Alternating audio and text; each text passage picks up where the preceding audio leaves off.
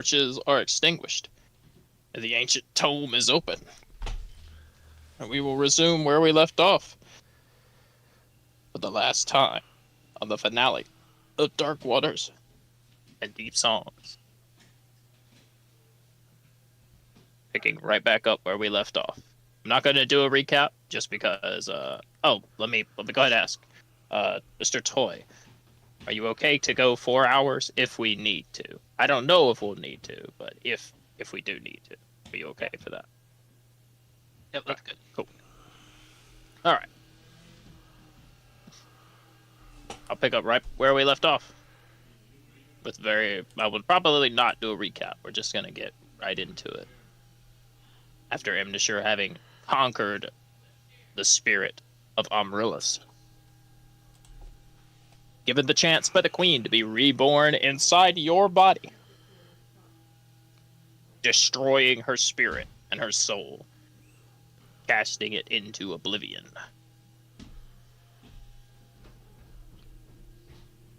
Imnashur, you stand over the dead body of the sea captain. You never knew his name, and it's likely the name that he went by on the journey through the abyss was not his original name. But now he lies dead at your feet, cut quite literally to ribbons. A dance of blade marks and claw strikes firmly across his flesh. Why is Kenku not playing? Why does it do this to me? I tested it, and it was working.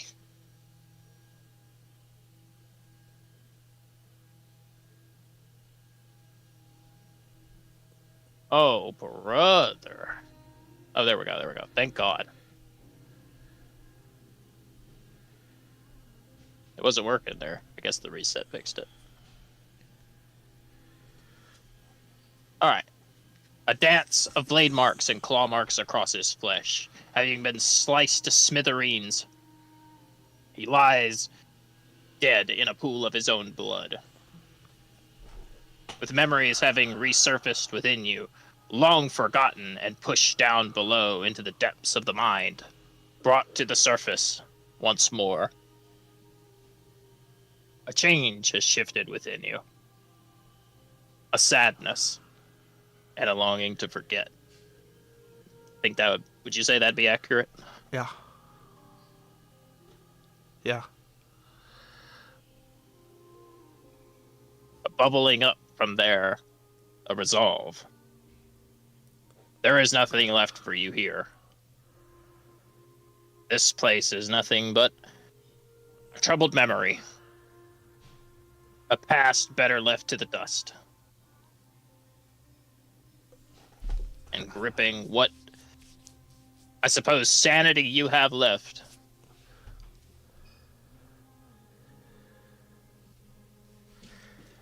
You resolve to push yourself through to the end. Bareth and Acro, the two of you having ended up on a slightly different part of the cavern, stumble upon Imnashur, attempting to find your way to her. Only briefly separated. It was just so long enough for the two of you not to see the brutality unfold as she stands alone, weapons stained in crimson.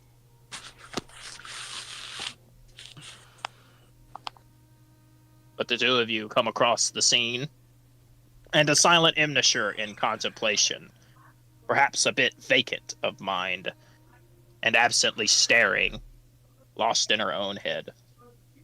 What has happened? As Bareth approaches, just looking down at the captain. Yeah. He attacked me, so I killed him.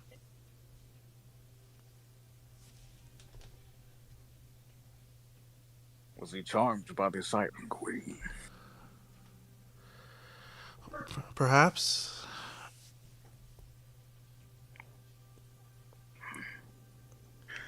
Even if he wasn't, I strike him down all the same.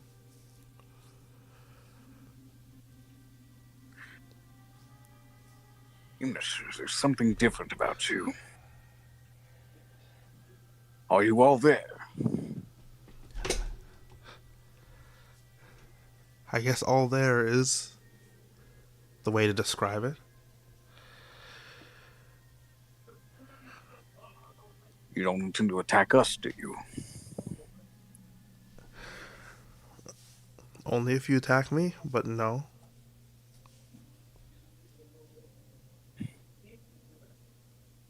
Very well. I suppose now is not the time to be concerned. Well, the influence is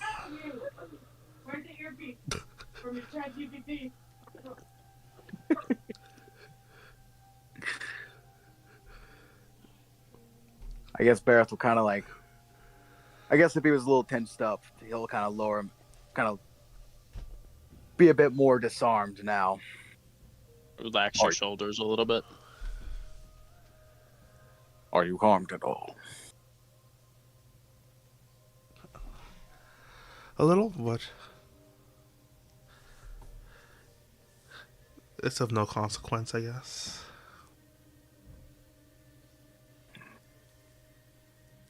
Regardless, we must act swift. We must find Levin.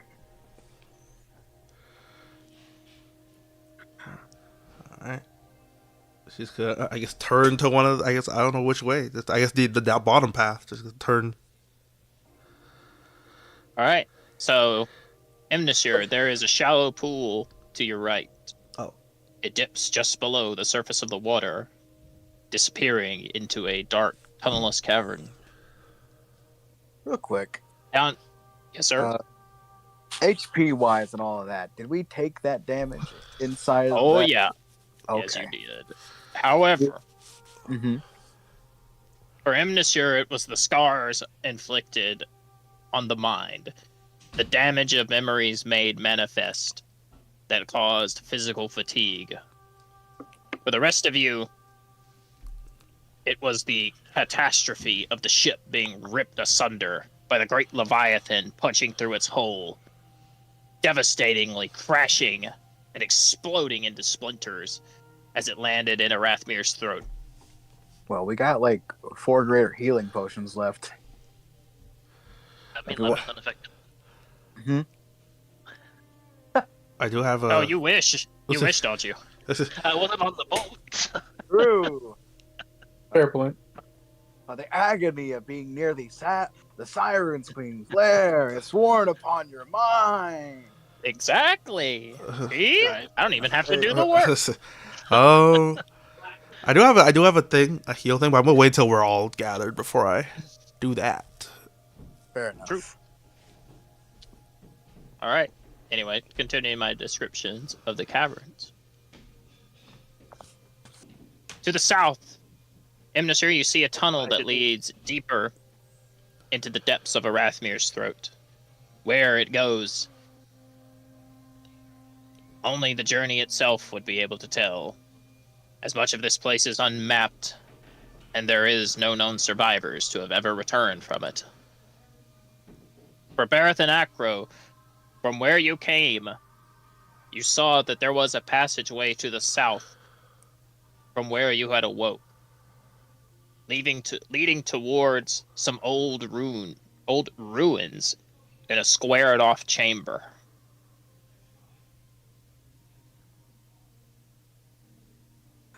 All right, then. I guess we take a place and go. I'd rather not go deeper into somewhere Levin could. I don't know. I'm feeling south. Truly. Also, I'd like to bolster, which I think is my last use for 13 HP, temporary. All right. I have you as already having 13 temp HP, so I think you bolstered in the fight previously and did not lose it. All right, well, then I don't then. Smile. Using any sort of experience hunting, is there any sort of way to discern if Levin did come through this area already? Make me a perception check, Acro, with smell or scent. Right. I'm sure Levin probably has a distinct aroma about him that is vastly different from this place. And as a keen hunter, you know what, Acro? Because you are a hunter and a tracker, I will give you advantage. You know, I don't know. It's like the way you're describing it, it's like he's like a cat with a fear scent. Just.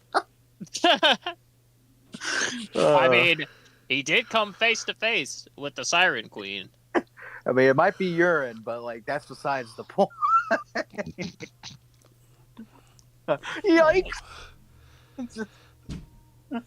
Zoinks. A Discord is a little slow, Acro. What did you roll? Nat 20. Oh. Oh yeah, my Discord's not updating. Oh, he's right there. The vision goes through the walls. Just fucking. All right, Acro. You know, innately, the shortest path. Well, I guess not necessarily. I guess it would be the shortest, because you can trace the scent trail right to where Levin would be hiding right now. So you know exactly where to get to him. It almost seems to materialize like a wisp of mist in the air, only to your keen nose that you would be able to trail. I'm about to float after him like a fucking pie. Like a Disney movie. Okay, yeah. Yeah. So, the shortest path to get to Levin, the most direct route, would be down. As for the dangers that may lie in wait, there is no telling. But that is the shortest path, the way Emnashir had suggested. All right. Seems like we have a hunt. And there you go. True.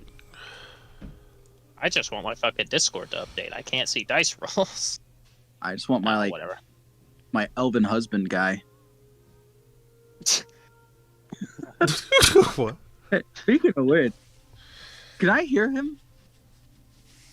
Oh, actually, yes. Oh, You yeah. can now communicate. The static. You are. Yeah, the static begins to clear, and Bareth, you reach out into the ether, and you are able to hear Levin's thoughts. Or I guess almost like the sound of a radio clearing or picking up an old style phone, like a rotary phone. If you wish to say something inside his mind. Levin, are you there? Ellie. We've arrived. Yes, I'm here. We are but injured, Heard. but I believe we have tracked your scent, according to what Akra said. We will find you. Are you okay? For now, I'm currently hiding. And I guess if you guys are on the way here, I'll try to wait. But I'll let you know if I need to move. Is there something you are hiding from? We're about to get to that. I may or may not have angered the siren. I suppose this is not new for any of us. Regardless, remain safe to the best of your ability. Gotcha. We will make haste. I'll let them know, like, hey, Levin's safe. He's hiding. But, you know, that type of deal. All right, so we got All right, double the tracking, half stroke. double the super tracking.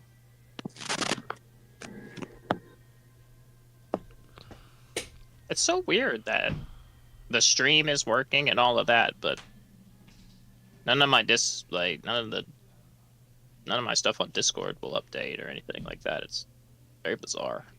The Why sacrifice. is it always something? Yeah, I guess sacrifices must be made. I mean, it couldn't be in this session without something going wrong, right? True. True. Speaking of stuff that's going wrong, Uh-oh. my friends. Oh. Uh huh. Barrett, No. You see there is a pulsing at your waist. A blue spark from the lantern begins to hum at your hip, almost like an intense vibration, like a signal of something encroaching upon you. Oh boy.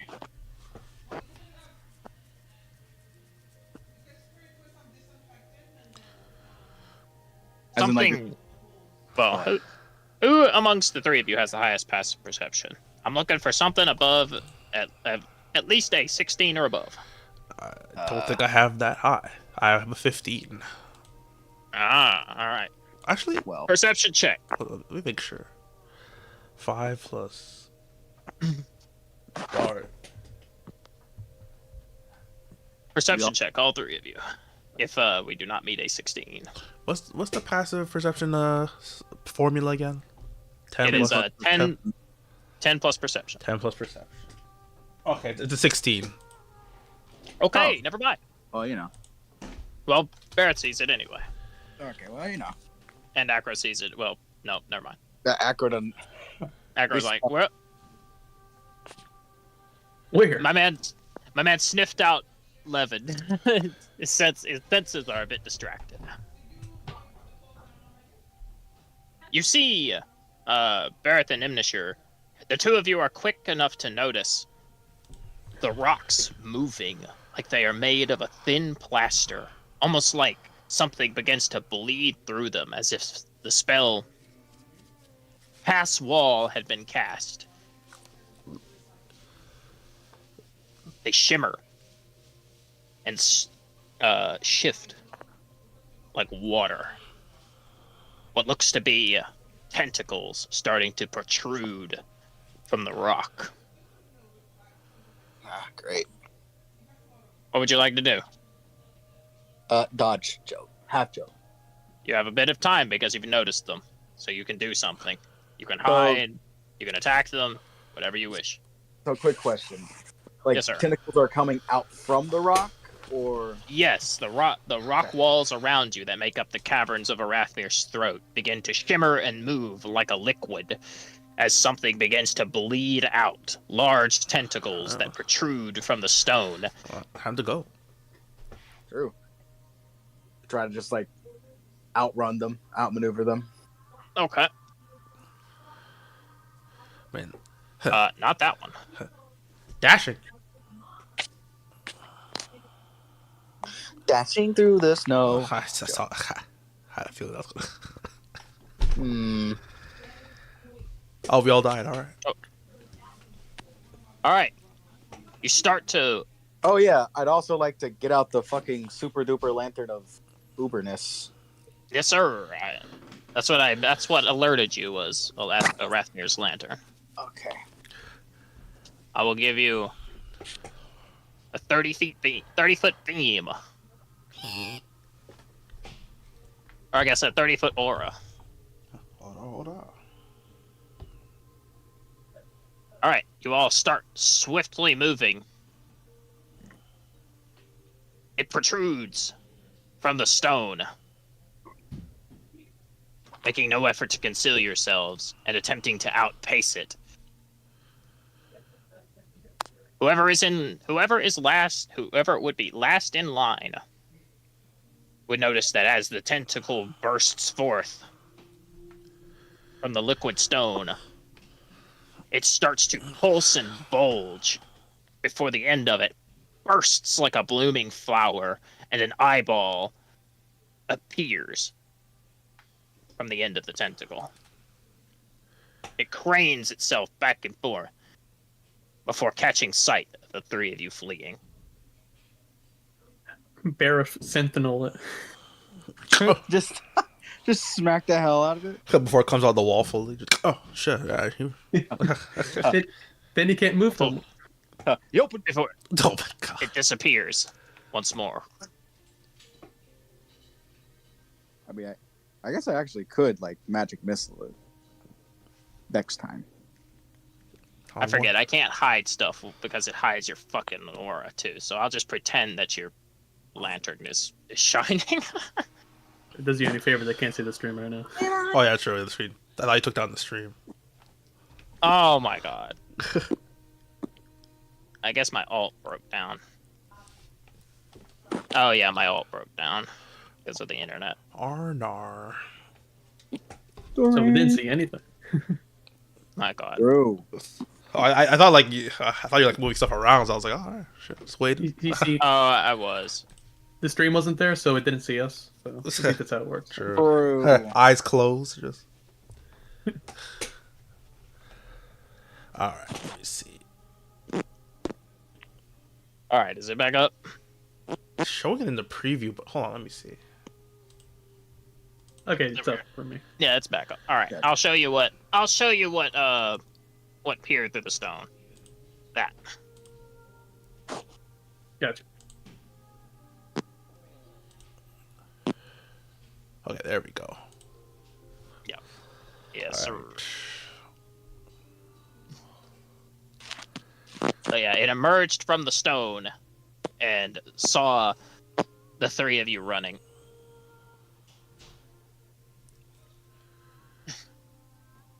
Before it pulled itself back in, retracting and disappearing back into the stone.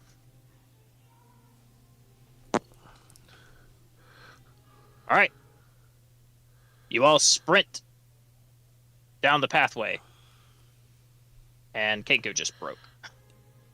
It's back. Very briefly. It sent me an error message. It was like, oh, Oh, there. Ah, there it goes. oh, there it goes. What? Oh god. I heard you talking shit. You little pump pig. God, bro. Why? Why is this happening? Why SpongeBob? Why, SpongeBob? Why? Yep. Why? Actually, Oh. why is it gotta do this to me today? Here we go. Alright, What is this? I think we're back. Levin, I'm gonna go to you, sir. As your party moves down.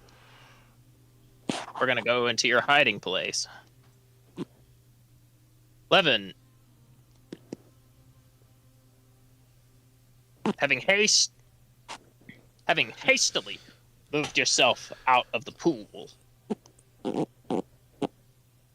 is? Who is pants on the mic? Like, please stop. That sound I heard it earlier. I was like, This? I guess Yeah, it's that.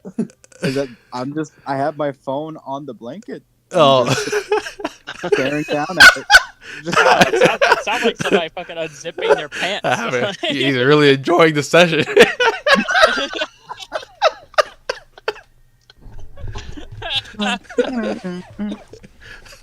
All right, and then the Sire Queen did what?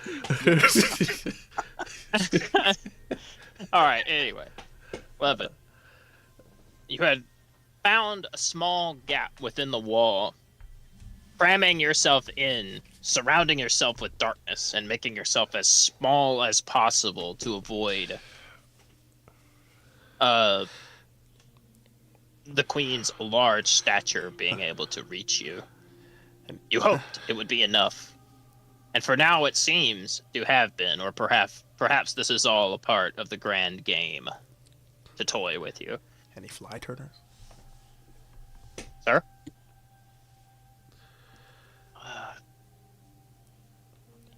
Well, I guess I don't know which way they're coming from. True. You can always just Okay. ask, right? I can just ask. Yeah. Well, then again, you don't know where it's weird. So. Yeah, we don't know exactly. You're moving a direction. Like, Yeah, you're moving south. You're moving south. You know that. Like, you know that you're moving south towards him at the moment. is there any? I said I'd stay put. Can I hear anything or sense anything it's towards me? It's funny you should mention that. I'm glad you said that. You have a passive perception of 18, yes? Yeah, 18 or 9? It might have gone up if your proficiency went up. It should have gone up one. Yeah, it's 19. Yeah. Okay, 19. That's plenty. You needed a 17, but that is plenty. With a passive perception of 19, you hear a distinct sound. The humming throughout the cavern. The loving song that is embedded into the ambience of this track. Being protruded all throughout the caverns begins to draw nearer to you. The source of the music. Something slides its legs along the ground, almost like the shuffling of feet. But there is a sickly squelch and the slimy moving of tendrils. And let me get... If Discord is cooperating with me now, I will place it in the NPCs. It has an albinism glow to it. A porcelain white sheen. It shimmers along its body. Its head is bulbous and cranial. Almost as if its brain has ballooned to a massive size, protruding tentacles all throughout its body. It is a hideous sight. The mere speck of a glimpse that you glean of it is enough to send shivers down your spine. And it hums an eerie song that almost seems to beckon you from your hiding place in an attempt to lure you into the grasp of something far greater than yourself. It does not seem like this. Does not seem like... You don't have to make a saving throw. Yeah, it doesn't seem like Discord's gonna be cooperating with me, so... Art will be posted later, I suppose. Which is a big shame, because I like this one. Can I go the opposite direction of where I hear it coming from? Yes, after I get Discord out of the way and put it on the actual map. Because just because I can't put the art in the channel doesn't mean you're safe from it. Like, it's not there. I'm still going to show you the hideous horrors that are creeping on you. I can take more forbidden knowledge. It's fine. Bro, where didn't I was trying to post it to fucking Discord, and now it's done just disappeared off my tabletop. Great. Love it. Yeah, I love it. I love my PC just having a seizure today. Oh, there goes something again. That was the stream again. Oh my god, for the love of... For fuck's sake!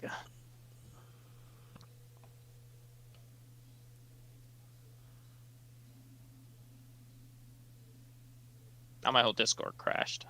God. Just can't.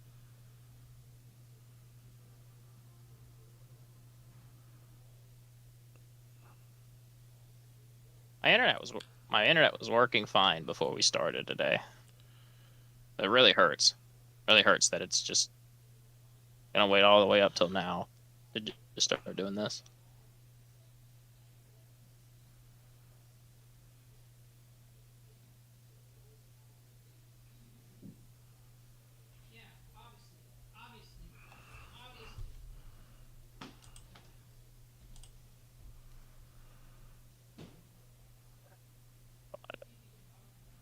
Fuck's sake.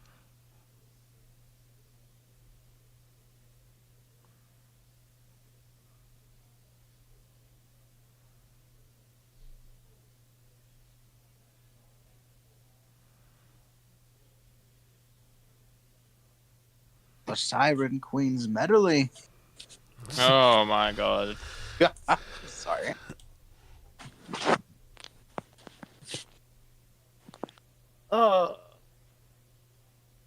Play hide and seek, but she's the only one who can see.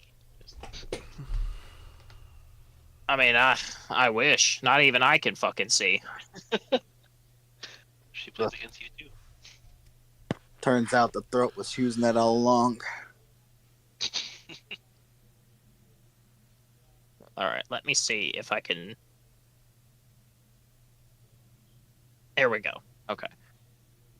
Maybe Discord is cooperating a little bit now after it's crashed for the second time.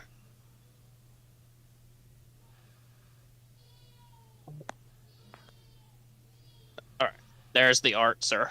Finally, it decided it was going to actually go through after Discord crashed.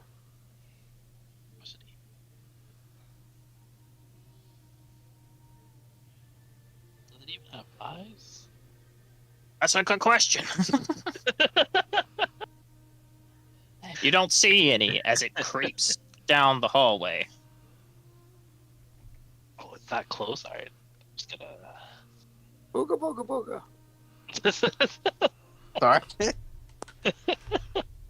The intrusive thought came out.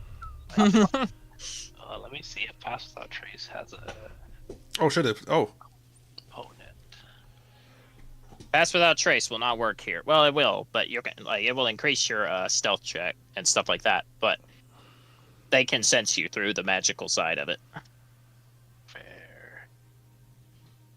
Should have taken the spell non-detection. should have wild shaped into a etc. etc. small Are thing. there even any animals or random wildlife in here? No. No, I didn't think so. Anything is out of place. Hey man, but you could have just. It's better than being a whole ass. I mean, You you know could have what? definitely shapeshifted into something that was like tiny, like a fly. You know what? That's stupid. That's what they would expect. Shapeshift into a horse. They won't expect you to be a horse. Oh my god. That'd be a fish Love it. swimming in the waters. It's like True, just be a fucking fish, just like. How did that get in here? Just fucking.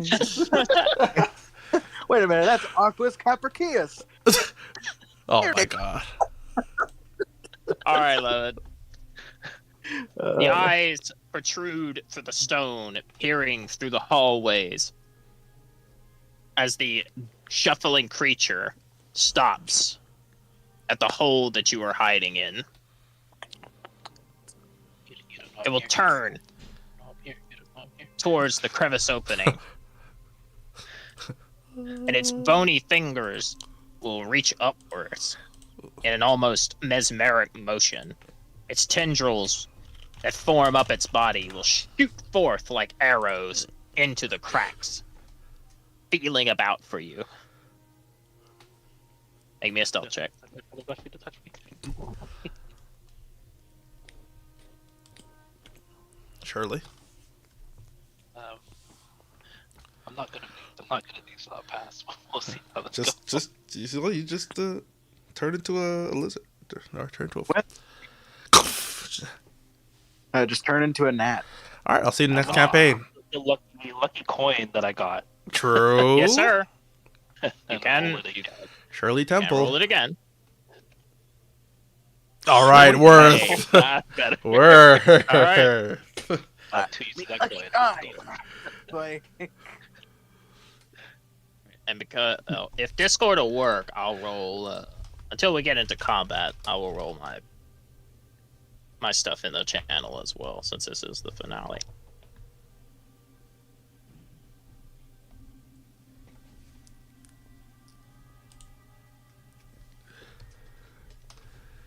Oh my god.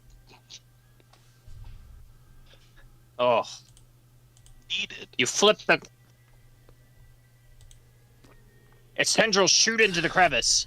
You rear back as one of them almost brushes against your arm. Gripping the coin you stole from the offering box. Or I guess not really stole, but claimed. It didn't have an owner. At least anymore. You clutch it tightly and give it a simple flick.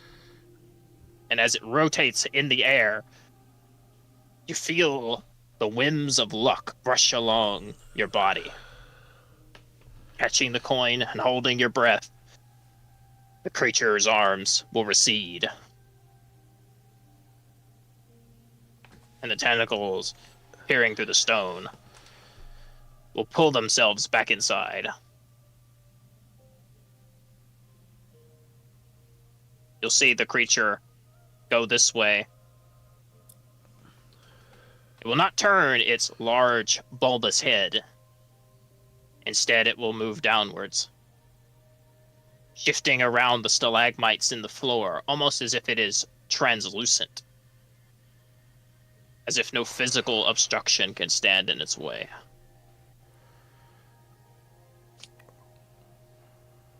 And I won't hide the eyes, but I'll like dim them. Just so they're gone. What do you want to do, Levin? Seeing the way that it came from, I will attempt to go that way. Okay. You sensing safety is about you temporarily. You carefully make your way out of the crevice you had stashed yourself in. You suddenly feel the weight of the Siren's forces crash down on you. Without any form of mental barricade, the damage has become physical. And you limp a little bit, feeling sore in both mind and body. How's Squishy looking? Squishy chilling. They don't care. The Sirens will not hurt Squishy. Squishy is just like a boreal jellyfish. They just kind of hang out here. Oh, I should have turned into Squishy. Sure, could turn to a jellyfish. Maybe. Oh my god. That's two. Like, wow, there's two of them. That's two jellyfish too many. Just fucking. They're a solitary creature. True. Levin, you Hey, what the fuck? That guy doesn't have a barcode. Like, make your way up into the room The hell that the is strange creature had come from. Oh, that's a good question. What the? What the hell? that? Eggs. Here, I'll put you kind of like right here as you enter the room. I've got another piece of art for you. wait, Not the, transform egg. Just transform to a spider. let's see Actually, if I can find it. Yes, sir. You took a lot of damage. Everybody took a lot of damage in that combat. That was the point. I have the Giga heal already. Just gotta regroup. You know, if you wild shape, you get the HP of whatever. True. Dude, yeah. Spider with 2 HP. Let's go. Just. Instant upgrade. All right. 11. Entering the room, you immediately notice large, pulsing ovule sacs with Gross. bulbous pores. They eat and have almost a heartbeat movement about them as they shift with a sticky substance that attaches them to the floor of the room. Yes, to your best surmise without a roll, these do appear to be eggs of some kind. But actually, you have the forbidden knowledge, don't you? I do have quite a sum. All right. These are the embryonic cocoons of the Siren Queen. You know that much for certain.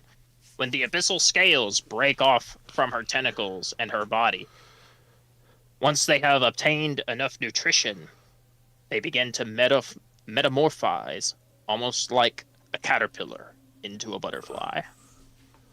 This is the pupiatic stage.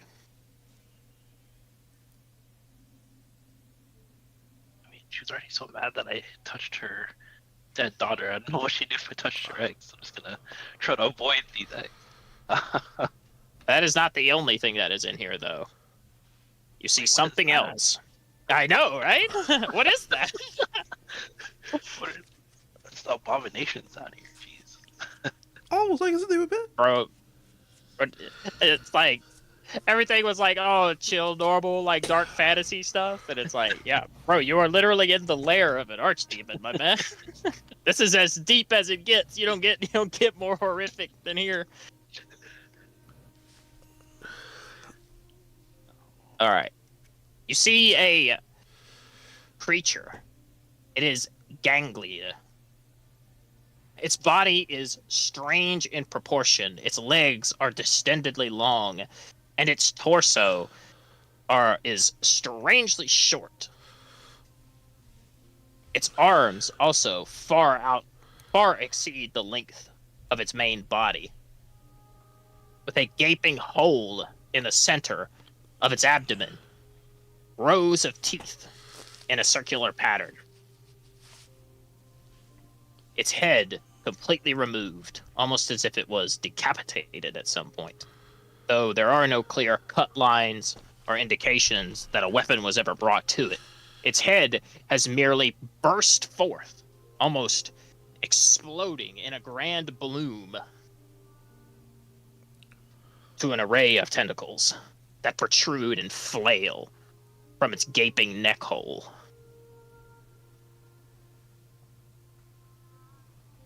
It lumbers about. It's a medium-sized creature, so it is a little bit bigger than you.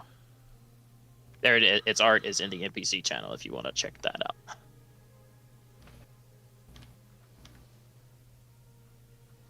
And it seems to tend to the cocoons. Occasionally, it will drag a claw down the side of the fleshy sacks. Before you notice it, grab one of the red crystals embedded into the walls, and it will break one of them off, shoving it into the side of the cocoon, forcing it inside. There will be a splatter of a strange substance, almost like a slime or goo, and a screech emanating from within the cocoon. 11, I'm gonna roll a d6. You're a collector, so I'm about to give you what you want. On a 6, he uses dragon breath. True. What was the last thing? Uh-oh. I was the- missed the whole description. Oh. Just No. I saw that. I was after. What did you say after? I guess after the description of it, and I see it like tending the eggs. Was there anything you said after that? Yeah, it kind of drags its claw along the cocoons, and then it breaks off one of these red crystals and shoves it into the side of the egg sac. And you hear a shrill screech come from within the cocoon. It is visually horrifying and grotesque as a strange substance, a slime-like goo, splatters the floor and the creature's body. And also, you gain 3 forbidden knowledge Oh, all right. as you witness this unfold. You feel like no amount of bleach will be able to get this out of your mind. bond I cut. guess. Do I have any way of knowing how close these are to hatching? With a 15 forbidden knowledge, you know that they are in material time probably about anywhere between 4 to 5 days from hatching. However, if disturbed, Everyone Murphy just died that time. everyone just struggling. It's like Yeah. what the hell? Around. Oh my God! There goes Kenku again. Maybe Discord's beat it. Maybe. Maybe.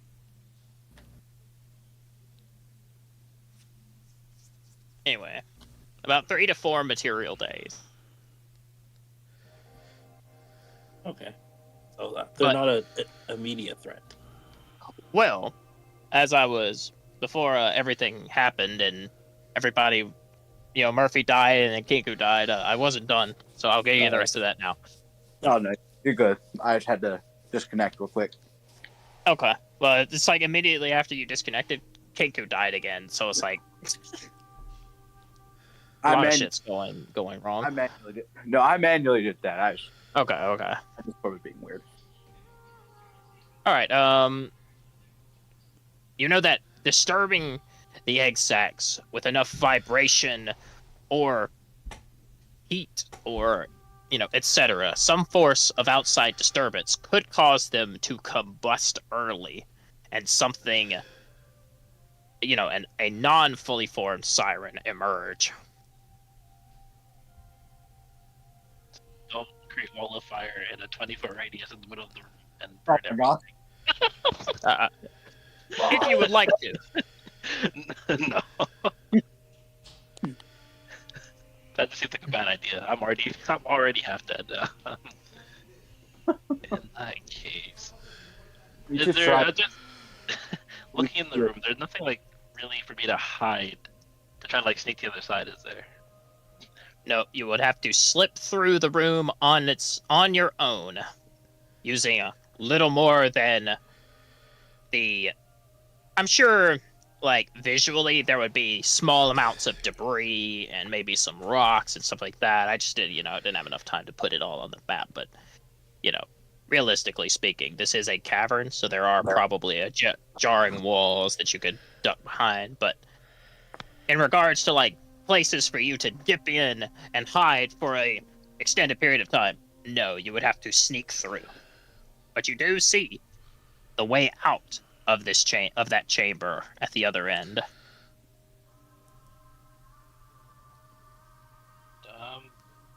So look at this thing. It doesn't seem to have eyes or anything like that, right? No, it does not seem to. In fact, you notice that its tentacles that extend forth from its torso, well, the upper part of its torso, appear to flail through the air like sensory organs. Can try to distract it and then go by it.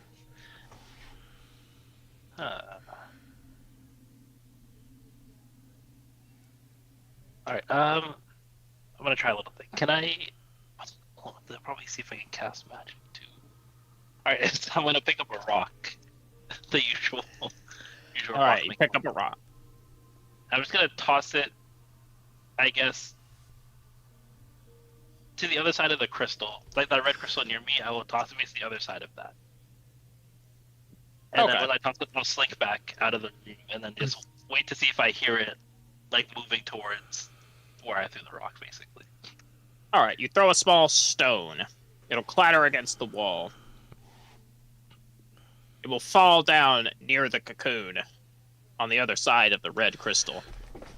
The cocoon will start to jitter a little bit as the vibrations from the rock disturb its rest. So sensitive, sorry. The creature will make its way over to it, and it will rub the cocoon gently, carefully, almost like massaging a baby to sleep.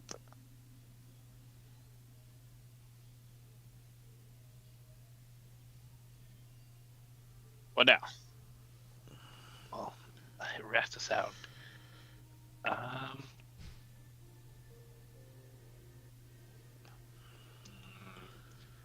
Okay, I will cast. Can it sense magic? Okay, I will creep forward again, and then I will cast Control Water in a similar spot, but like make a little splash in like I guess in the middle of the room. Yeah. Okay. Yeah. Never mind.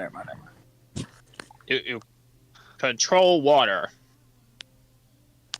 And it's a 5-foot cube, right? Yeah. Shape water or control water? Control Water, the cantrip. Wait, which one's the cantrip? Shape Shape water. water? Shape water. Cantrip is shape water. Oh, Shape Water. Sorry, I have it written as Control Water. Shape Water. Yeah. Okay. You shape water in the middle of the room. It comes down between the crystals or between the cocoons? Between the. between the cocoons. So it'll be like in the middle of that spider web behind him, kind of thing, in that little open space there. Okay. Between you shape water and a pool begins to emerge as you cause a riveting splash to the center of the room. Oh boy. Make me a wisdom saving throw as you attempt to manipulate the water of the abyss. Not again. Because there is a guy that does not, or that is not too big a fan of you doing that. Yeah, but we butted heads before, you know, and we're buddies now. Oh yeah. I mean, I'm decent at these. All right. Amused by your toying, the water does as you command. You can feel its resistance, but as you are able to wrest control of whatever forces are attempting to stop you, go through, creating your splash. The vibration of the water in the air and the sudden humidity increase will cause the cocoons to move more. And the creature will turn towards the direction that its tentacles were able to sense the water coming from.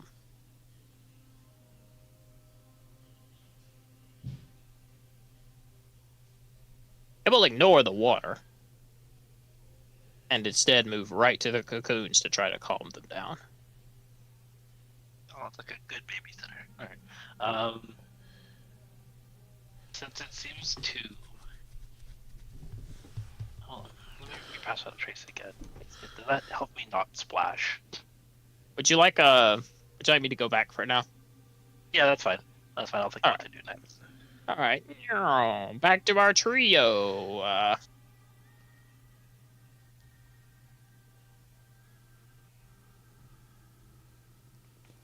The three of you make your way down the caverns. Your feet plod carefully and quietly along the puddles that litter the floor.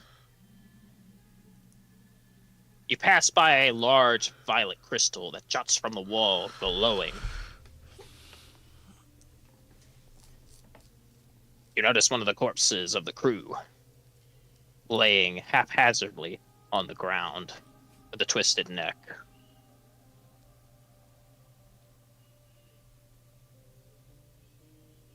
I guess kind of just step past them. Don't really have All time. right. Don't really have like time to mourn, but I'll look around for whatever any nearby danger. TM. What's that in the corner? Good question. It's the Super Death Slayer. I'm not. Barrett steps past the corpse, looking out for danger. I didn't mean to move the corpse. Let me put that back right there. I'm in the wall. Help! I know. Sorry. You step past the corpse, keeping an eye out for danger and what might have killed him. And Barrett, as you move a bit too close, these tentacles will reach forth, Cringe. hiding amidst the crevices of the floor. They will grope out. Their slimy black arms will slither into your armor and around your neck. Make me a strength save. I parry. All right. Am I able to help him out, seeing this happen to him? If you would like to suddenly move into, I guess, try to react as quickly as possible, Acro, you can try to help. Oh, he does. Well, never mind. He doesn't need it. Like I said, I parry. He parries. Barrett, as they try to grab a hold of you, you slam your shield down on them, making sure to squish them so that your shield doesn't hit the rock and make a loud bang. True. Oh, with great That will. finesse. It sounds like the splattering of paint or the squishing of an octopus.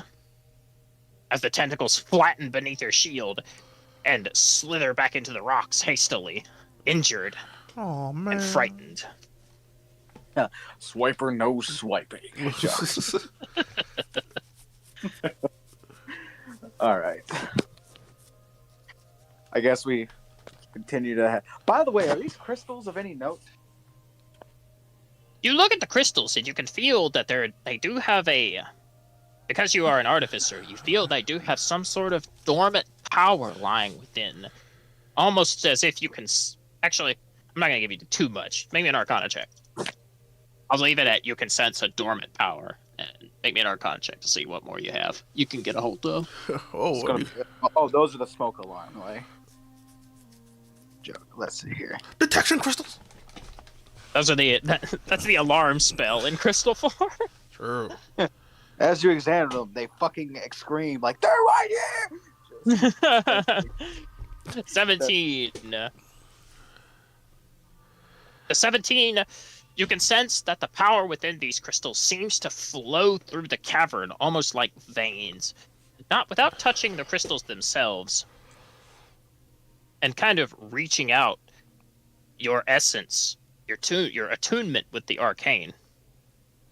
There's almost like a vascular system that seems to flow through the cavern's walls and deep beneath the floors. Something down below, even deeper inside of Arathmir's throat, seems to be fueling these crystals.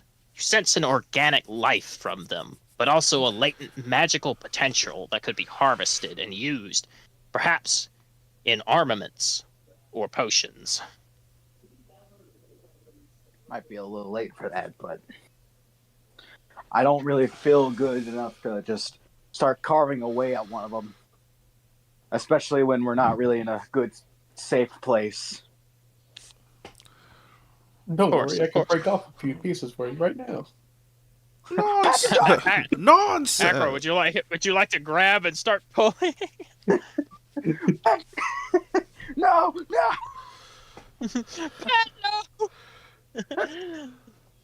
I don't think this can get much worse. Nonsense! You just like with like one big clang, just break it off in like one. Here you go, Barry. And to be fair, Levin did grab one when he first got here and started pulling them off. He's got one on him. Yep. Yep. He did not get that info. I don't want to do that. I mean, if Acro wants to do that, I know I'm taking the piss, but do what you want. I will not do that, though. Nah, he's not a gen keeper. Okay. All right. You continue to head down. Acro just holding it. Does this look dangerous? Wouldn't if I have my memories back, do I just know this place? You've been away for quite a bit of time, right? It morphed. Oh, fair enough. Truing. Honestly, that's what I was just going to say. I was going to say it looks different than when you last saw it.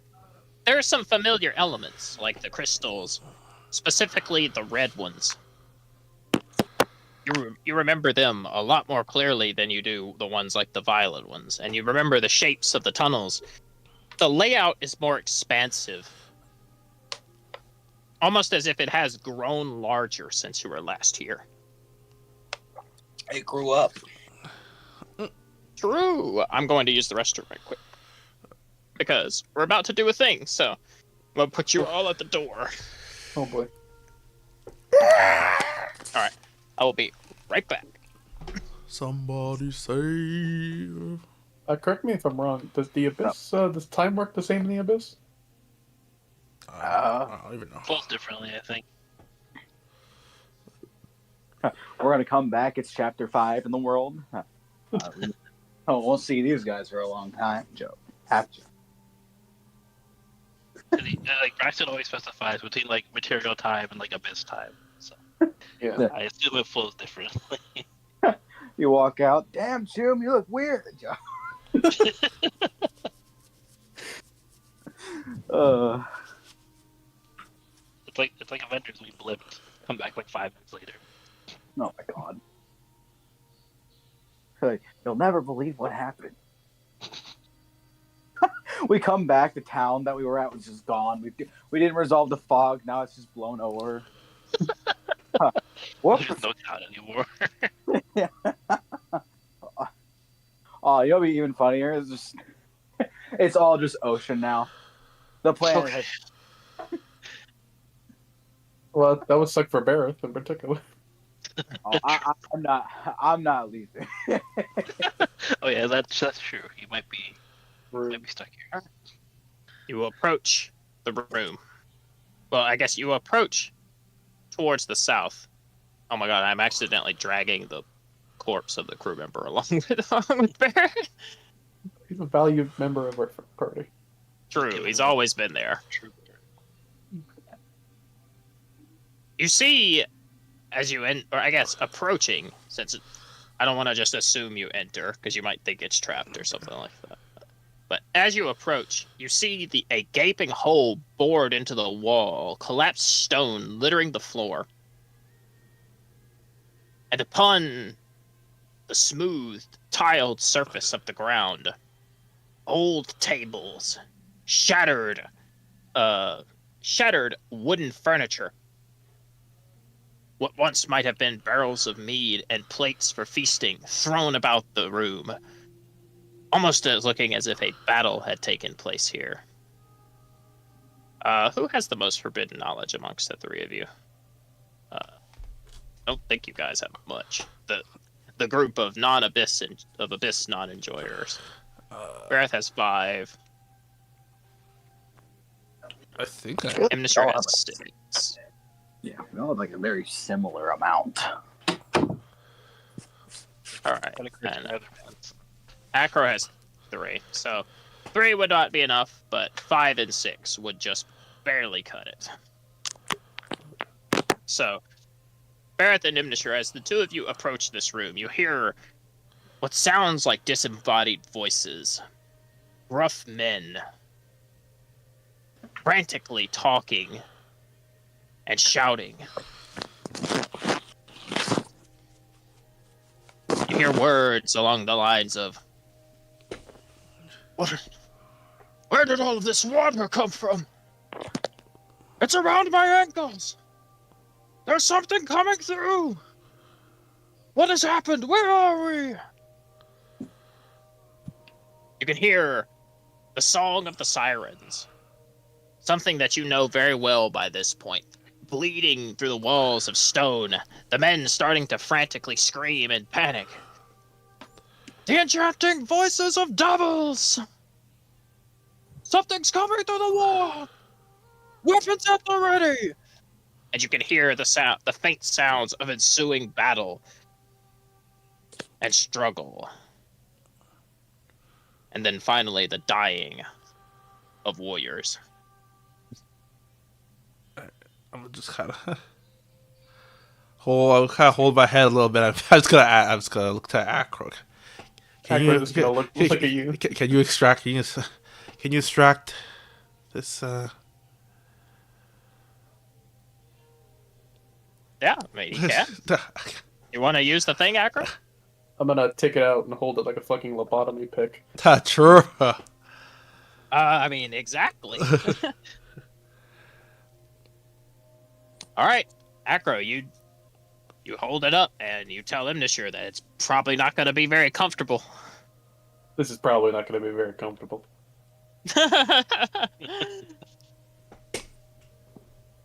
You take the pointed end of the device.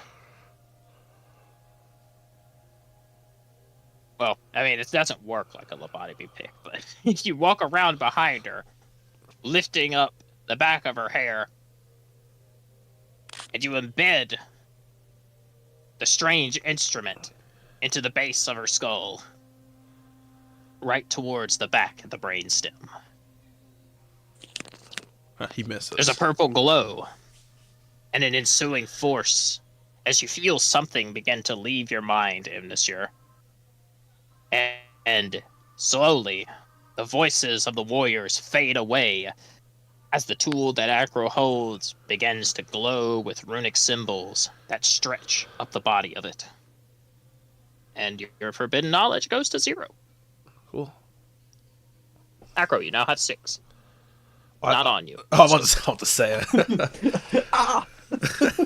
No, it doesn't actually go in him unless he, like, puts the tool to himself, and it basically empties it into his own head if he wants. If I need to turn into fucking Bane, I'll remember that. All right, that's better.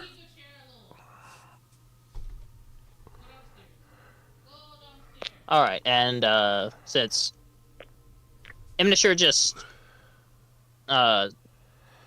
drained her brain,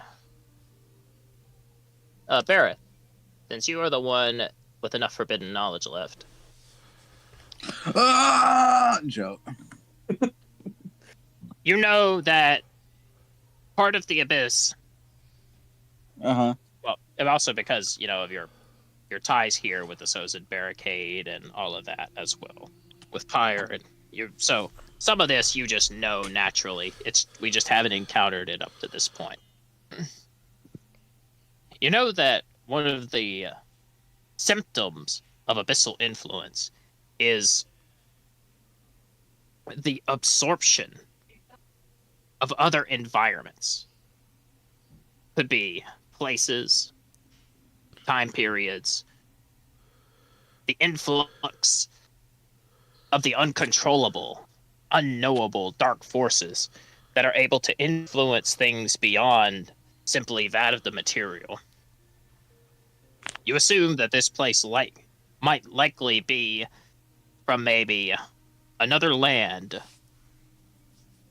that had been swept in by the abyssal's influence all at once, like a gaping maw opened up and swallowed it, and then made this place a part of Arathmir's throat through symbiosis, like the merging of a parasite with a host. Interesting. But you know that this doesn't happen without reason, so it is likely something was done to cause this. Something opened the abyss into this place for this to happen.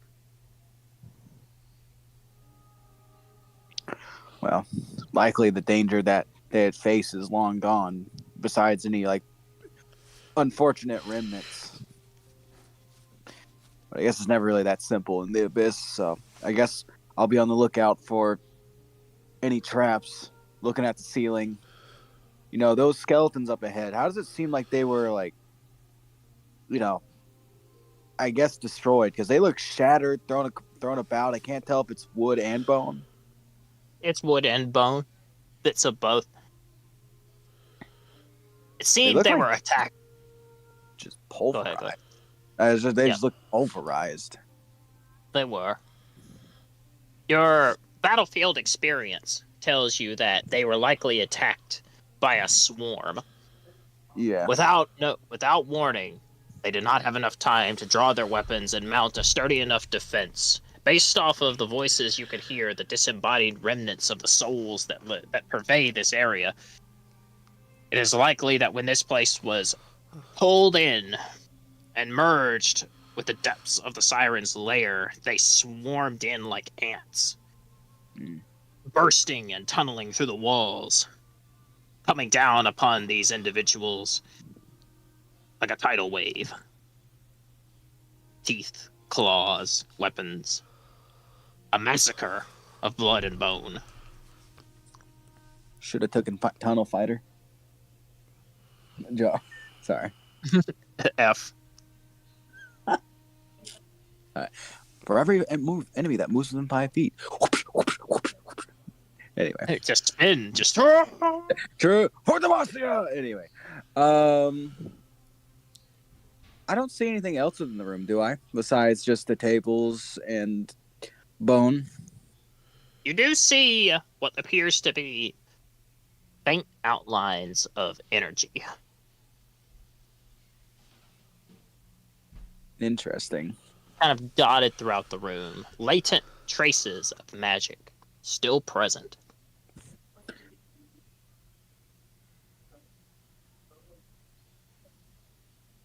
Well, Is the music supposed to be I stopped? guess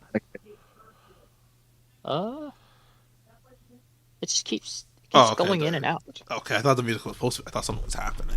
All right. No, it can go just like keeps randomly shutting off, and I don't know why. It might have been because of that error that I got earlier when it was like, ah. It could have been because of that, is why it just keeps randomly shutting off. So I keep having to connect it and disconnect it to get it to start playing again. It's very strange. I've never had this happen before. I think the only thing I could do is like completely restart it. But then I'd have to reload all of the songs I have ready for the session, and that would take time. Alrighty. And I really don't want to do that. All right. Well. I might ask Ivy to. Oh, there we go. All right, it's back. We back. If it keeps struggling and I really need it, I'll ask Ivy to take over, because I don't want to have to close it down, reload it, and then put all the songs back in. Anyway, Bareth, continuing. Magical traces, essence of energy still prevalent within the room. They seem to be concentrated in different places, like near the tables and above some of the bodies. I feel like it might be wise to not like tread over them. I don't know if there's like any ancient ghosts that might like, oh, my soul has been damned to the deepest of seas, and I'll take you with me, or some shit. But Time to hug the wall. Have to. right, that's likely what I'm going to do. If that's a viable strategy. All right.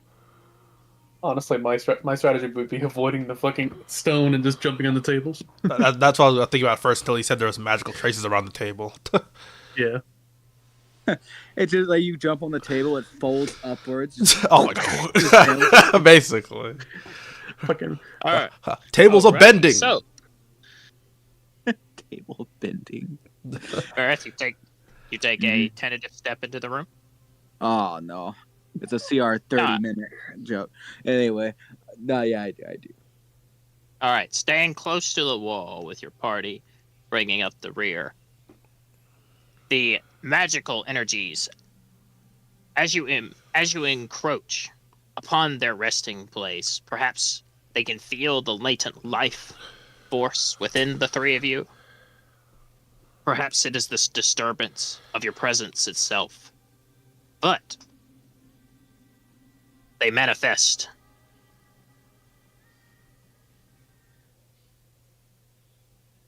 Though they do not seem to have noticed you, they stand about the room, wearing armor of a winterlorn land. Heavy fur hides, leather jerkins, and helms made of steel with horns. Their beards are mighty, akin to that of dwarves. But you do not recognize them from anywhere on Kirstein. Interesting. Here, I'll go do some art They're posters. from the other continent. Viking! What? No way.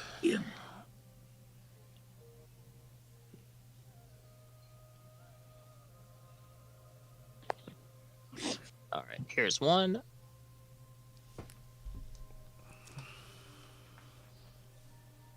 Here's two. I know this one's a stock image, but I just really liked it, so you're gonna have to deal with it saying that it's stock. It's stop. And here's the last one.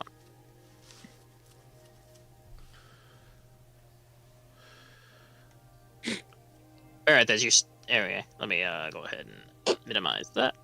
As you enter the room and they manifest, Their ghostly wails continue, and you see their spirits occasionally thrust out a weapon, swinging violently in an aimless direction, almost as if they are still fighting a battle, even in the afterlife. But you know that it is merely the madness of the abyss, clawing at their souls.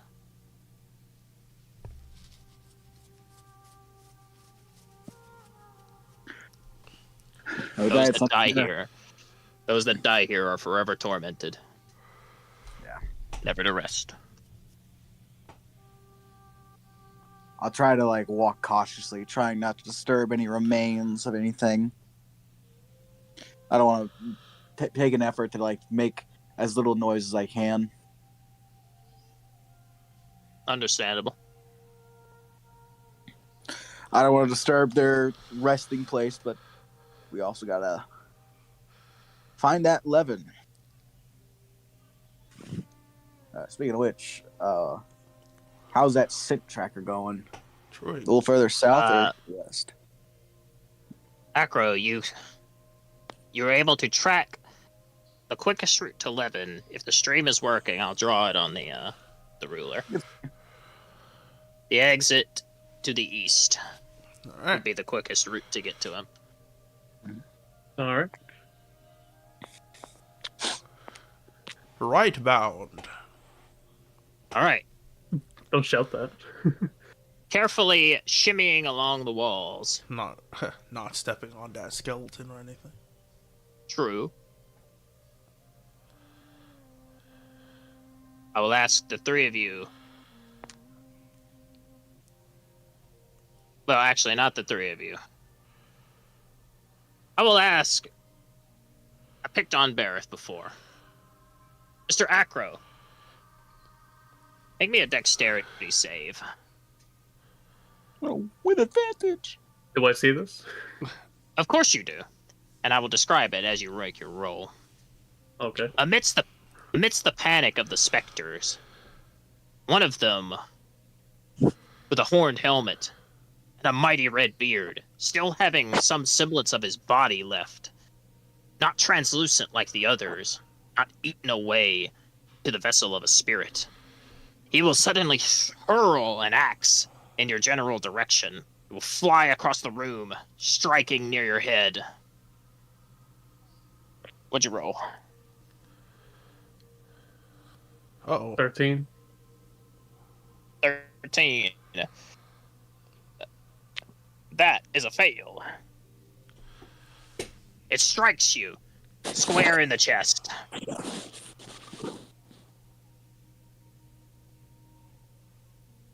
You clench your jaw as pain racks your body.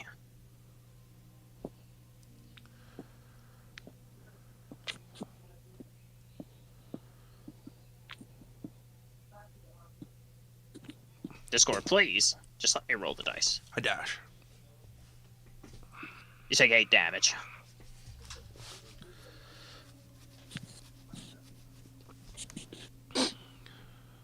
Poor Acro. It's like he's still here with us. I can't believe he died. Imagine that's how a character fucking dies. Just so anticlimactic. The random. It's fell through Almost. that save. Aw. Almost feeling something different in the air. The horned helmed warrior will start to approach the three of you. Oh, wait. Opportunity tackle, Joe. And he'll sputter out through wounded breaths. Who's there?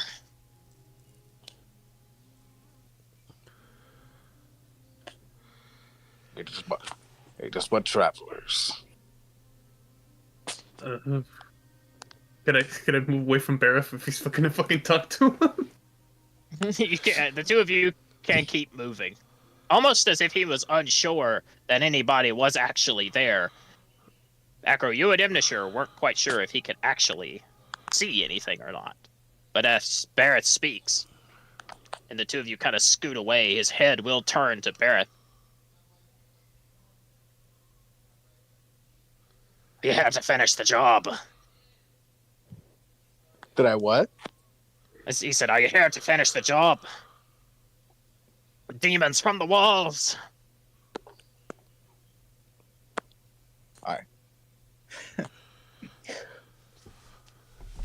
I am not here to put no soul. I am not here to put souls to rest, nor to raise further hell.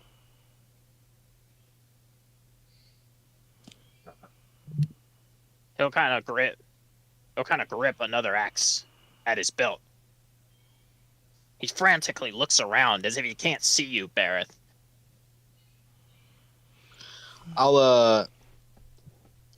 I don't know if I have anything necessarily like heavy, but like, I guess I'll pick something. You want me to help out with that? Yeah, I want to toss something is what I'm trying to do. Yeah, I'll thaumaturgy on the other side. You fucking have that. Wait, you have thaumaturgy? Is that a thing of either giant? It's like the very first giant thing. That's like the only thing. Oh, Everybody's looking actually- around like, what the? Oh, you can do that? I had completely forgotten he hasn't used. I think he used it like once this entire campaign. Yeah, it was between thaumaturgy and druidcraft. All right, Acro, Kinku's being a bitch, so I'm gonna, if you don't mind bringing it up, and I'll send you the stuff. All right. My internet seems to be working fine. It's just I really don't want to take Goo down and have to reset the entire thing. So if it would be easier if you could do it in the background while I just send you the stuff. Not Anyway. a problem. So you thaumaturgy across the room. Do you do anything specific? I'll do the sounds of like a battle clashing. Okay. The sounds of like maybe swords striking. Yeah, like the similar to the ones that when we first came in. All right. You didn't hear that, but I was using that as a description. true. I guess. All right. You make the sounds of weapons smashing. He'll turn his head frantically. All right, man, I'm here. We're not gonna die. Stand! Stand! Hold the line! Together! He'll kind of frantically look around, and he'll turn towards where Barrett was. Demons! You're here with them! And, Barrett, you move a little bit. Dash yourself? 120 feet. Time to start moving. All right, you all start schmoving, and Barrett, as you quickly start running, he will sprint towards where you were, and he will draw a large broadsword from his hilt and smash down. And he'll point it in the direction where he thinks he hears sounds. There they go! We got him on the run! Alright, you all dash. No. The stream's down. No! For the love of fucking God. Oh no! Well, I assume Let's have the music real I loud. remember the layout. So Why does this keep happening? can't be easy to wrap this session up. Yeah. You know, it's kind of hard to get reception this deep in the abyss. You know. True. Thank God it's the last one of this style. I sure roll 20. Yeah. Oh, it's back. Actually, over. Yeah. Yeah, I put it back. Here, the music a little bit. You said raise it. Grab the music a little bit. I put the music a little bit. Yeah, you might raise it a little bit. The sacrifice of the stream coming back with you roboting. So yeah. perfectly Well, balanced. that has nothing to do. That has nothing to do with my internet. It's just that's my phone reception. You said you wanted it up, or you want to leave it as is? Yes. Yes. I can't hear it at all, Acro. Okay, I just put it really low 'cause last time it blasted. Yeah. Oh yeah, I know. I understand. There we go. That's perfect. At least for me. Okay. All right. You all run towards the exit. And now that the stream is back up, he points to where he hears you running. And all of the helmed warriors will suddenly give chase. Believing you to be the sirens, they will start to run after you. Can I make like more running steps elsewhere? All right. Yeah, sure, Acro. You use thaumaturgy to make some running sounds to the south, I splitting had, a like, group of them yeah. off. Yeah, that's good. A group of them will split off. However, that will not stop them from chasing you.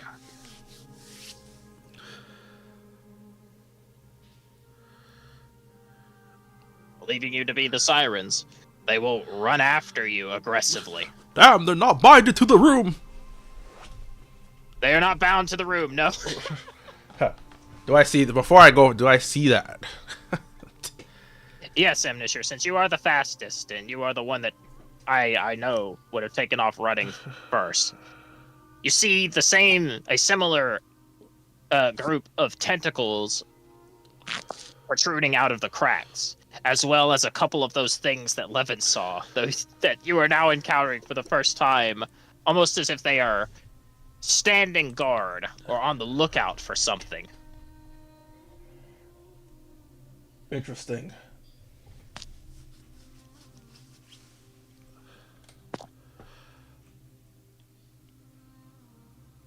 Is there a way to You're get gonna past? roll initiative. Is there a way to I'm get gonna roll past? initiative yet. Is there a way to get past this thing without without triggering the trap? Like, is there space to move past, or is it just encompassing the path? I mean, no. If you were to shimmy, probably like shimmy along the walls outside of their reach, you would be able to avoid alerting them to your presence. All right. That they stick out a little too far. And seeing those, and also quickly in this mode, do I also recognize those things? Yes, you have your memories. So those are the listeners. Listen, chap. Truing. That's actually what they are. Their tentacles act as extremely sensitive sensory organs, and they work like a hive mind. Amnishir, you knows that this is what befalls the fate of those that would serve the Siren Queen willingly. Those that give up their body and their mind to her become a listener. Okay. Do I know if they are even hostile? Are they friendly to? Cause I'm about to go into my siren form. I'm assuming I can still do it. Oh yeah. Okay. Yeah, you can. Assuming they don't, they are not immediately hostile to sirens. Mm-hmm. I'm gonna turn to my siren Yeah, form. All right, turn to your siren form. Let me do the thing. You turn to your siren form, quickly approaching the listeners. Or I guess moving past the tentacles along the wall. What do you do? I mean, if you're approaching the listeners in your siren form. I didn't think I get this far. I'll just, I guess in Abyssal, I'll tell them move. They'll just aimlessly, their tentacles will just kind of, almost as if they're sniffing the air, and they'll just stand there like, as you just talk at them. Oh, brother.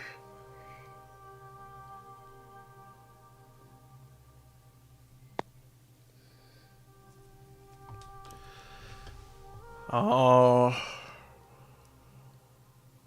All right, what do you guys want to do? Open sesame.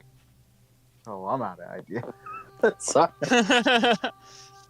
Sorry. Kind of know which way because it's a split path, so I technically don't know. Oh well, Oh, true. hang on. Acro Right. knows it's well. I mean, if we're following Acro's nose, straight ahead, past the one that's in front of you. All right. This way, because there's the egg chamber. I'm gonna make. I don't know. Rushing. I have thaumaturgy too. I'm gonna make rushing footsteps. All right, we make, Coming the sound of. coming from the other hall, down that way. Away. All right, they'll- Right before he does that, or she does that. This space is like 5 feet across, right? Yes. All right. Is there how much space do I have above me? Probably plenty. Why? I want to climb the walls so they don't run directly into me. Oh, okay. You have a climb speed? I mean, you can always I just. Anyone Speed. can anyone climb? Oh, true, anyone true, could you climb, just right? Yeah, anyone could climb. It's just, I'm it's pretty just sure difficult terrain, isn't it? I have a climb speed from fucking somewhere, but It's in my. I mean, this is tall enough to climb, and it is made of rock, so it wouldn't be that difficult to climb. It's not like it's mud or sand. So, sure, Acro, you use half movement to climb the wall.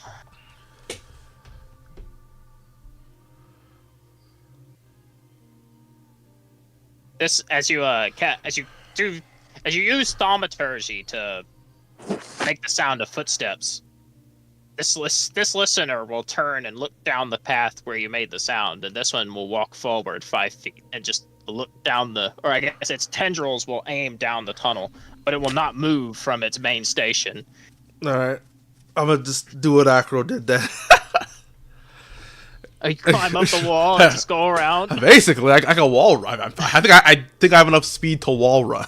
I have 30 feet, so if I'm on the wall. What about you, Bareth? What are you gonna do? Imnishir's climbing the wall and just going around the listeners.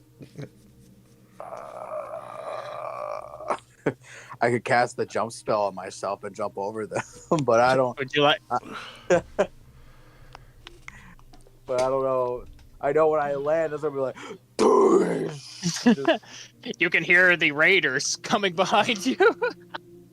The fucking sand raiders. Like, What the? fucking nothing. Tuscan I Raiders. The Tuscan Raiders. You know. Anyway, I guess I'll try to do what Acro's doing. You climb the wall. It's a bit harder for you, Bareth, with your heavy armor. It takes a bit longer. Acro, would you like to help him? Yeah, I'll. All right. Use my glaive so you can grab it as a handle. Okay. I mean, you are more than strong enough. You have like a 22 strength, so. I have a 19 strength with the gauntlets. No, fair Alright. enough. Fair enough. I gotta say, gauntlets of ogre strength, low-key, pretty good. The two of you hoist yourselves up the wall the best you can, and as generally the best as most players know, the last place anyone looks is up. True. The raiders will round the corner. Charging in, the tentacles will burst forth and snag a hold of the one with the red beard. He'll start flailing.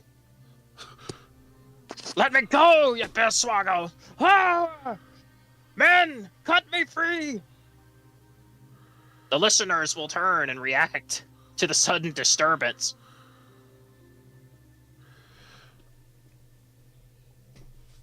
And they will rush down the hall, arms extended, like zombies. They'll leap onto the spirits and engage in combat. And these guys would roll initiative with each other.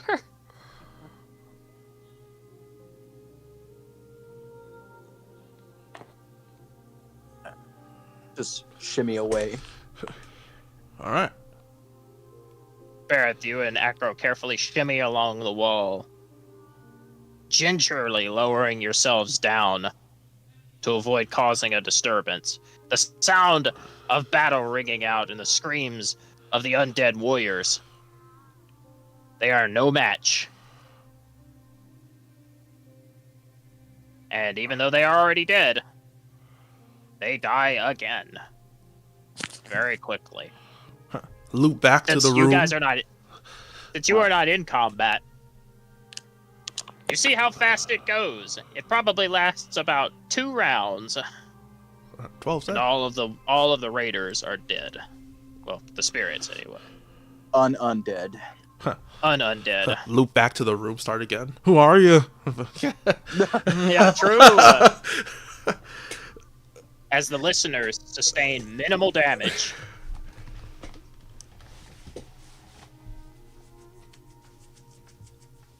All right.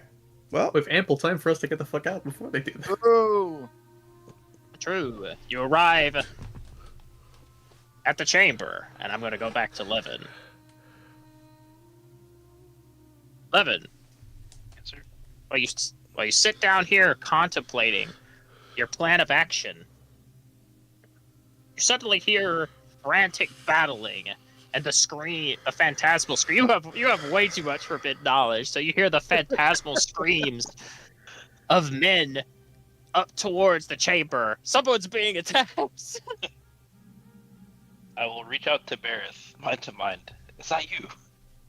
Are you guys alright? They are nothing, not but old spirits. Tortured Ah. souls. Almost blew my coverage for that. Alright. Now of all time, not the time to act rash.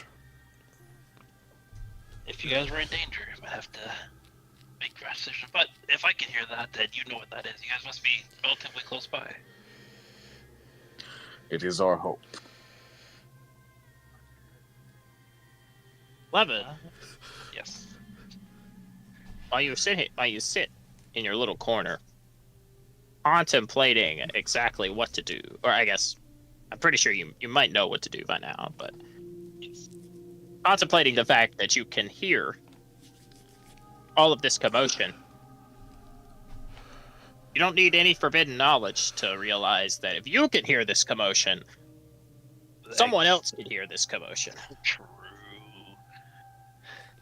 And why did you do you will that? soon hear a shuffling behind you. Oh no. Nar. As the thing from before begins to creep back around the corner, having returned from whatever it was doing in the lower areas you had come from. You feel your time is limited as it creeps. Alright. Time to just do some shape waters at the bottom right, or the top right of the room, and then just try to rush to the other exit. All right. You shape water, though it is not nearly enough to mask your blazing speed as you try to hurriedly move through. Just blazing speed. Your small Like- legs just patter, patter, patter, patter. It's just like the fucking Mr. Krabs walk. Oh my god. I'm not gonna give you disadvantage because it does prioritize protecting the cocoons when it causes a disturbance, but I will still ask you to make a stealth check as you rush past it on a hope and prayer that the listener doesn't hear you. Am I gonna use another flip of the coin? Just fly. You make a good point there. This whole time. If you were a housefly, you would have been already with us. Half Joe. How many wild shapes do I get per long rest? Per short rest. You For get sure. How many? two. 2? When I've used them both and I haven't rested, so technically I have 0. All right. Well, When did you use them? Sorry, forms.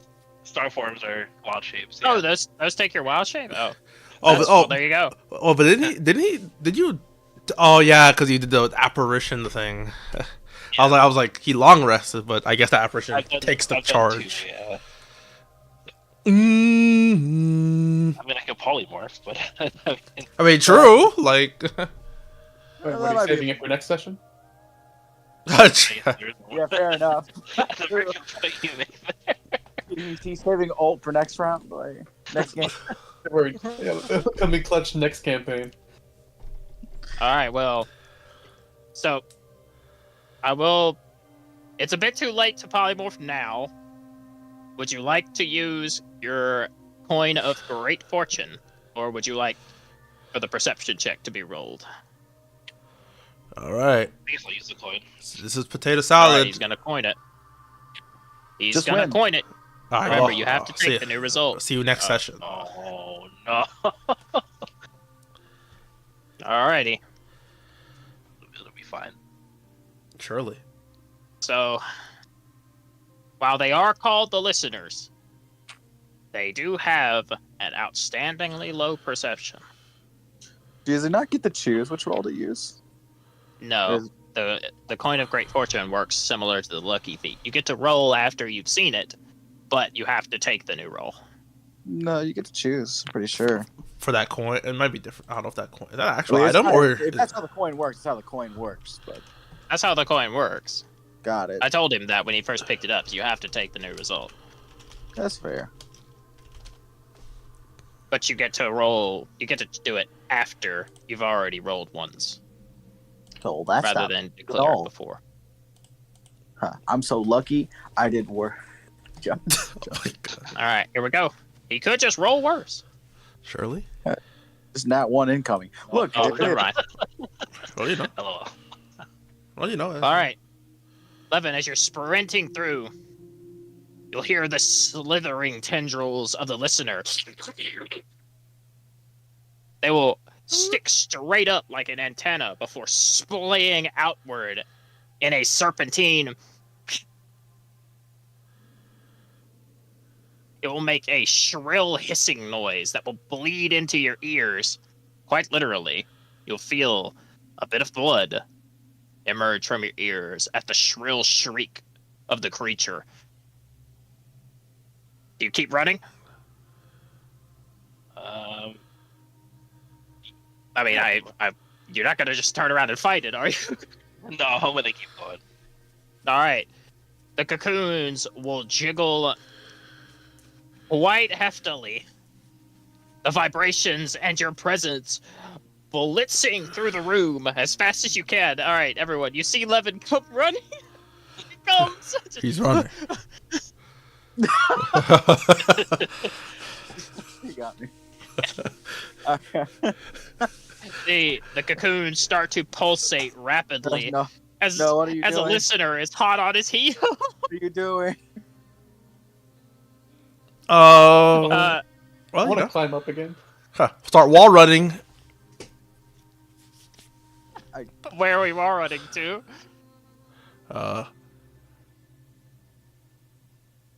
Yeah, it feels like do I remember? like a- do I know any specific things about these? Like anything else? about the listeners. Yeah. Like, Alright. do they attack sirens Imnisher. or? Imnisher, you know. All right. So, it is the Siren Queen that creates the listeners. So ultimately, your knowledge on them and how they exactly function are a bit limited. I will let you make me a either nature or history to see how much you learned during your time here about them, perhaps through vicarious, maybe watching them, communing with them. So nature or history at advantage, and if anyone wants to throw something onto that, if we have anything. Still I good. don't It's even just know minus if I one, have. -1 either way. So. I mean, I don't know if I have any Flash of Geniuses left. all right. All right, so you have advantage. I mean, 13. All right, If you want, I could stick some 13 is- official knowledge in you. true. That actually would have helped. Nah. But understandable. A 13 is enough to know a little bit. So, while you're not sure exactly how they function, right down to the nitty-gritty, you know that it is possible for a siren to command them. The queen does create them. Through an extensive period of time, the powerful song of the queen breaks their bodies down, making them moldable like clay. Which means that a song could actually sedate them or command them to do specific actions. Okay, well, I mean, we're all gathered, so it works out, I guess. True. I'll do the Song of Serenity. Okay. Seeing them go approach from both sides and getting a little. All right, you sing the Song of Serenity. It echoes outwards. So you can have it affect whoever you want. It just says to aid those around you. So I'll treat it as anyone you can see that you wish to use it on. Unfortunately, it's dark. But, Oh my god! It's okay. Sirens have blind sight, True. and they also have echolocation. True. All right, make me roll. So, do you want to use the Song of Serenity on the listeners? I And you want it to affect them? well, if that's how it have to, if that's the way to command them, then yeah. Yes. That is the only way to do it without a roll. All right. Otherwise, you would have to roll persuasion. I do have. Or intimidation. I do have. I do have good. Wait, no, I don't. Never mind. I have performance. You could do. Performance would work as well. yeah, that's yeah. I would say it would be performance to pacify them, persuasion to command them, intimidate to force them to rescind, like to basically go back off and go the fuck away. Well, performance is my best out of all of those. So. All right, Do it, Gohan. do it, Gohan. I put all of my faith in you. Not one voice crack. I mean, basically, let's. Oh well, 25. 25. All right, go, All right. So, you are a far more experienced siren than others, so the DC was actually still pretty high. It was a 20.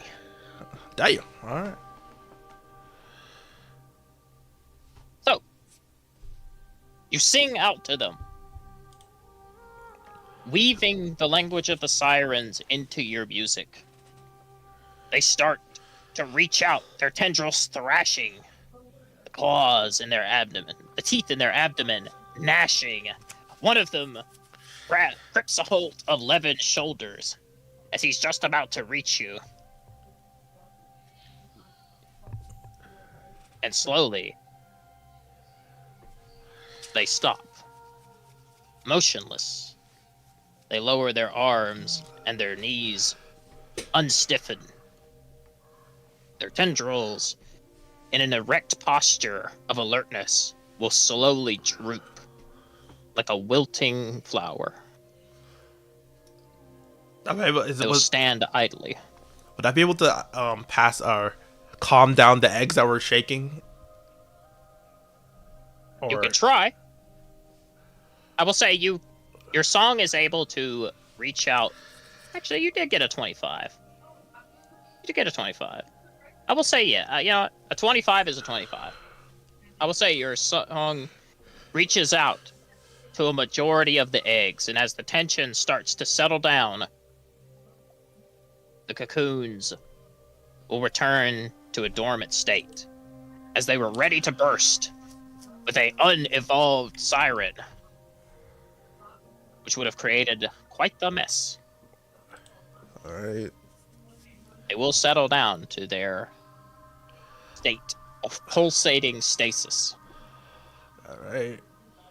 I guess I'll roll for the heal. Alright, healers. Let me just make sure. Make sure I'm rolling the right number. All right. Yes, sir. Give me a. 8. So it's your hit mod plus your proficiency d8s. That's 8d8 then your level. plus love. Yes, sir. Plus your level. Surely. Yeah, boy. Oh Okay. my god. Oh no, that's pretty good. Pretty good. I see 3 1s in there. I don't know about that. You got Oh, 2 8. one. All right, you all heal for 46 HP.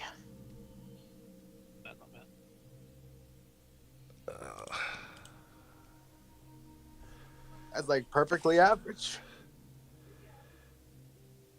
All right. 46. All right, heal 11 for 46, and you all gain a heroic inspiration. True. True. What HP am I at? I'm about to find out, sir. Okay. Your token is at 62. Poggers.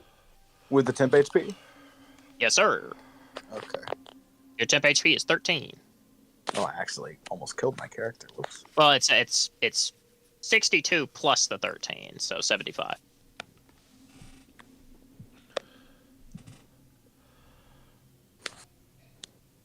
In total. Oh my god. The Song of Serenity washes over you, falling out through the chambers.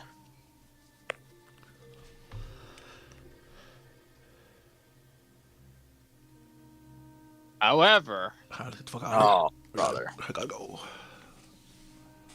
that using the Song of Serenity does not come without its costs. Oh. Imnashur, there is one thing you know about the listeners. They are a hive mind. And they were created by the Queen, which means if they know you are here, then so does she. Alrighty. Go. Time to skedaddle. Drew. Any fucking Truing. getting the fuck out of here, Urs? Truing is. Which way are we going? Not that way. I mean, Lemon probably knows a lot of the bottom area down there, at least. Can I sniff an emergency exit? Oh my god. All right. We are pretty close. As in... Mate, you know what? All of you. Make me an Arcana check. You must. I will give all of you an Arcana check. For a chance to feel the essence of the portal. Oh, true. Yeah. I look As- for a portal. I completely fucking forgot. Yep. Yes, we are looking for a portal. And we are probably close enough to it to be able for at least someone with decent enough magical attunement to sense it. I got a 16. Oh no! All right, Does a Imnashur. 16 pass? A 16 gives you a general direction. You can feel the rising magical force in the air is below you. What the hell? Okay, time to find. Time to start digging, Joe. True. I cast Shatter. Like below as in like south, or below as in just straight down? Gonna be a bit of both, actually. What the? Alright. Alright, so we moving. Alright. I mean, we have, I guess. All right, moving. How long does mirror image last?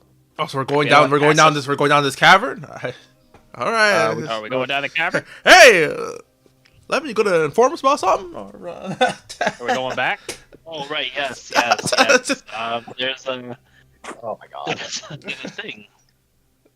I'll explain like the sound of the siren song, and it's been coming from a thing patrolling the hallway. He does like hands gestures. It has lots of tentacles and big head. Alright, then maybe we go the other way around. Time to loop around the long one. These things are still like placid, right? The listeners are just kind of chilling, right? Yeah, they're pacified for now. Alright. we'll go the other way. All right, you go around the other way to avoid the choir. That is what they're called. Don't want to go to that room again. Just Yep, just you run back. Wait, the reason I was running over this is just Run back into the room where the warrior spirits were. I'll get rid of these guys because they would have ran to their doom. So all right. just kind of cast them out to the side over here. I don't like that fact that implies that there's doom that way. We do have to go southbound ish, south and down, as it says. True. Not like we have a What? choice. What is that? Wait, Going down. Where? What is that shit? What's this purple? What's this purple stuff? Oh, black Purple. hole. Oh, that's just a. You mean that's just a cave? The Okay, purple all right. hold on, that's a cave. That's meant to be like the cave door that, like, part of the tunnel that they burrowed through into the room. Okay. It's anime. Alrighty. But you do notice a red blood stain in front of it. Any uplookers? True. And he Did he look up as he moved and? No, there's nothing above you. Anything's invisible. True. Yeah, Well, lantern. Oh, true. Well, Arathmir's lantern does not detect things that are invisible. I told you that. Oh, I thought it was an upgrade. Can That's, I I did can destroy the lantern. Go ahead. I guess I have had a long rest since I used my true sight ability, so can I Yeah, you can true sight. can I see? Oh, You just see the entire siren clear. You true sight and you see the fucking Leviathan again.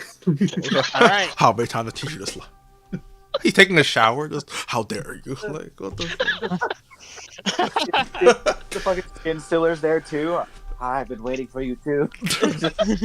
Oh my god. It's a good old family reunion. Right?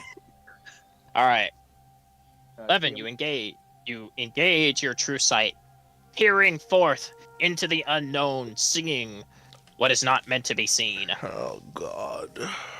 Well, you see, you can see the eyes peering through the stone, watching intently. That, I guess they would be on this mass of tentacles right here. You can see out of the shadows with your true sight the eyes that lie amidst the splades of tentacles that hide within the cracks of the walls.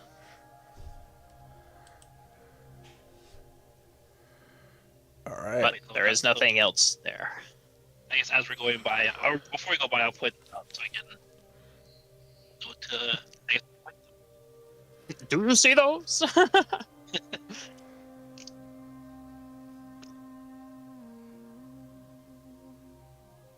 All right. Well, Magic missile. Have to. I can't.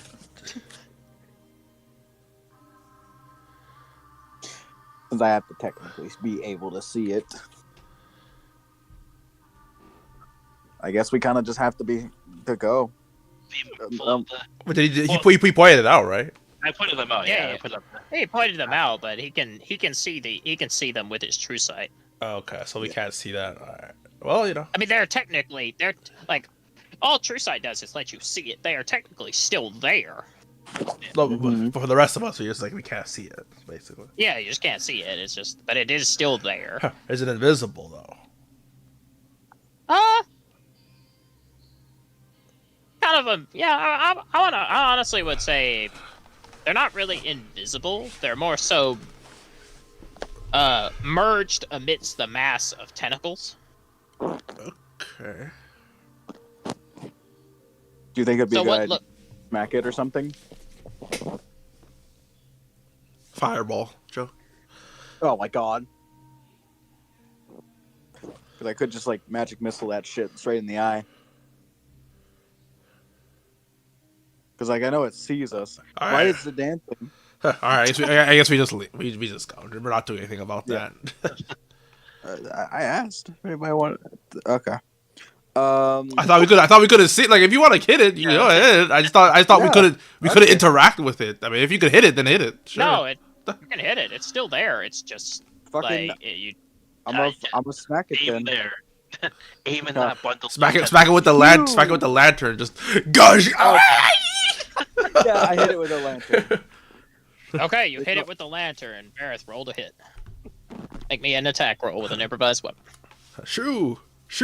What if I? Since I'm attuned to it, am I like? Am I proficient with lantern? Proficient. Sure, bro. Poggers. All right, he hit. All right, that's a hit. Ivy, turn the music off. Oh no. Oh no. All right. Bareth, as you smack the eye with the lantern, it will recede. It will almost solemnly and depressively fall over, as if it's wilting like a dying plant. It will just lay there. Levin, with your true sight, you'll see it fall over as the mass of tentacles spreads out like a weed, with the big head of the eye plopping over onto the ground. It will still blink, but your forbidden knowledge definitely, I guess, even without forbidden knowledge, you could tell that hurt and didn't like that. I up the anger counter. Should go. Yeah. Keep moving. True. Well, you don't get far. Oh no. Why? Bareth, out of the wall, a great tentacle smashes forth. Right about as you get halfway. Actually, Not the level 9. not even. I don't even have to do that. You guys are close enough to the room as is. Huh? A tentacle will emerge forth through the opening in front of you. Like a tsunami. A battering ram of force. It will extend outwards, crashing into all of you, knocking 3 of you prone, and it will grab you, Bareth. Oh boy. And it will snatch you into the room. There is no save. I grab his armor thunderstab, Joe. Oh my god. I perfect parry legendary resist joke. Arnar. Oh no! Do I see a portal? Bareth, you'll be yanked in and slammed to the floor. And you are greeted by the grotesque sight of the Siren Queen. All right, 10 charisma saves. Prismatic wall. Not yet. I'm assuming the rest of you would like to give chase. Yeah, but is my portal senses tickling, or is it just like? Oh man, she's camping. Yeah. She's got her sniper rifle in the corner. She's prone. Just Hard scoping down the hall. she's had like the little the remote, the RC car driving around. Like, What the hell?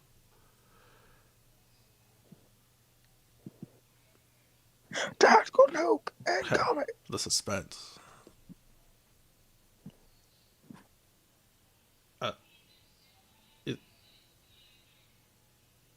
Braxton. Hello. Yep. The Siren Queen got him. Oh, I see him like zoom. I see him zooming in this. So I don't know if he's like muted or. Braxton. Uh-oh. Our Ed Oh. deny. Dude, he's probably giving us big ass like speech, and he just doesn't realize he's not hurt, being able to hear us or do Yeah. anything. Oh man, he's gonna be really mad when he. Oh. I would just. I don't know how long it's gonna take. Oh, he's like I see the. I saw a lagging symbol on his Yeah. thing for a little. Me. What? Hello. Hello? Can you hear me? Yeah, I can hear you. Now we can. Yeah, Discord kicked me out of the call. Weird. Like I didn't disconnect. Last thing that was heard was like, all right, you guys give chase, and like, yeah, we give chase. You bring us in, and then All right. My bad. I was monologuing. But I know you were like, Discord didn't. Discord did. I didn't know. Like I didn't get a notification sound or anything. Like Discord just fucking kicked me out the call. I was like, oh, dude. We were like, oh, the suspense is like, Roxy? Oh my god, crazy! It's just Go one on. of those night. It's one of those fucking. Like, It's off. anyway. I was asking if my portal senses are like. Oh, the portal is not here. Oh, we went. Okay, well. It is further down. 11. He was camping. Vampires in a different castle. All right, 11. So Uh-oh. Oh, no, you were here. You've been here the longest. By now, you can estimate where the portal is. Okay. There is only one room of significant magical power that is below this one. And it was where you went. The very first room that you tread towards. South. Oh, that chamber. The Siren Queen's throne. Okay. Well, you know. Alright. Anyway. With Bareth thrown to his knees by the mighty tentacles of the Queen, she will grin at the three of you as you run in. Look at the meddling little man thing, escorting my troublesome daughter. Oh, and I said also, Imnashur, she speaks into all of your minds, and as soon as she does, your ring of mind shielding shatters. Hey, man.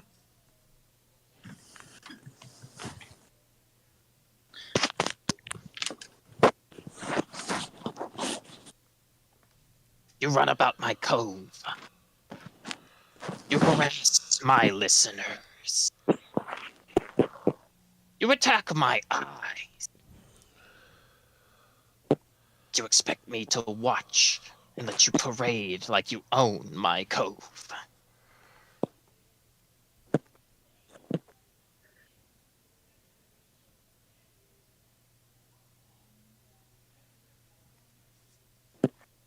She'll wait for any kind of answer.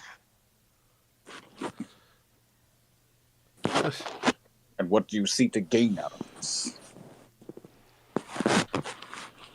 I sought to correct my daughter's troublesome behaviors. But now it seems the only thing I desire will be your endless torment.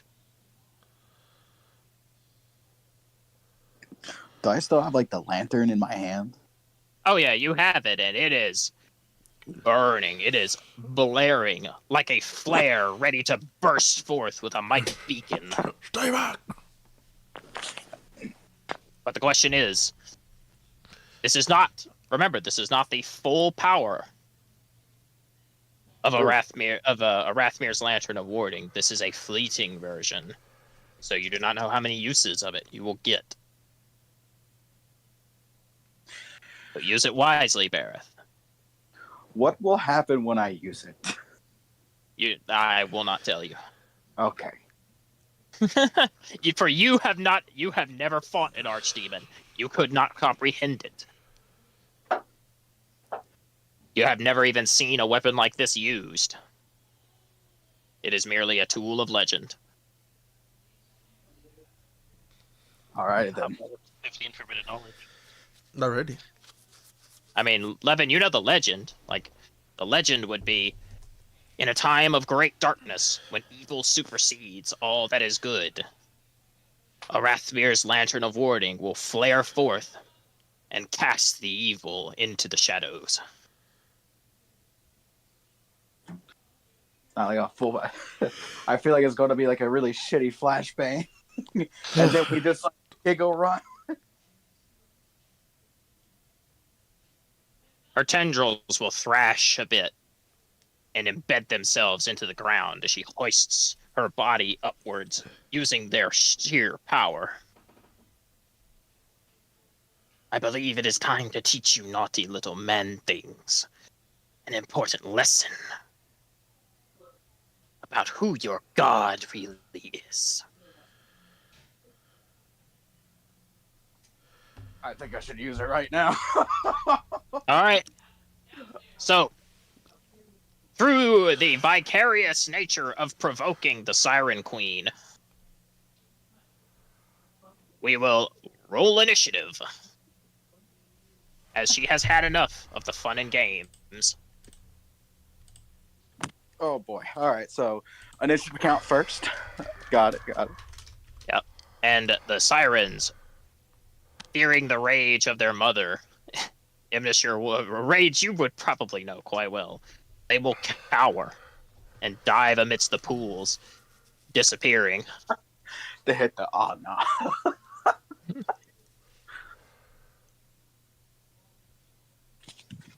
Yeah, I had original intentions for this room, but it will now serve as a...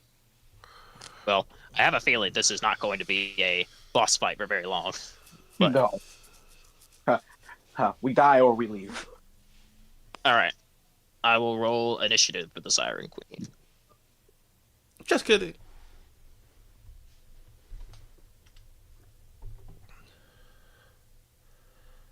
All right. Well, I mean, okay. Well, it was a try. You know. Low roll from the Siren Queen. Oh, he actually mistyped. That's times 30. Alright. I'm going to go to the bathroom because I want you all to think about this, because this is going, I know that, like I said, this is probably not going to last very long. Here go, Ivy. When I give you the cue, here's the next song.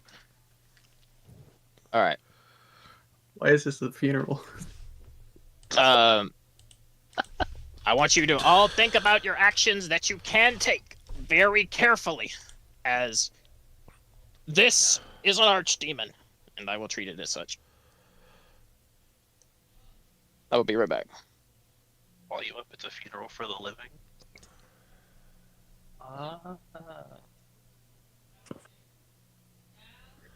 Oh, actually, So, guys, what are we doing? I guess there was something I could have done, but before this situation, The anti I mean, build. I have that. I have Dimension Door, so yeah. True. I have teleport. And like, and honestly, Levin, if you just tell me the general direction, Direction. it literally says I can just Go. yeah. Actually, from this, I should know exactly how to get there because I can't wait for her to counterspell all of that. True. Sure. That's why I'm a sorcerer, not joking. Like, I'm a probably move. I'm a probably move, but Dimension Door is a bonus action, right? it is an action. Nah, it's an action. I swear it's a bonus action. Oh well. It was Makes sense. crazy. 120 feet, 120 feet, and then just. All right. Are we ready? Sure. Actually, Dimension Door, you just have to like name a location. Oh, You oh! All right, I could have done that from before, but good to know. I'll keep that in mind. Sure. Also, somebody could make an initiative anyway, just in case. Toy. I can make it. I can do All right. The Siren Queen will be going first. Wow, what a surprise. We shouldn't have to. True. She could skip her turn. True, she could just go first if she wanted to. For her legendary action, she'll use a legendary action. No. God. A bonus action, reaction. Legendary ability action. True. Oh my god, it's Ursula. All right, Ivy, hit me with the thing. Let it rip.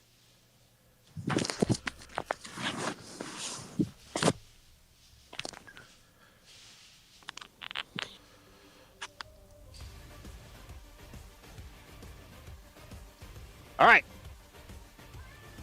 So, I will begin with this.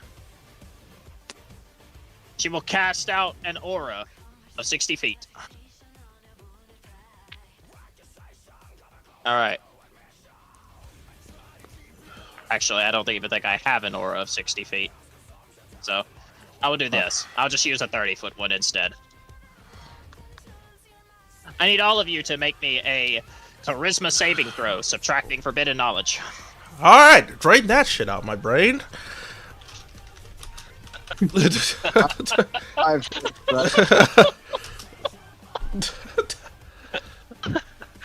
I'm gonna use the command through force for this. Remember, y'all have one heroic inspiration. True. Real quick. What Okay, I don't think that's going to. I don't think inspiration's going to save no matter what you roll. To be honest. What save are we I'm doing? just doing charisma. I'm just doing Charisma saving throw. Charisma save. I'm gonna use a legendary resistance. Oh yeah, true. Barrett, I buffed your turning points slightly. When you use your legendary resistance, you may also engage your armor if you want, Oh, like as like a combination without an action. You could, if you use your legendary resistance at any point, you could just engage your wings and your anti. You know. Oh yeah. Alright. I'm doing. All right. Can I reverse those negative modifiers for people then? Oh, minus. Damn! Oh. Oh, command through force.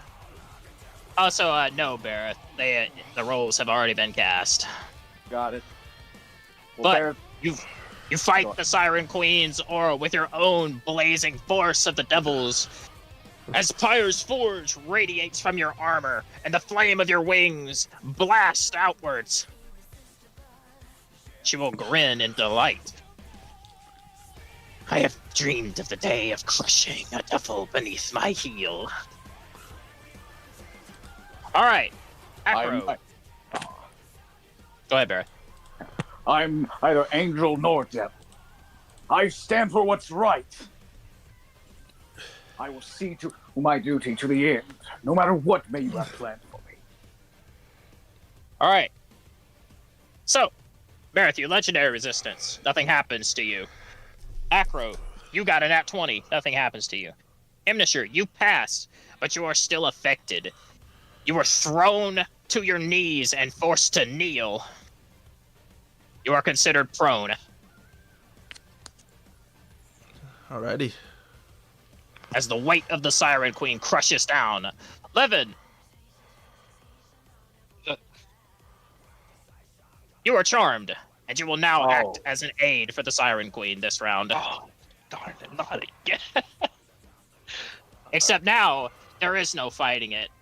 You will just use your action in the best way to hinder your party's progress. Oh, no.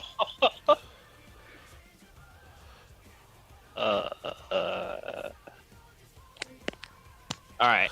I'm just I gonna. cannot find charmed right now, so I will just set you I'm as just doomed. gonna assume you. I'm just gonna assume you told us where the portal was before this shit.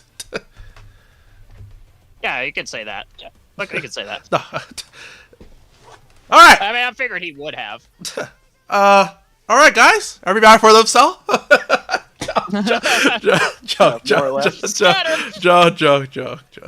I mean, whatever needs to be done. Alright. At Barrett's taunting, A mighty tentacle will come crashing down onto you, Bareth, as she moves 5 feet closer. Let me go roll. Let me roll a d20 here.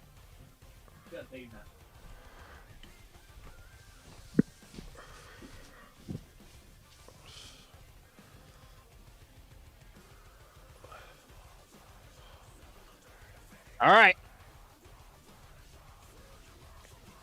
Yeah, that hits.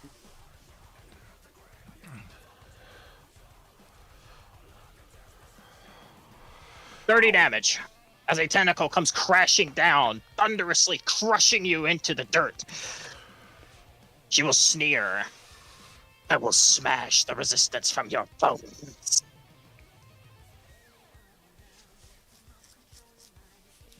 Well, you know. All right. The rest of you. As Bareth takes a battering from the tendrils, they will arc upwards and then crash into the dirt and begin snaking along the ground like worms. Kind of like Talia ult. What the hell? All of you in the cone except for Bareth, as Bareth, you are knocked prone. You do not get a save. What the? But you are not in this, Bareth. Okay. All of you except for Bareth, make me a dex save. Yes, even you, Levin, even though you are charmed.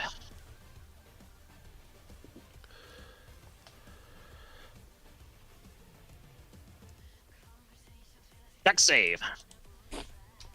Well, at least you see it. Okay, Levin chillin'. Higher. Oh, well, you know, surely. Oh. I mean, Oh. no, Alright. I would keep my legendary resistance for something else. Okay. We have 2 fails and a pass. Levin, nothing happens to you. But for Acro and Imnashur,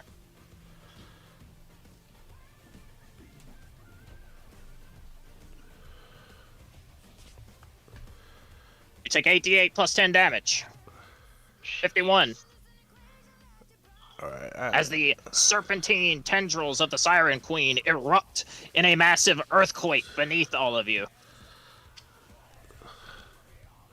Levin, perhaps charmed by her eminence, you sway your way to the side in an effort to get close to her.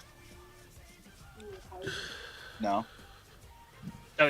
So by just pure happenstance, you move purely out of the way. Acro and Imnashur, you're both restrained. Oh no. I'm okay. That's fine. Alright. Okay. Let's see. I cannot find restrained. I know it's in here somewhere. But anyway. Oh, there we go. Boom. Acro, restrained. Boom. Imnashur, restrained. Alright. And, Bareth prone.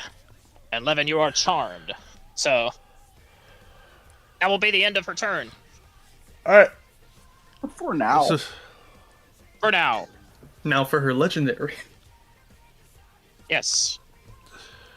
Well, technically, it's after a player's turn. Another. Imnashur, it is your turn. Misty Step. Alright, you Misty Step. Up where? Where to? I'll go down right. Alright. Down right. I will free you from your restraints. Boom. Over here? Down more. 60 feet. Oh, 60 feet. Well, wait, let me make sure. I think it's 30 feet, actually. Let me just make sure. Yeah, I think it's 30. 30 feet. So 30 feet. Yeah, that way. Yeah, that's All fine. right, here. That's fine. All right. Boom. That's a bonus Misty action. step. And I'm going to dash 120 feet. Okay. You take off running. We're going down. You dive into the water and you sprint away. I'd say 65, Baby Sir Robin ran away. 80. A question about dimension. A question about dimension door. There we go. 120. Question about dimension door. Yes. Okay, no, it's not a two-way door. Never mind. No. I was about to say.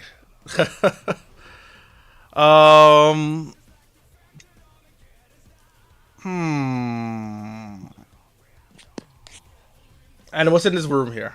Well, before I go the full speed. Well, actually, they're just camped. What the hell? Okay. I mean, I kind of figured they would probably have a guard there. What the hell? There is also a wall of tendrils in your path. Okay. Okay.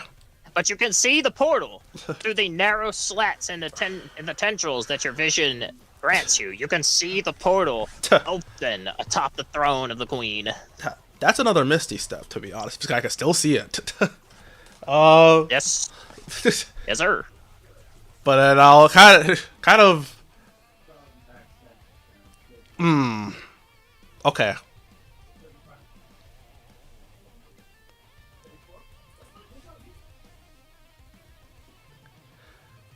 I'm just think champing.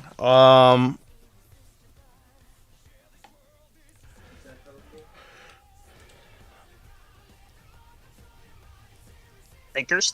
The deep think. Okay.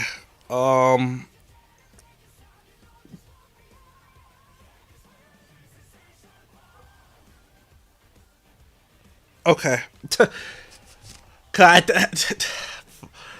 All right. Can I rewind a little bit? Not like the full path. Just what I see. Sure. Instead of going up to the tentacles directly, I'm go back a little bit. Okay. How far? I guess back to the corner from that turn to go down that hallway. Yes, sir. All right, 40 feet backwards. Yeah, okay. You have 80 left. Or I guess you get back 40. Okay.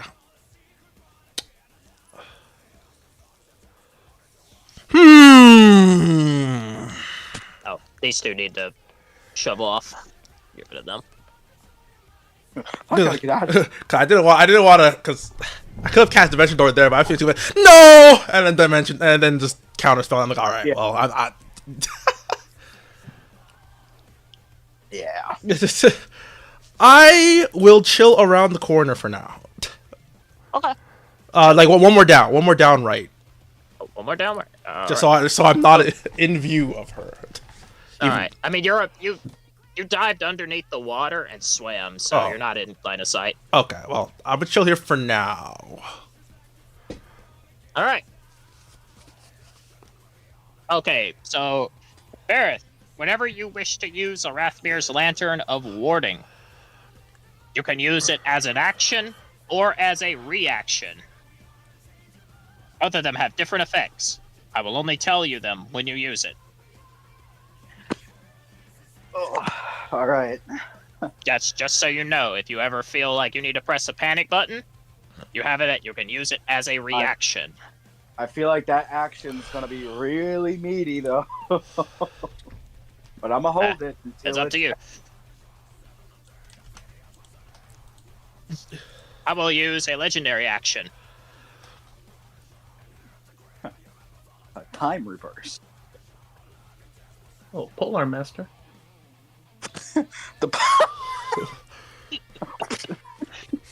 You Polar Master. You're gonna Polar Master the Siren Queen. Are you going to Polar Master the Siren Queen? I'm fucked either way, but no. Okay, no. She takes her glaive. She like just gets anything in between her teeth. All right. with it. Oh my god. Levin, Sir, this is gonna suck. will it be charmed? It will be because you are charmed. Uh-oh.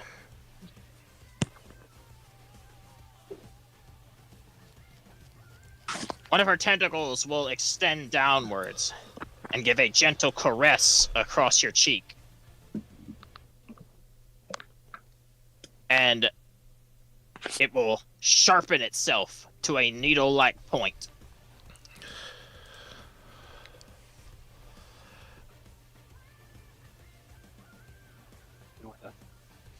I need you to make me a very important intelligence save.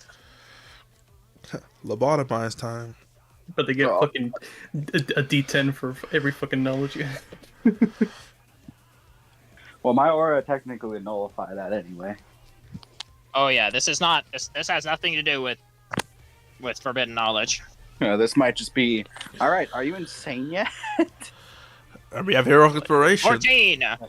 Inspiration. Yeah, I may as well. Inspiration, I can take either, right? Yes. Yes. Yeah. All right. All right. You Well, have the coin. You have the coin. You don't have the coin. You have one more use. just fucking fumbling in his bag as he looks at that What? needle. Just fucking. May as well. All right, Oh, no. Sometimes, Heals. This wins. Serac just Serac just wins. sometimes that's Alright. just how it goes.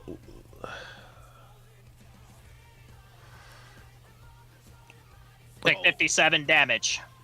Mm. That is just enough to down you. Yeah, I'm pretty sure that is down. Levin, you fall down. I don't know why my token just kills you instead of knocking you unconscious. So fucking stupid. You guys don't have to hold this whirlwind on my turn. True. Does that just end the effect of the freaking thing automatically? Now that he's down. Yes, it does. You are free from the charm. You're dead, so you're free from the charm. Just, alright. I'm free. All right, Alright. I'm free to die. you fall. You fall unconscious as her tendril extends forward like a streak of lightning. You feel something pierce the front of your head, and with a gentle trickle of blood down your face, you collapse like a sack of potatoes.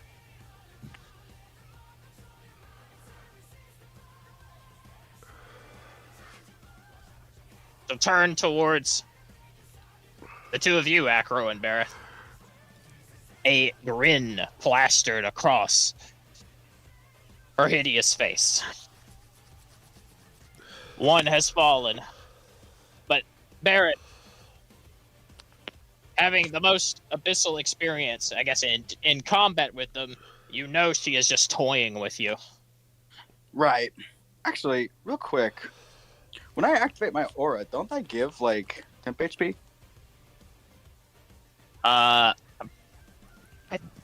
Let me look. I have your aura in my thing, so let me go grab it and I'll reread it. Because like, if it does, then he lives there. Worth checking. Let's see. Here we go. My God, where did I put it? it was not. It was That's your the other stuff for the. Nilithid DMs. No, but I had it in my notes. Nah. They don't. Well, It doesn't. Does not. All right.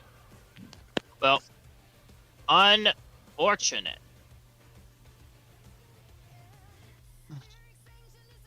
I think it was the yes, it was the other armor, the one that you did not take that did the gave the temp HP.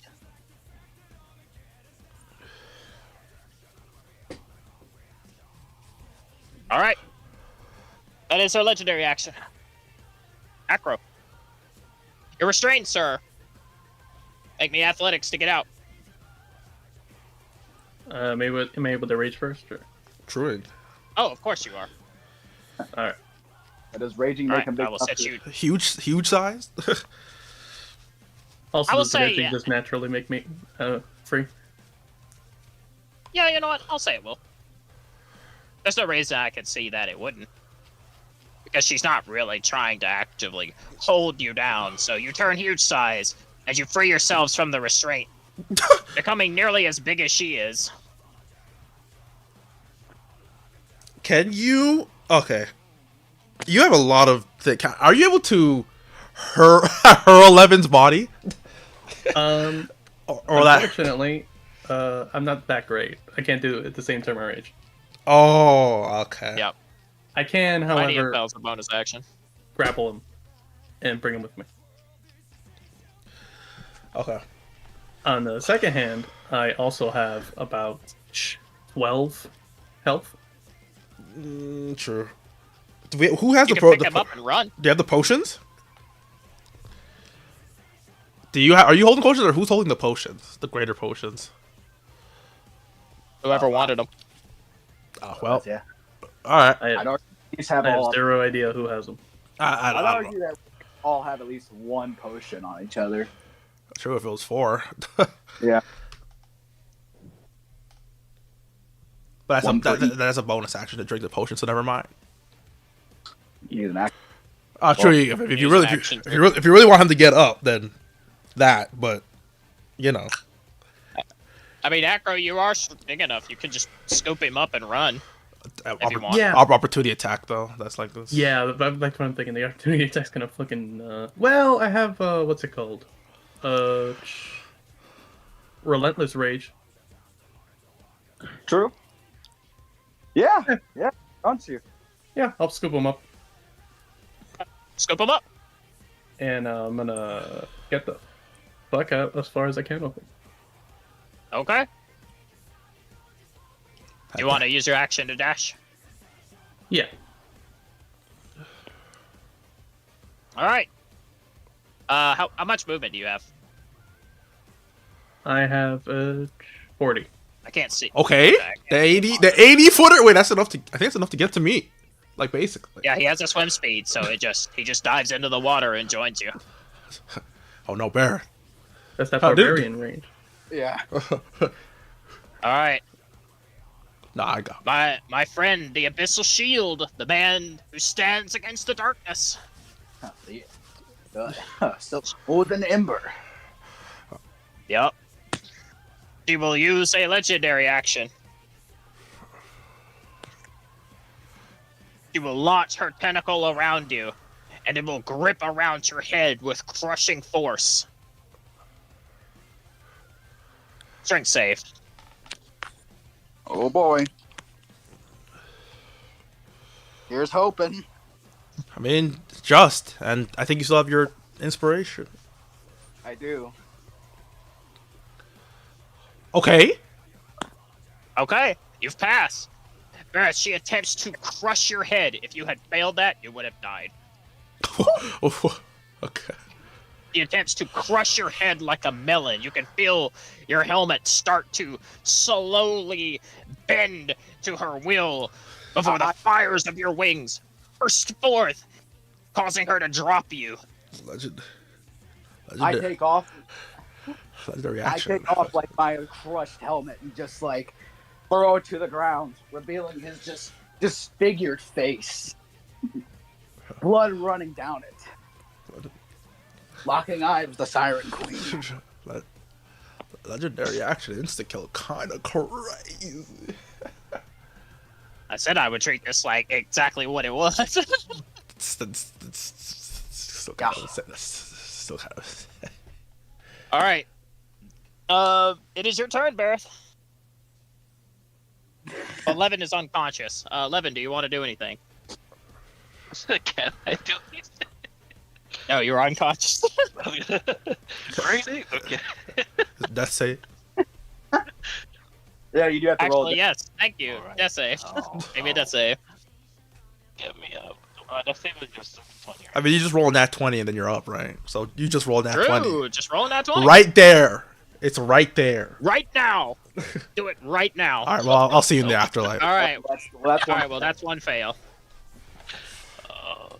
No. Well, what do we? I Don't don't worry, we think got it'll stay you. down long. Huh, we got you. We got you. Shit. All right, Barrett. It is your turn. I get ready to use the lantern. Shit. All right. You use the action form. I do the action form. I grip it with both hands and I go to the ground and I slam it down. I don't know if runes start floating around me or anything, but I'm ready. All right. You hold it. You hold it up, casting forth its light, and with a mighty smash, you bash the lantern into the ground, casting forth a great aura, a flaring mass of brilliant radiance. Kind of bright. As it shines over her, she will cover her eyes and she'll hiss, and it will dispel her aura. The charm is no more, and she will give a hiss as she backs upward. She rears backwards. Oh my god. Overcome by the sheer awesome force of Arathmir's Lantern of Warden. Her gritted teeth, she will say, "That weapon was destroyed. What is this paltry imitation?" It is reborn. Tell me, did you fear the last time you saw it? And I start with my wings. I start like I can't really go with them. Oh, I'm sorry. I meant to.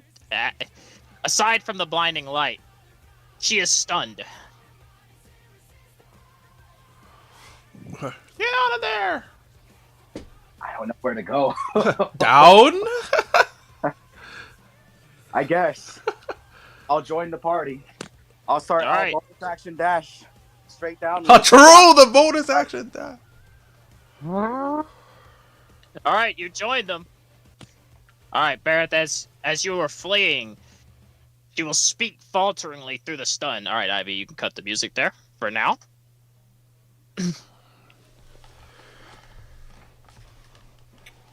The only time that lantern shined was when I wrested this place from its owner.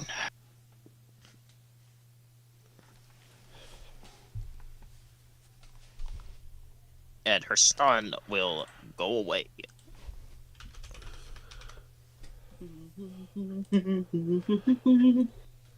Alright, she will fade out of existence, disappearing in a mass of tendrils that blend together like a black hole, being absorbed into thin air.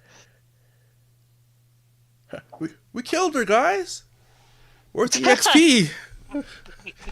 The eyes of the Siren Queen will watch from the walls Do we, as you all join together. do we level up to level 20? Oh my god! How's the lantern look, by the way? It has a faltering light. A radiant. Its once brilliant radiant now shines falteringly. You feel like it only has maybe one more use. All right. Well, tendrils in the way. If you hold a lantern to it, do they move, or is it just? Well, True. it is actually it is not the lantern that makes them move. It is the light of Pyre's armor, shedding the blackness of the abyss. The fires of the forged devil, who created the sword that sealed the gates to the abyss, burning ever bright, causes them to recede and shrivel up as they disappear amidst the cracks in the walls. Before I step into that chamber, I'll turn to you. Okay, I'll turn to y'all and I'll just say, I can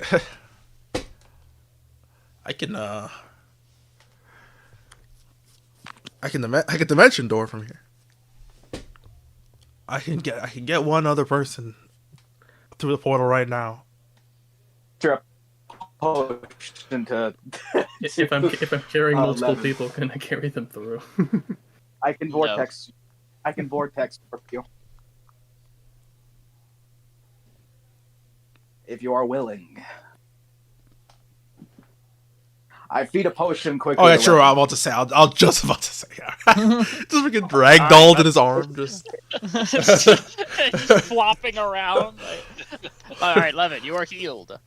What happened? I'll look around confused. Where is she? Huh? Start panicking. It is Don't worry, time Levin. for- You saved us. It is time for you all to go. And I'll prepare like the stone that I had enchanted like vortex warp, allowing me to cast it.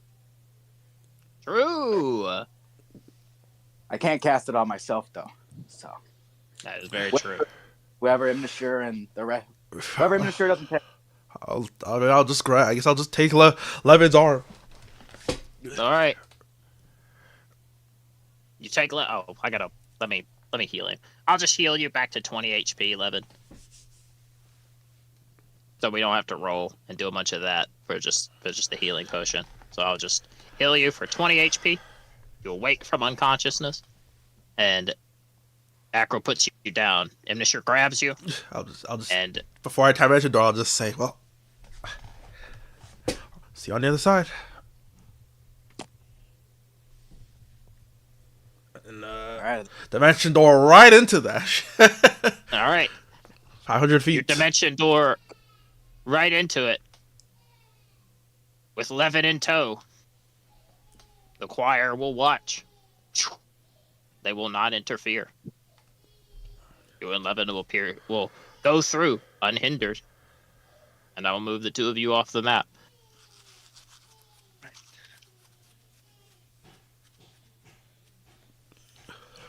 I'll All right. look over to Acro. You do wish to leave, right? Of course. Farewell. I hope you can. Akro's just gonna interrupt him and just give him a big fucking hug.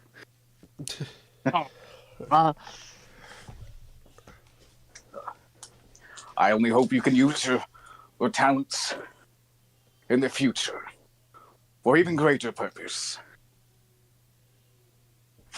And I prepared to cast Vortex Warp into the portal. All right. You cast Vortex Warp and send Acro through. Acro, you disappear through. Bareth, you know what your fate's going to be. I'm going to take over a little cinematics here. I just have one question. Can Pyre still hear me? Of course he can. You wear his armor. You know. Barrett walks up and back into the room where like the Siren Queen was. You know, his fate as a Sosa Nimber was always that eventually he'd burn out. Right? Pause chat. I think it's team. That is correct. Oh, okay. I know. Could I, when the Siren Queen returns, could I ask Pyre to put what's left of my time or future or whatever into the lantern as a way to possibly trap her here? It wouldn't be In forever. Rathmir's throat. Wouldn't be able to leave. All right. As a way to Describe how you beseech him. Pyre. My life has been lived, full of journeys, sacrifice. As Frost gave her life before you, I stand here to give mine as well. All my potential, all my future, my hopes, my desires, my creed, I throw it away to you. Cast me upon your forge as you get frost. Allow me to be used to create an even greater creation. One that will house the queen. Be it temporary or for the foreseeable future. I give upon ye my soul,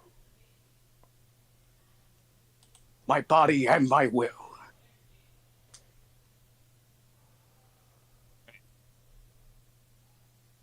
I have a piece of art. Oh. And then we have another song. Bareth, as you beseech the great forge devil, he who created the binding sword that seals the gates of the abyss, the only thing that stops the flood from returning into the material plane and casting it into damnation to be ruled by the unknowable horrors that lurk within the depths of this hellish domain. You can feel the creeping horror of the Queen's resurrection. The lantern did not destroy her, but it did cast away her illusion.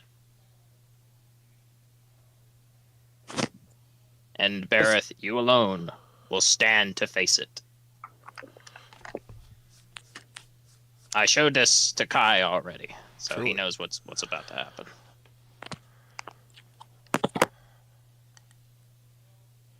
This is what you see, Bareth. It starts to descend into the throne room. I think stream is I still see like I'm in like the portal room. Oh yeah, you are. I'm uploading an artwork. Got it. There you go. In the NPCs channel. Oh. And then I will go get the actual token.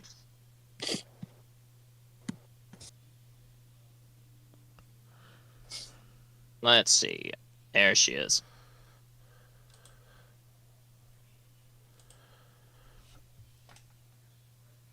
Oh, she. Through the Latin music.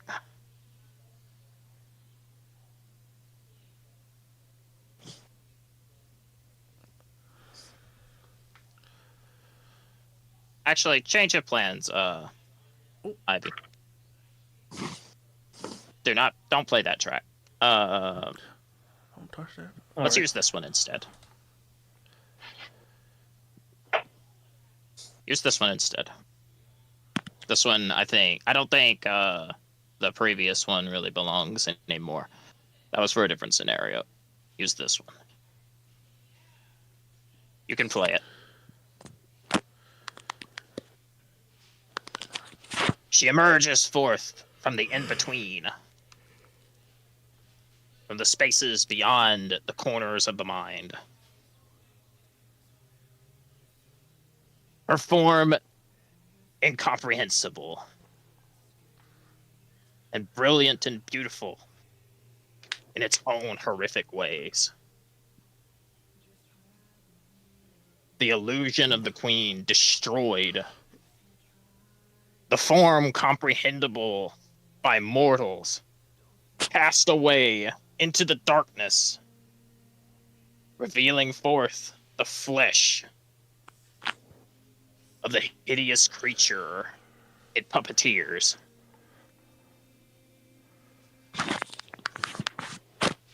Never thought you would be able to stand to see it. A form that would drive most to tear their own eyes out, cleanse their minds from their body, scream in wails of earth-shaking madness. But you stand, Bareth, protected by the aura of Pyre's radiance, preventing her sheer, immeasurable incomprehensibility from wrenching your mind. She does not talk. There is no need to speak. You stand before a creature that can render you to ash with a single thought. Could mend you to a puppet of its pleasure. Were you not protected?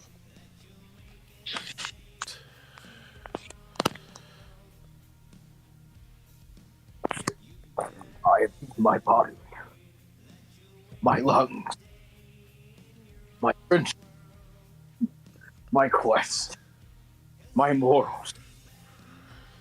All that is left is but a people. And if it is used to save many others, I will do what I must to stop evil, no matter the cost.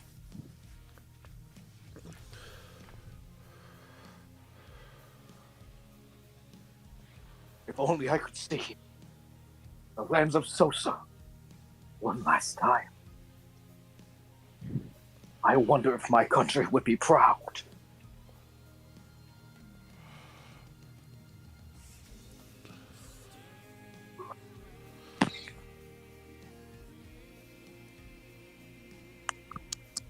Fleeting ember of your armor as your wings die. Expunges forth. And out from behind you, a hand catches it, flaring in great radiance. The wings of dark steel, the magma of the devil's fire. In a fleeting moment, incomprehensibility versus immovable force. The creatures of damnation versus the beings created by man's folly to seal them here. The will of mortals versus the destruction of the natural forces.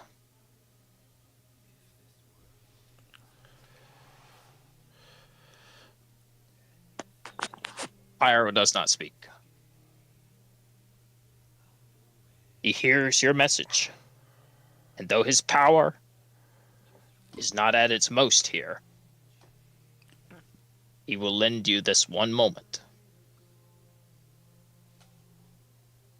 He will raise his sword and clutch it with both hands, lifting it skyward above his head. He will aim it downwards.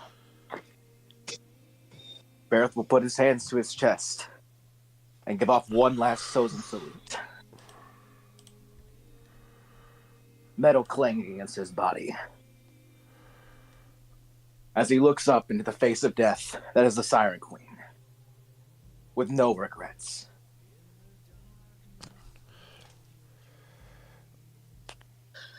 Fire in his radiance. Perhaps one of the fairest devils. Would never cheat one. Who would give their all to the duty that he gave himself for. And his sword will plunge down, crushing you. Striking Arathmir's lantern and your body. All at once, creating a mighty crater of magma and fire that will fissure the throne of the Siren Queen in half. As cracks begin to dig deep into the earth, and a mighty vortex emerges that will seal her true form within it. The light of Arathmir's lantern will turn to the dark, corrupted fires of the hellish furnace, as a new lantern is forged. Barrett's lantern of sealing. She will try to resist, but there is no saving throw she can make to overpower the will of one who puts their faith in a being that has stood in this very spot.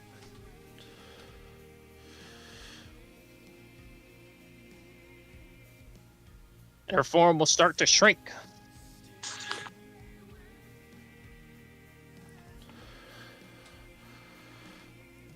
Unable to resist.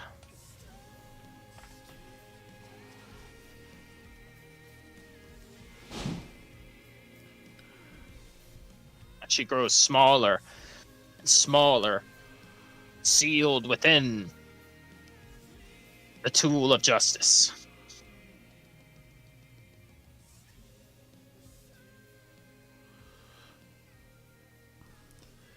And the two of you are destroyed, or rather cast away together in an eternal bind.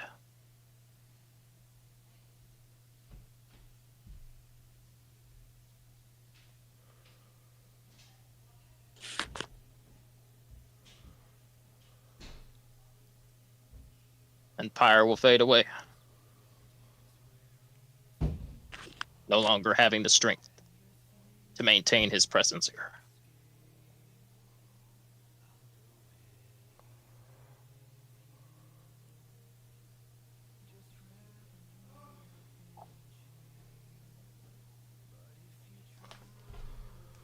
The rest of you, you appear through the portal. You land atop the crested hill, where the Durovan Manor once stood is now nothing. The mansion is gone. You lay there for a little bit. The portal long since disappeared. Oh. Nothing remaining.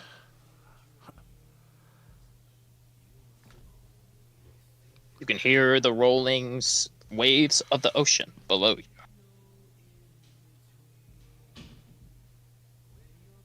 And whoever was to stand first would turn to see a slow sunrise as the parted clouds pierce with brilliant god rays, All right. casting a soothing light and a gentle heat over the town of Illid below you.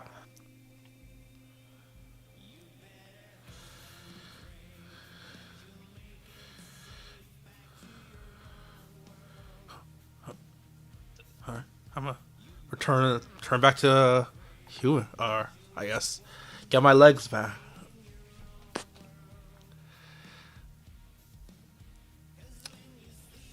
Change back, Imnisher.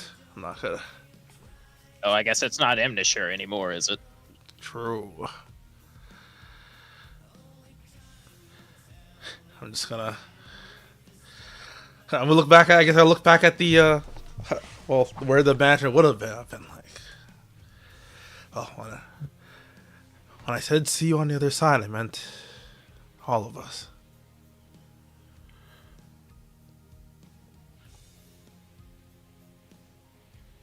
Then I'll take the I guess the little crumb, the remains of the Ring of Mind shielding, and just let it go from my hand on the ground.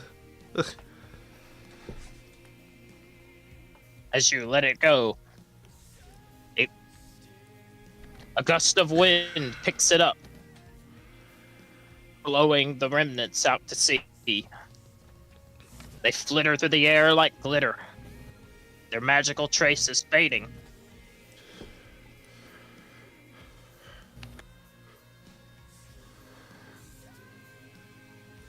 Levin will try to knowing it's futile, I'm gonna try to, I guess, send one last message to Barrett, mind to mind. Thank you, and I will never forget you. Anything happen to, like, I guess, the rings we wore? No, it is still there.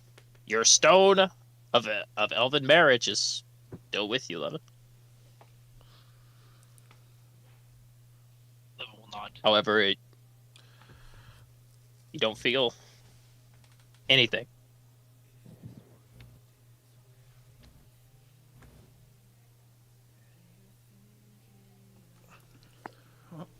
Stand up, dust myself off.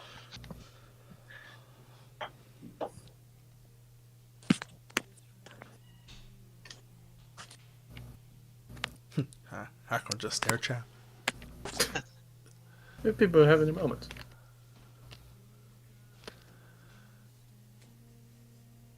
Grateful to be back, but an immense feeling of loss.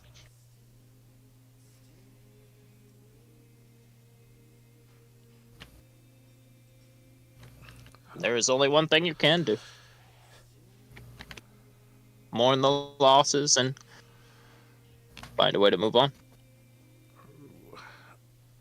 After a bit of time, you gather yourselves. Akro's rage will end and he'll return to normal size. Looking out a bit at the sun, Akro, you know your next hunt will begin soon. It never ends. For you've already found the greatest prey. It's only a matter of time before you find a way to reach it once more. But the three of you head down to the town of Illid.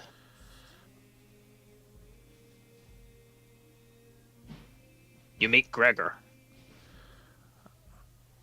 the halfling man who had sent you on the quest. It's a long story, perhaps with some of the details removed. He tells you quite a bit about how things slowly started to get better.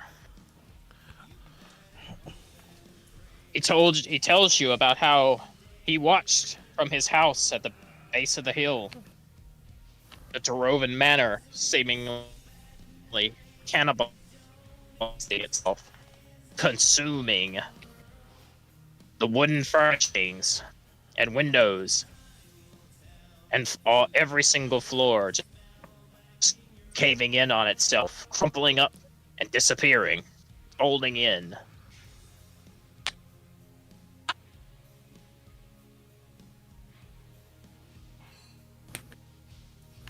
He tells you he doesn't know what happened, but at once the manor disappeared, there was no more sea foam. He hasn't seen any come in the past several days. And there hasn't been a cloud in the sky.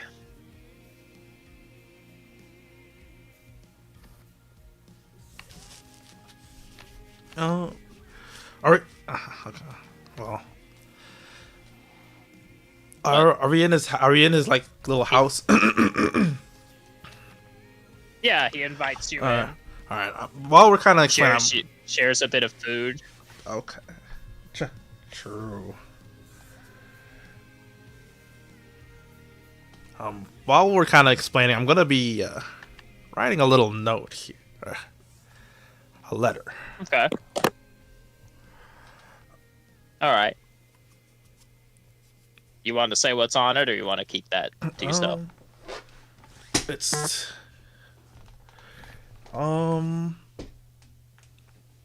it's basically gonna say like, I'm sorry,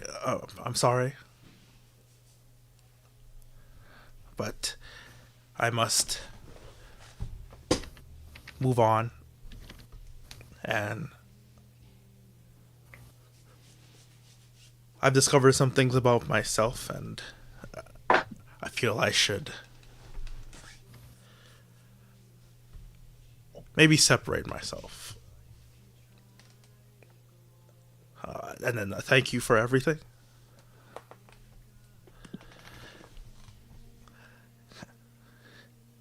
And obviously, I guess I quit with a little smile, and then I'll just sign Imnish.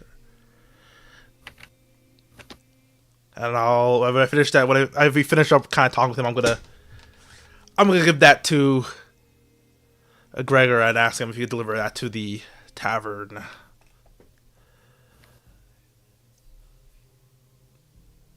He tells you that he's sorry to hear that. He frequented the tavern and watched you work there many a times and always enjoyed your performance, but ultimately he says he understands, and he has no doubt that with a bit of time everyone else will too. All of the friendly faces that you gave a smile to over a late night drink during the worst of times. But he does mention that he remembered there being a fourth person.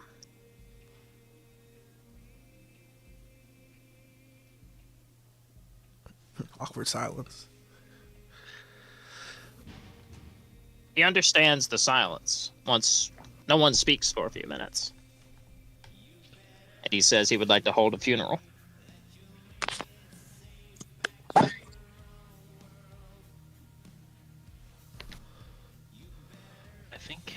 think he would like that.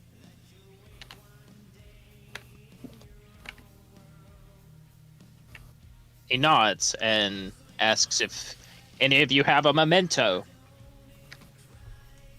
of the metal man that was with you. The wind. Well, I guess I will wiggle the ring off my finger.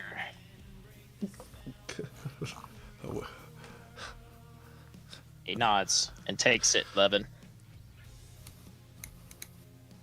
They gather up enough for a funeral pyre.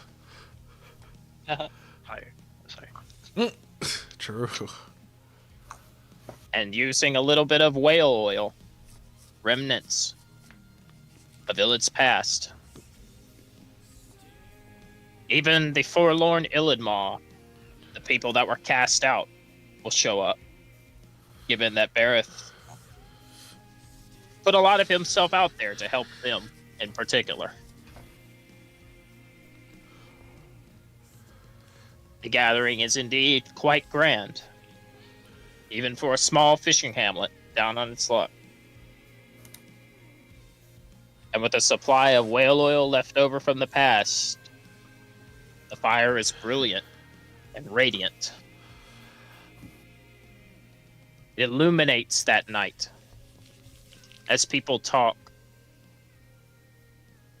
and small arrays and conversations of sadness are shared, but also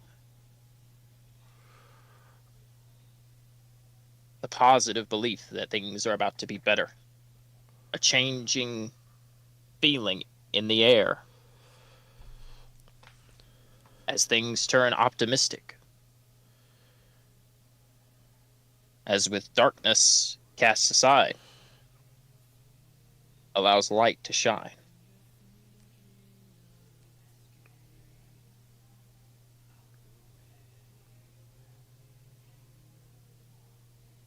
And with the funeral reaching a close,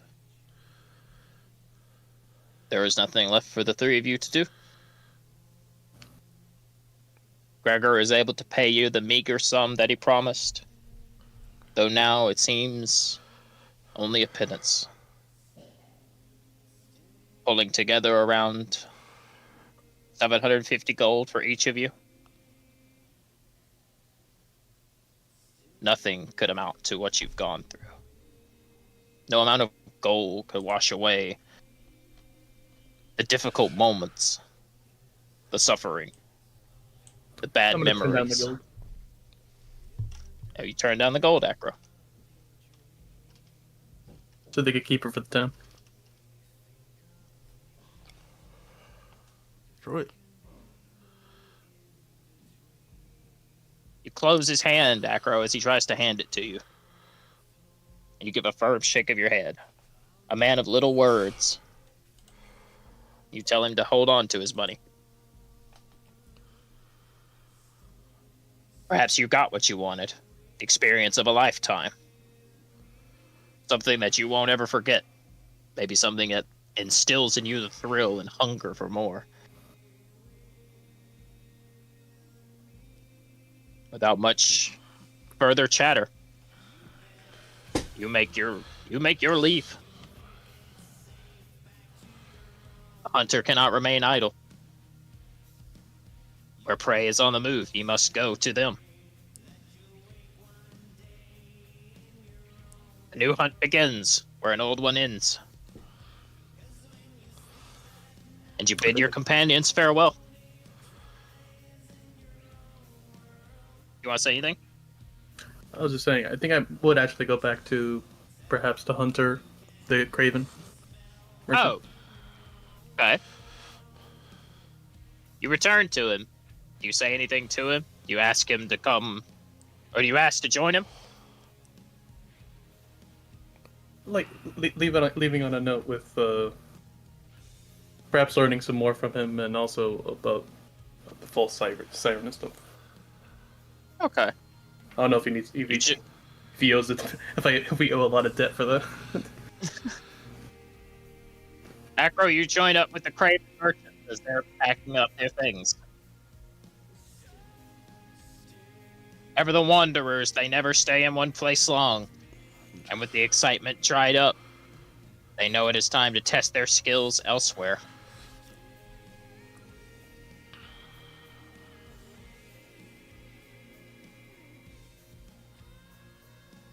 Imnashir, do you still care about the false siren? Or is that the old you? I guess I still did give. I did kind of. Yeah, I'll still like have to check up on that situation. All right. Well, they're still holding her, but despite all of that, you never did find a cure. True. Yeah, that's a lot of side. It was kind of hard to do that, but. Yep. I mean, I'll just say you could. I mean, if they want, you can let her go. Or if it's too dangerous, if she starts flailing and stuff, then well. I mean, ultimately, the false siren, long since had gone mad. Yeah. And it would have taken a powerful magic to undo the amount of damage that was done over years of torment. Yeah, that's, well, you know.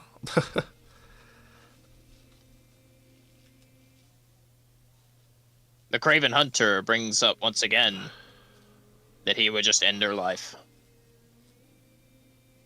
as he suggested doing when you first brought it to him. But you sense an non-judgmental, emotionless tone behind the mask. He does not think any less of you. Not that you care, but he does not think any less of you for trying to go about it the way you did. And the way he puts it, sometimes a wild beast just has to be put down. True. I guess the last little bit before like you do that, I'll ask her one last time. Would you like to come with me?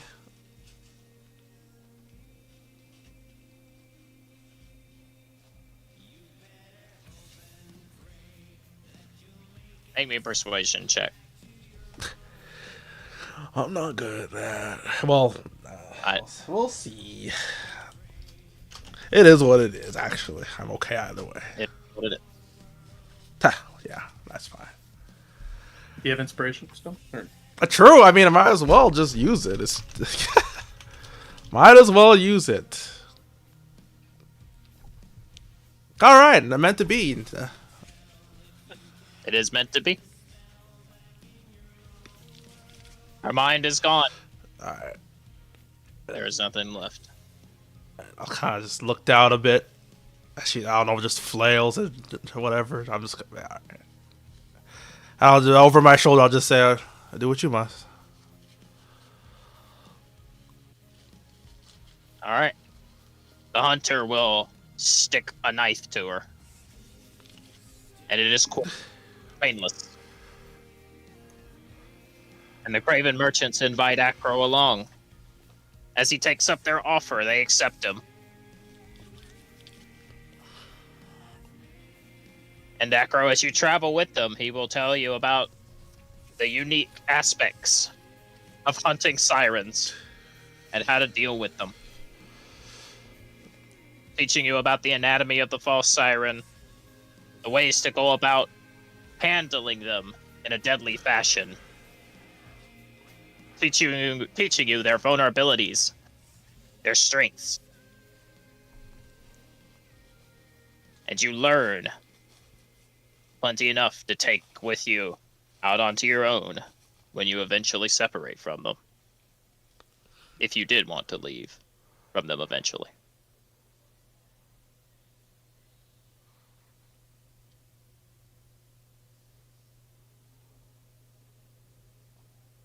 Imnashur, your journey takes you...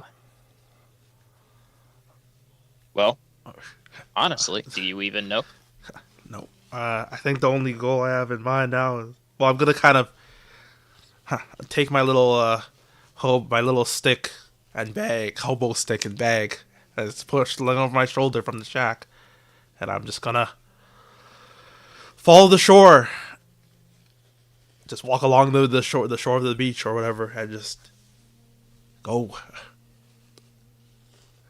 As you're preparing to set off, and you make your way towards the beach, towards the beaches of Illid, on the edges of Southwark Shallow, catch sight of Levin,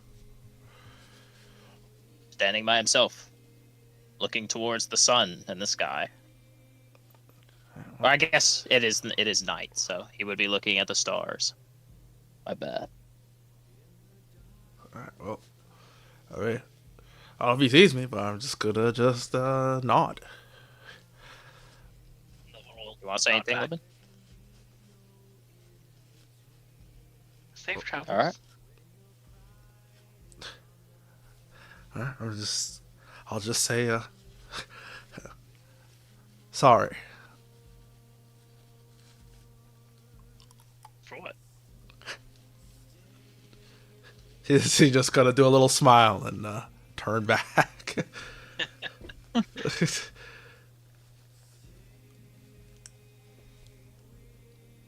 I guess. Gaze back up at the stars, and there's whisper like, "Thank you."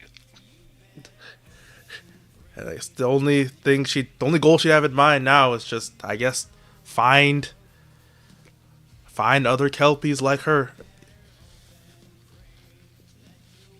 Create a purpose. Yeah, it's the only thing left. She was gonna maybe look to the sea and maybe debate like going back into her siren form to just go faster underwater, but she's gonna choose to just walk. Not really wanting to turn into her siren form if she can help it for the time being.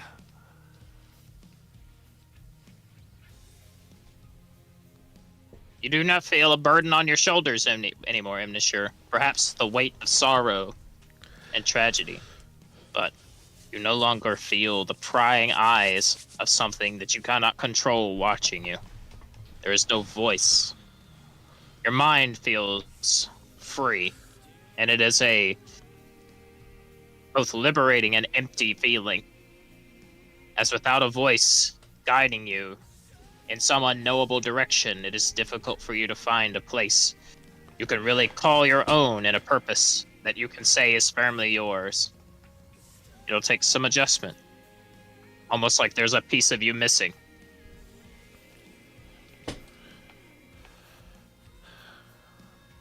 True. But you feel you have the ability to adapt and the strength to overcome it.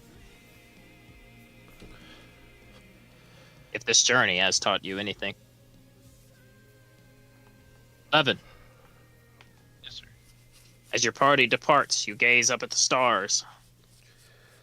A lonely journey awaits you, but perhaps, for a man like you, it is a welcome journey, where you know that the stars will always speak to you, and they will always point you somewhere to go. And you have a feeling that their direction is going to be particularly inspiring. As you look up towards the sky, you see streaks, almost like shooting stars, meteorites. They streak across the sky, leaving flickers of light in their wake. A small trail akin to that of a comet. And your mind drifts back to those strange vessels you saw when you warded off the Great Serpent. Those vessels seem to be able to touch the very stars themselves, to travel with great speed. Perhaps something like that would be a good place to start. Truly be able to call yourself one with the stars. You would need to live amongst them, don't you think?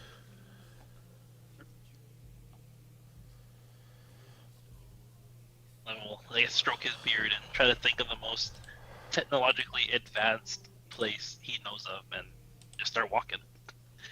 That would be, as of right now, the Zubenza Empire. And that is a far walk. But your feet never grow sore. A man who has walked all his life in search of a single, almost unattainable goal, seeming ever so closely in reach. And with your shepherd form, being able to bring forth a microcosm of the stars together at your side, you know you always have their companionship, no matter where you go.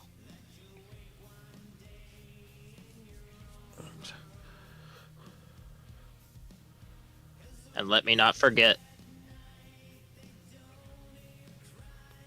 someone else. Barrett.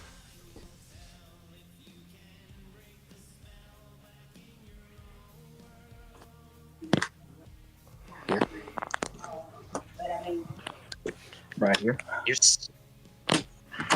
sit in the darkness, illuminated by a gentle glow of forge light. Cradled in the imminence of Pyre's burning embers.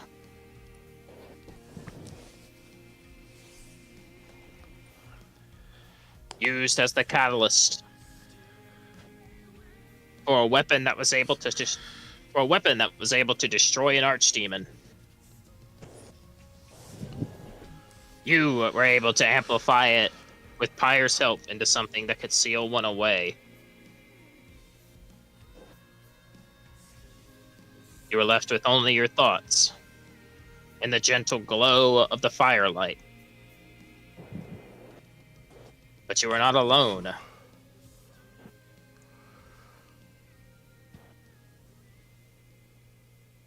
For the Siren Queen is across from you. The two of you sealed in the lantern at the bottom of Arathmir's throat, swallowed up by the crags created from the great sword strike. The lantern was consumed and fell amidst them in a great earthquake. Cast deep into the depths of fire, the volcanoes deep beneath the blackest ocean, where it will drift and flow through the magma and the water. But she will wait. She has waited so long. And she will wait longer still. But for now, no power, no magic, no control of the chaotic forces of nature. Instead, her multiple limbs will reach out to you, and she will grip a hold of you and cradle you gently. For though she is born of darkness and the chaotic forces of all that induce destruction, she is still a mother and knows what it is to love and how cruel it can be to be alone.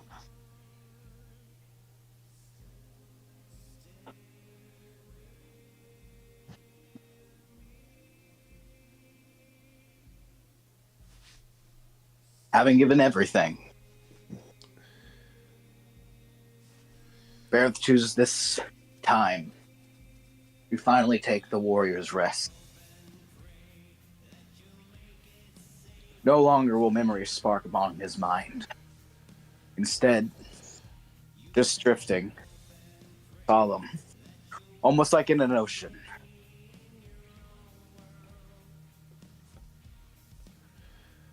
Nothing will ever go across his mind again, if he has the power to do so. Finally taking his rest steady.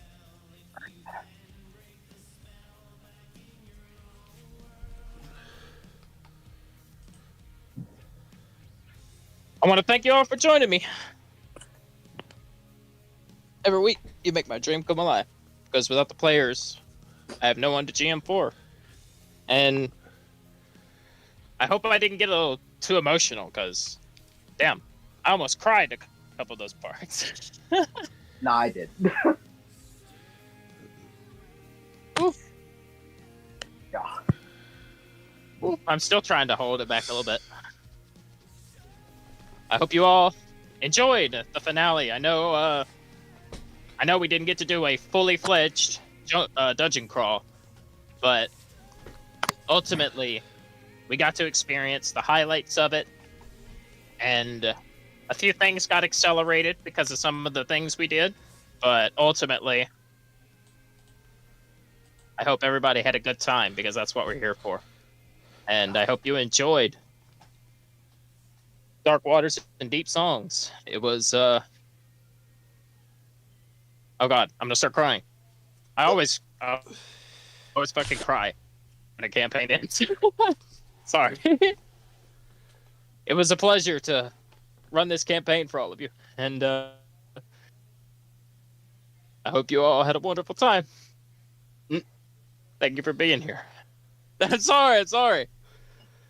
You want to go from top That's to a lot. bottom? Favorite, least favorite?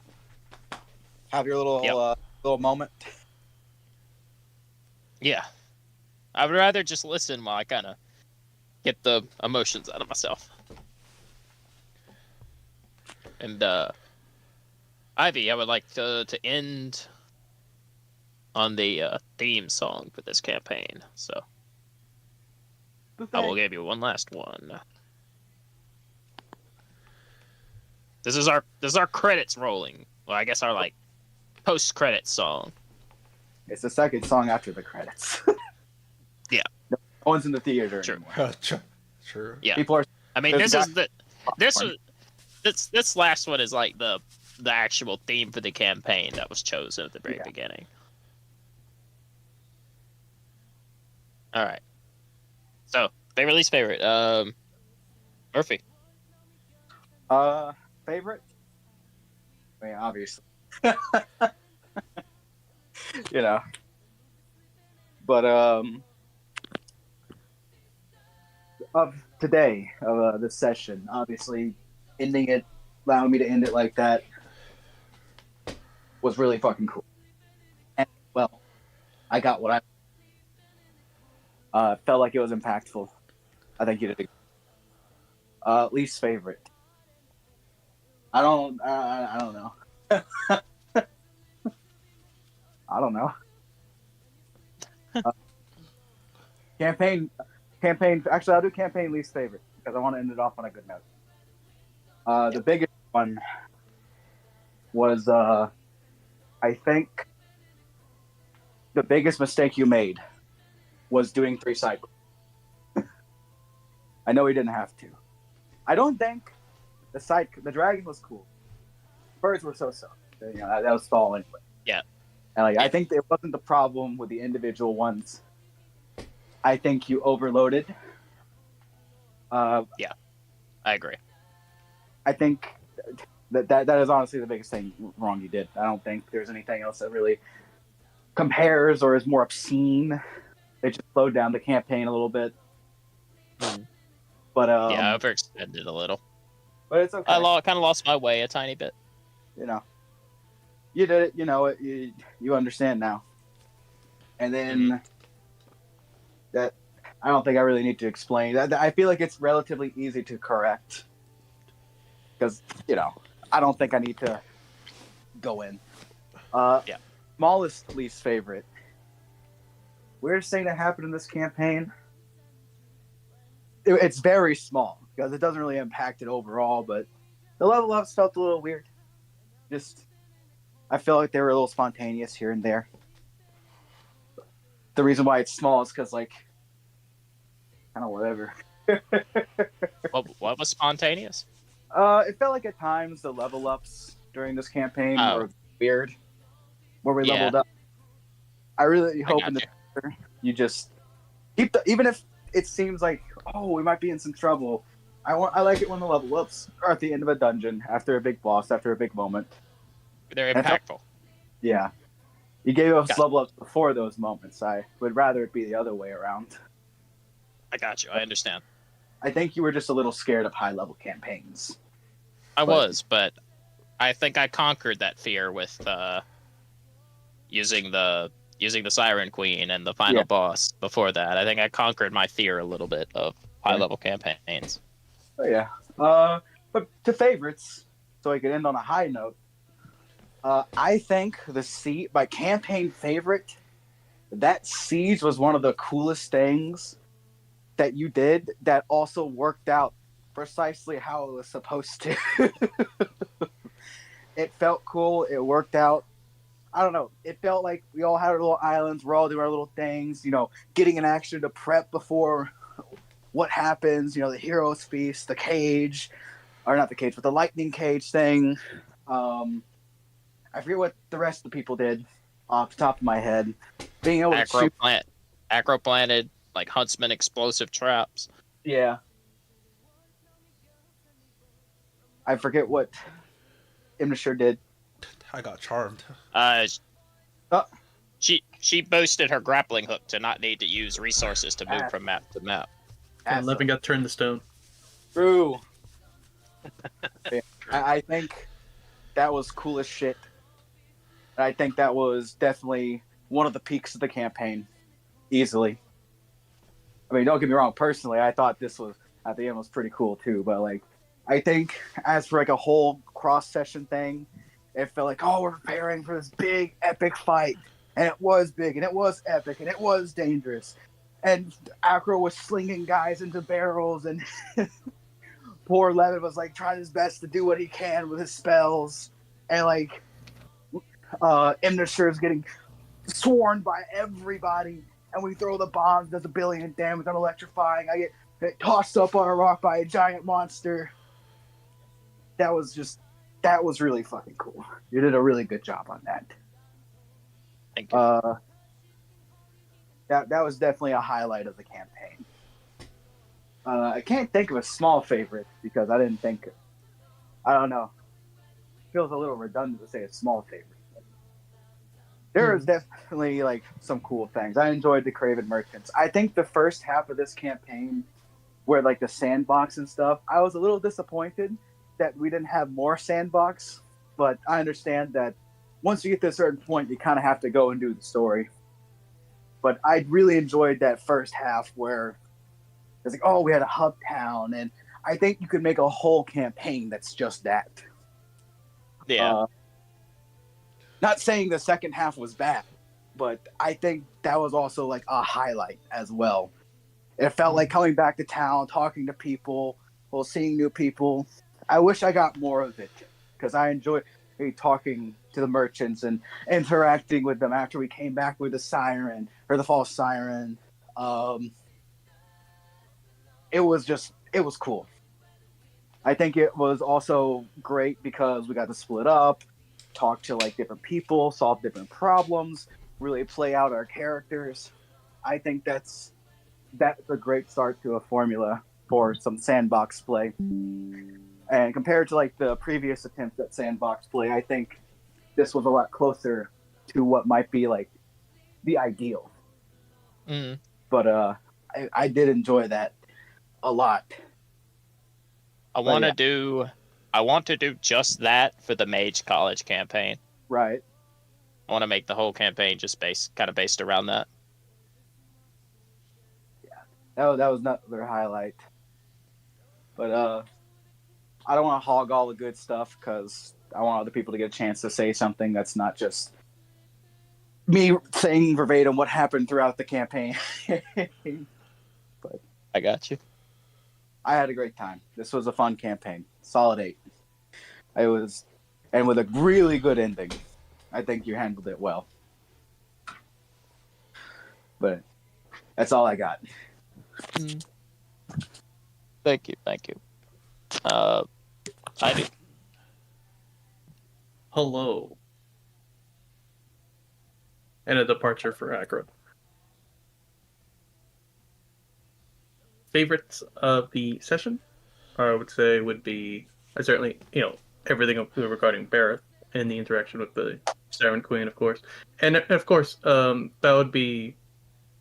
It would be wrong to say that would be a favorite only. It was also, I guess it would be the lead up from Imnazur from the last session to this one, and then finishing off with Barrett. It was nice that they didn't. The two of them didn't feel like they were disjointed. It felt like it flowed when it came to character progression through the Siren, and then fucking Levin getting chased throughout the fucking place.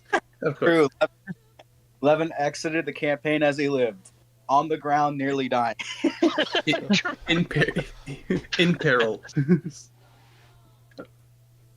Honestly, half surprised he didn't end up in the campaign just being fucking insane, or at least somewhat. I do have a question about what coming back to the material with that much written knowledge does, but I'll wait till it's my turn. Like the rest of you see those flying monkeys too,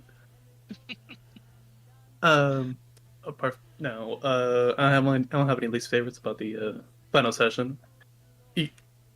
One can go on and on about I love to interact with all the characters at the coming back from the abyss, but it's the end of the session, the campaign, and it'll feel super super what's the word? Not rushed, but it's kind of implied that the epilogue would be doing all of that, and actually doing it would be detrimental, I think. So I think it was fine how it closed off. When it comes to campaign favorites, Barrett already said parts about the siege, which is true. I will say there was a lot of.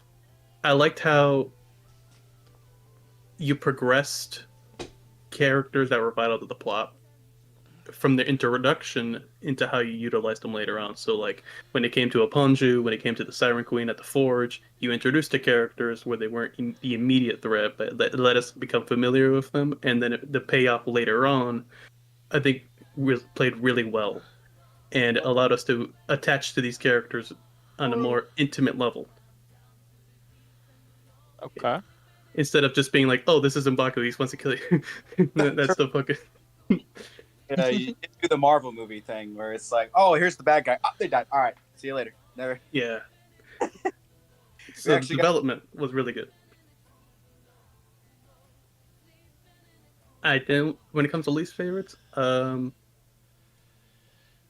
can't say there was any in particular that I can think of off top. Any sort of slights would just be things like the dumb things the party did, like just thrusting ourselves into the abyss without really knowing we did and such. I mean, it was an accident. So it was like, oh, we fell into the abyss, and then we kind of we went past the point of no return without knowing we did, or at least without knowing the consequences of what we did. Which was, to be fair, we were poking in the lion's den. Chances of getting mauled are pretty fucking high, so kind of the party decision thing. So it's not really something wrong on your end, but like I guess I was just disappointed that some of those threads were just kind of left loose. That's all. Yeah, I got you. It was the question for you. Is the mansion owner also gone, or is he just kind of there? The keeper. The keeper worked for Darova. No, I mean, like, was he like? Did he get sucked in with the mansion, or is he just standing there like my mansion? No, he left as soon as Darova had no more ties to the mansion. When you cast him in, and the mansion's dark secrets and powers became revealed, he skedaddled and left. Okay. So he's still out there. Basically, as soon as you discovered the secret room, he kind of took a hike and would come back later. So he probably will return to the town, but it will be after a few weeks. And then he'll discover that the mansion is just completely gone now.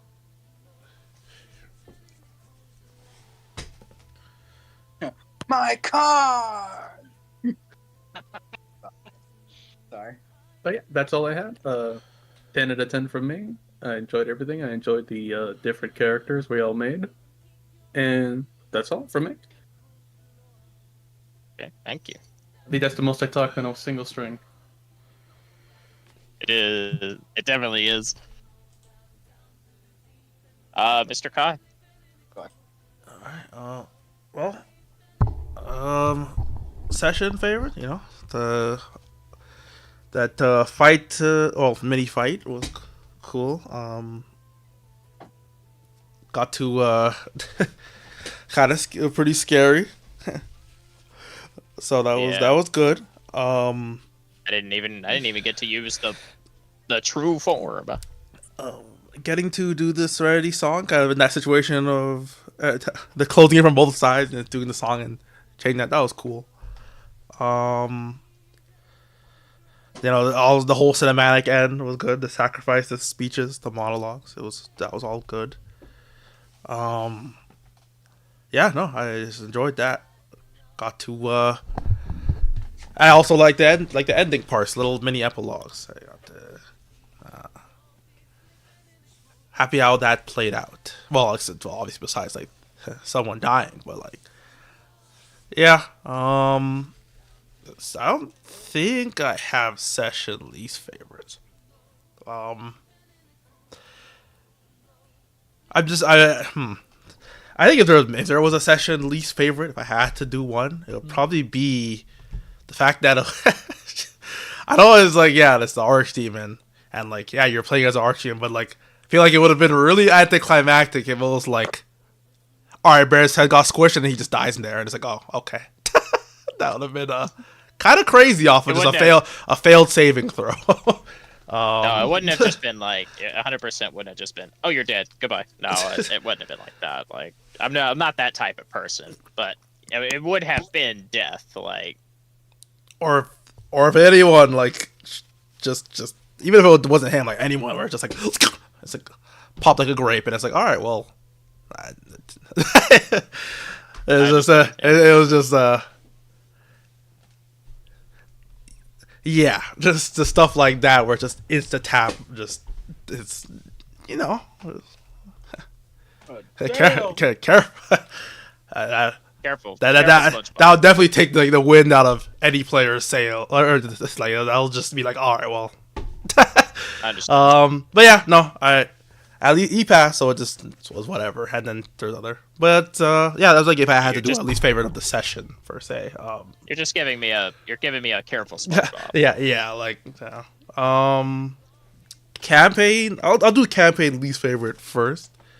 It's not really like I don't know if it's really called a least. I don't know. It's more of like I guess for the setting of the Abyss, it felt like it was a bit of a roller coaster of I guess threatening.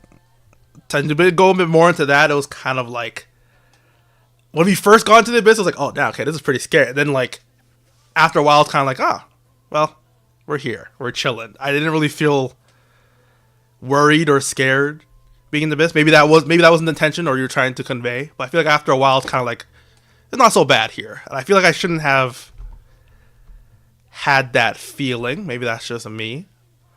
But then there was that was but there were parts where like the fear came back up and it's like, oh damn, okay, it's pretty kind of crazy down here. But then it would go back down again. I'm like, oh, all right. I don't know. It was yeah. That was not my intention, but I think a lot of that stems from my fear of high level combat, and it took me way too long to kind of rein that in and get a hold of it and find a place that I was happy with. So I'm hoping next time when I run the Abyss to be a part of a campaign in some degree, it will be better, because I think I've kind of conquered my fear of high level combat a little bit. Still getting there, but I think it's better, and hopefully the campaigns in the future will be better for that as well. True. But also like I kind of relate because I'm kind of doing the same thing. So yeah, you and I are both running through the same experience. But I don't think I have any other. I'm trying to think of any other campaign least. Well, not really least favorite or favorite. I guess maybe as a favorite. I did also like the beginning part a bit more than the later half as well. Like, the hub town and everything. I'm not gonna go in because he already covered that. Don't have to go too crazy. Yeah. A bit. I guess a little more of a smaller one. A little bit sad that I got my thing toward then. I know you always said that was supposed to be planned for like the last one, but kind of sad that it was like the session before the last. But at least I got to do some stuff for it, so that's fine. Didn't get to do absolutely nothing, and yeah. I've kind of my mentality has kind of switched for Turning Points to be less about the things that you get from them and more about the moments themselves. I'm still trying to find a right balance, but that was kind of the intent for having them to happen so late, was to make the moments be more impactful rather than the stuff you get out of it. But still testing some stuff. No, don't. I think other than those two, I don't think I have any other. I think these favorites would be more on my like for myself, as in like I don't think I got to play him this year, or maybe RP or play. Maybe not play. I think I got to mechanically. I actually did Division. I feel like RPing. I feel like I maybe toward the end. But I think maybe the middle half. I didn't really feel like I got to really. Sure. That's for me, RPing wise. That's just kind of like okay. I wish I did better. I wish I did better on my end RPing her, because after I got into the Abyss, I feel like I didn't really could have captured her better on my from my end. That's about it though. I guess other campaign favorites. Well, yeah, the wrap-up was good. Just overall wrap-up leading up to it was good. I like the design of Arathmir's throat, just the dungeon design. We didn't get to see all of it. There's probably a lot more that we could have interacted with, but from what we saw... You guys want... Here, I'll bring the stream back up and just kind of zoom out and leave the zoomed-out version for you guys just to look at. But yeah, just the design of it otherwise was good. From little we saw, little into the eggs and... the little tentacles. It was pretty good. I think that's about it though. I don't think I have anything else. I hope my descriptions were good. I really tried to be very verbose this session. True. I think you're pretty good. There we go. There's the entirety of Arathmir's throat for all of you that want to look at it on the stream. But it is pretty much completely hand drawn. I freehand drew most of it. Well, damn. Okay, we didn't much. That whole last section to the left. Yeah. Half. We really did like the whole left half. We didn't touch. But... Here, I'll zoom in on that. Show you guys that there is a katana there. Well, that is. It is what it is. It's the katana killing the Raven Queen, or the Siren Queen. It is a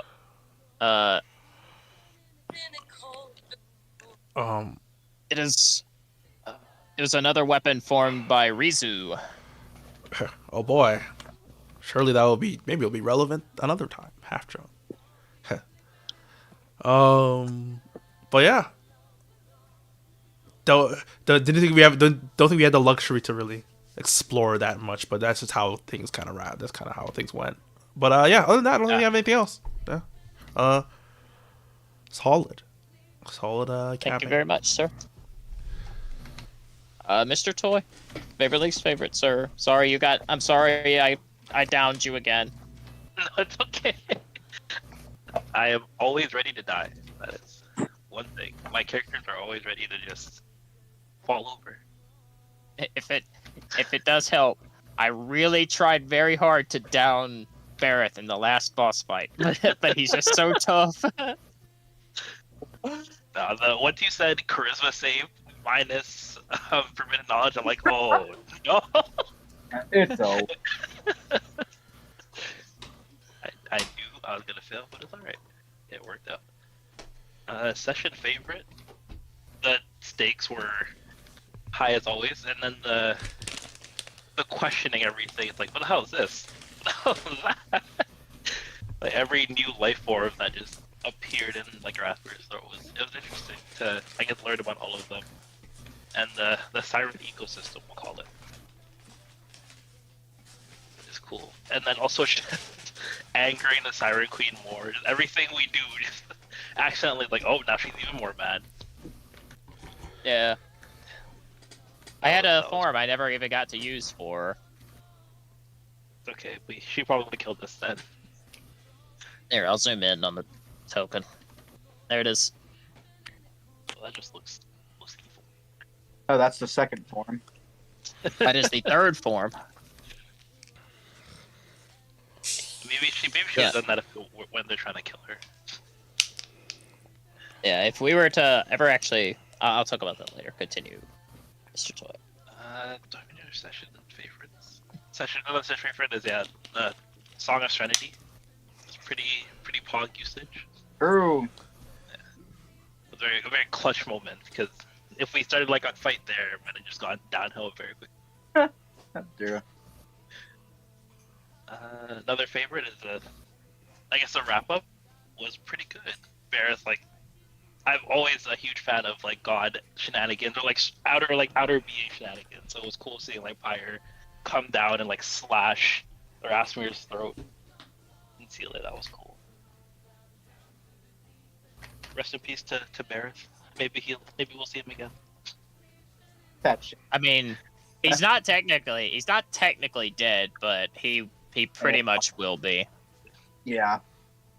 I don't think. Even if I wanted to bring him back. Yeah. Yeah. Pretty done. So maybe after X amount of years, you guys can be friends. Yeah, maybe in our like the 30-year anniversary campaign when like 500 passed. Like, Honestly, I think the only person who could save him is Akron. you know what? That's what Theodore will be playing. He'll be in that. the 10-year callback. No session least favorites. It's a good session. It's one of our, I guess, overall better finales. I think I actually enjoyed it more that the fight wasn't at the end. If that makes sense. Like the fight, like the major fight being the second last session, I think I enjoyed that more than having our major fight be in the last session. True, because you do like a big ass fight, and then it's like, all right, time to do the wrap up, and you're already exhausted. Yeah, exactly, because the combat lasts like 3 hours, and then you have another X for wrap up. So I think this was better overall, in my opinion. Campaign favorite. We cast a spell magic on the door. Oh my God. 5 minutes. True. That lives rent free in my head because that was such a good moment. Music stops. All right, give me 5 minutes. Like damn. That was good stuff. That was the Murphy special. He told me to do that. It's better to collect your thoughts and take a few minutes. If shit goes left, like, oh, you weren't supposed to do that, but I guess we're doing it now. Another favorite is I enjoyed the. I look forward to exploring a hub a bit more because we got to try with some of it, but not all of it. Like, go ahead. I will say next campaign we'll be doing Ink and Easel, and that will have a hub. I don't think John will be coming back for it. That's sad. Oh no. So I think Red is pretty sure Red is still game. I'm like 95% sure Red still wants to play that campaign. So I want so yeah, we're gonna continue on probably without John when we come back. I'll ask him one last time once we're done with Perfect Draw, but I'm not too confident he'll say yes because I don't know. He just seems busy. So Damn. yeah, we'll probably just continue on. We'll do Ink and Easel, and that will also have a hub. I think my one campaign least favorite is, although it was cool when the Spirit in My Head came out and like had reactions to things, but also I wanted to, I guess, see more of him or do more with him. Yeah, But also there I'm was sorry. so much going on that it's like I understand that there wasn't really time. There's a lot yeah, of things. I understand. I understand completely. That is 100% valid. I ended up taking too much on my plate, and if I could go back, I would do what I did for you a little bit differently. I am sorry, but know that I will give Levin the chance to come back in either another campaign or in Starfinder, if you want to bring him back for Starfinder. And the voice will make a return. But honestly, it was still worth it because the benefits that I got were incredibly useful through every combat encounter. It was incredibly useful to have the two forms. So It was like the two form thing, right? yeah, I was Yeah. having these two constellations at once. Yeah, no, Incredibly that's so. useful. By the way, you don't want to know one of my least favorites for this campaign? You never even used the cloak I gave you. Wait, you Never. Yeah, exactly. Okay, so like the cloak, I gave you a cloak where like if you ever had to make a save and you failed it, as a reaction, you could pass it instead on a concentration. Yeah, but I never failed my concentration saves. You never did. Well, Warcaster and Dragon Form just made it kind of.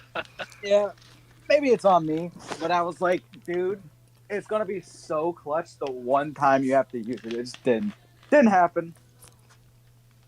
I Damn, forgot I had that. But, Damn, it has 4 days left on it technically. Alright, But maybe something will come up while I'm walking. Or you burned it during the thing, one or the other. So, because technically my items, upon death, last for an amount of days equal to my int mod. So, Fair. anyway, No, that was my only campaign least favorite. It wasn't even really like the least favorite because I understand. Gotcha. DM. All right. Session favorite. I enjoyed. Session. I'll start with my session least favorite. I wish we could have done a little bit more with the dungeon and had something more along the lines of a legitimate dungeon crawl, but we just didn't have the time for it. And ultimately, sacrifices had to be made, but I hate that because I put a lot of work into a Rathmir's Throat, and a lot of those encounters and stuff were meant to be a little bit more detailed with some more depth and intrigue to them, and stuff was supposed to happen that would split you up, but ultimately I had to cut a lot of that down, and some of it just removed completely because we just did not have the time if I wanted to do some stuff with the Siren Queen and have a really fitting finale. So I'm glad I made the sacrifices that I made, but also I am disappointed that I had to make them. Favorite, I really like the design of a Rathmir's Throat. I'm glad Black Kai enjoyed the look of it as well, because I freehand drew it. It's meant to... I was telling Murphy about it in voice call. It's meant to kind of represent the chaotic nature of the Abyss, how the the depths of the archdemon's lairs are made up of fragments of other places. So the more uniform segments that are squared off and things like that are meant to represent pieces of the material that have kind of bled in and merged with the abyss in a single entity. And the more free-handed areas, the ones that I drew completely by hand with no lining tools, are meant to represent the chaotic nature of the abyss and how it bends and shifts in unseen directions and how it has no order. And there's a lot of different references to different parts of the next continent, with some pieces of its culture and the Vikings, and how the architecture is different in different areas. Yeah, I think Arathmir's Throat is probably my favorite dungeon I've ever drawn. I put a lot of heart and a lot of soul and a lot of work into that.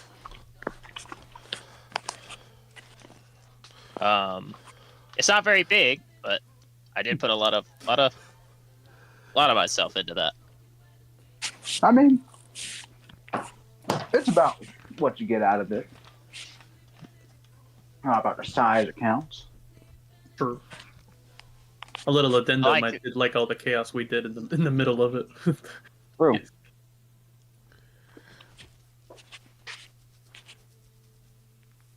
I really like the Siren Queen's throne room.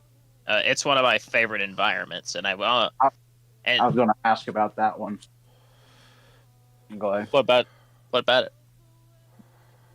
We didn't go there. What's there?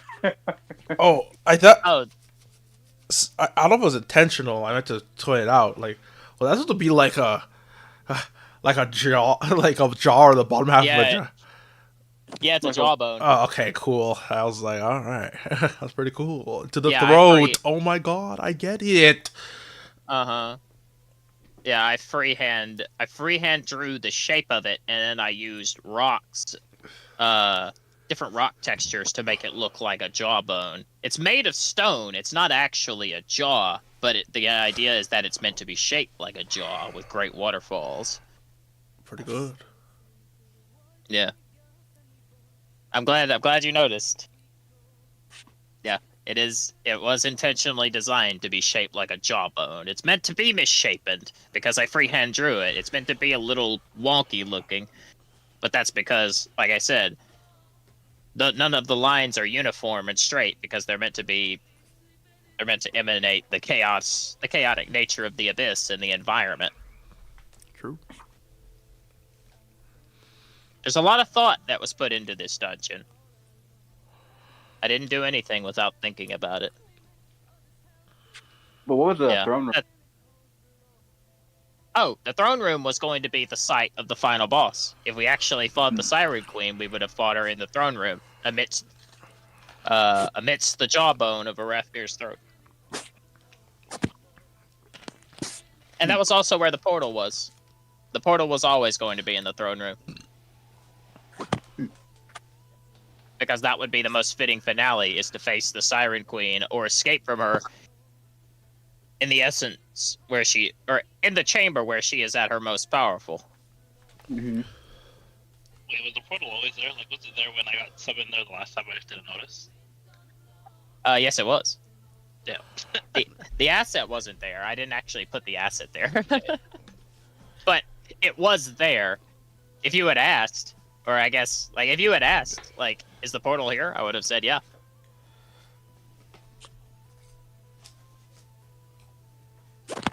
What's that little bit to the left? A little bit. Like, I don't know if the stream's updating or not, but to the left, that little reddish looking room. Oh, It's everything I own.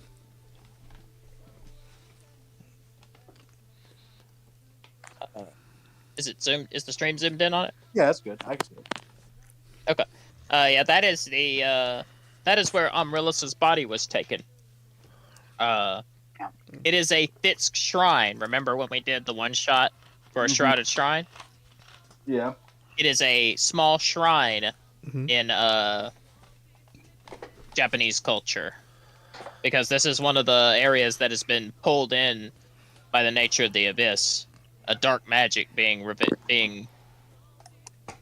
the abyss's influence being set into the shrine, pulled it in, and it became a part of Arathmir's throat. I was just wondering. Yeah. Was It's anything just there? Besides, obviously, Yeah. like, damn, that's where she is. it was a reference. It was a little reference to a Thitsk and a Shrouded Shrine. It's not the same place, but it was just a little nod to that culture and that one shot. Makes sense. Damn.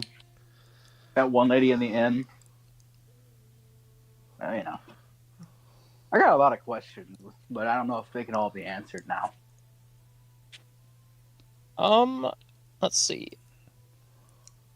Campaign favorite. I'll do campaign least favorite. My campaign least favorite. I do feel like this campaign was a little disjointed at times, mostly because of my own struggles with balancing high level and the differences in my head for the Abyss versus what I was actually able to deliver. I do believe I was able to deliver at some points, but also I believe I wasn't able to deliver my vision at a lot of points. And this is something Kai and I have talked about. Brewing. Because he's had kind of the same thoughts about hell. So I mean, Go ahead. I've been struggling with my thoughts about, you know, the way I want to portray the Abyss versus the way I actually going about doing it, and that's always led to a bit of conflict of interest in me. And this campaign has been very much a struggle with. A lot of the times I was probably a bit demotivated and a bit down on myself this campaign was because my struggles with myself and figuring out what I wanted and how I wanted to portray my ideas, and some of them just not meeting up to the fruition that I really wanted. What I feel is a good standard I like to set for myself. And whenever something like that happens, it really fucks me up, and I suffer a very crippling bout of depression usually, where it's like I don't have clinical depression, but when I fuck something up or I feel like I don't meet some standards I set for myself, it really just destroys me. I mean, it's for a like a good week. very human thing to want to create something artistically and not achieve necessarily what you want. But the reality is you have to conform to the medium. And ultimately you're creating something different from what we experience. I think it's important to accept that sometimes sacrifices have to be made. You won't always reach. But it's part of the process. I mean, it's part of just art as a culture. Struggling with identity and your perception of it.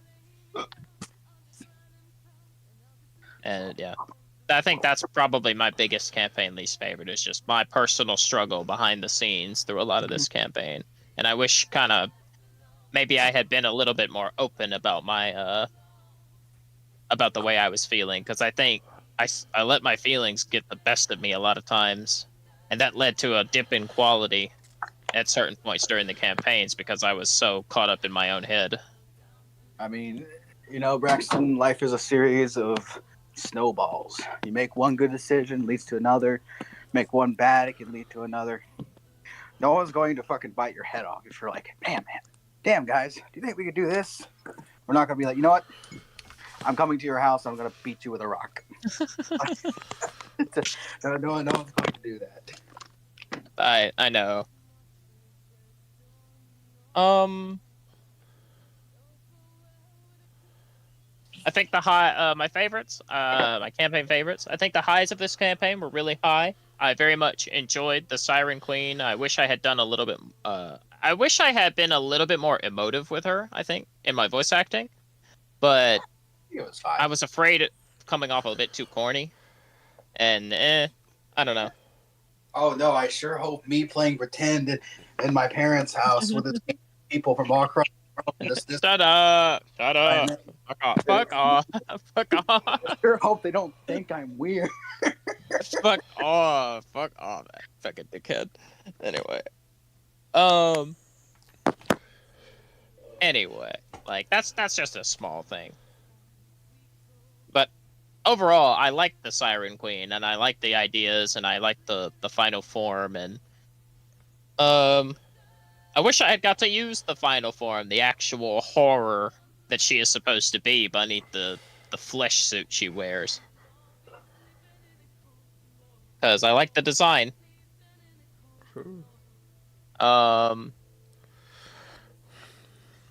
But yeah, I like the Siren Queen as a character, and I'm glad I didn't expand too much into her lore, because that's not what this campaign was meant to be. It's not meant to be a deep dive into her psychology and why she is the way she is.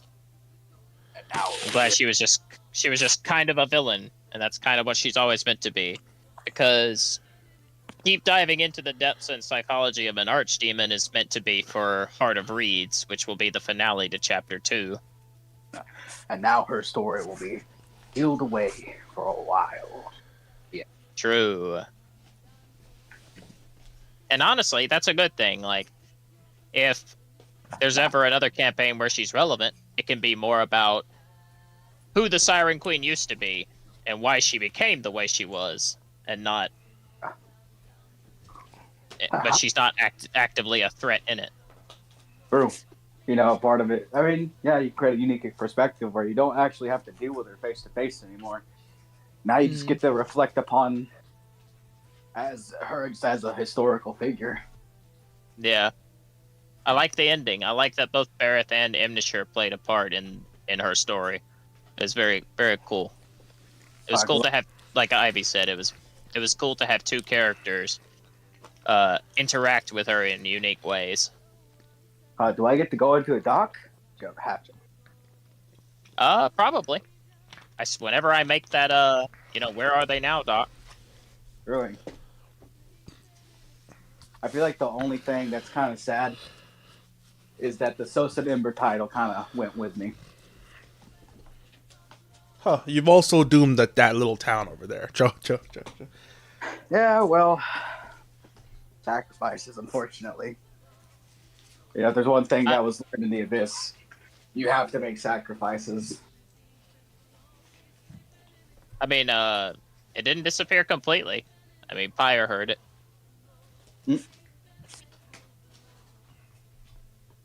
True. So that legacy still exists. The devils do not so easily cast aside those that do the same thing that they did. You know what's funny? I didn't even know if Pyre did that. Yeah, the story of the devils is that all of them were forced into it. Well, some willingly. I'm sorry. No, I knew like the greater thing. Oh yeah. I thought like Pyre specifically had like a greater part. But Pyre was one of the he was one of the willing who gave themselves to close the abyss. So yeah, he heard that call and he was ready to answer. Yeah. 10,000%, huh? I don't think I put it in the doc. Of course, I do want to do a rewrite of the devils, but I didn't put it in the doc that he did it willingly. But that was always the intention. That's why he became the Forge Master, was because he was willing to give his body and his life. But yeah, you touched a part of him.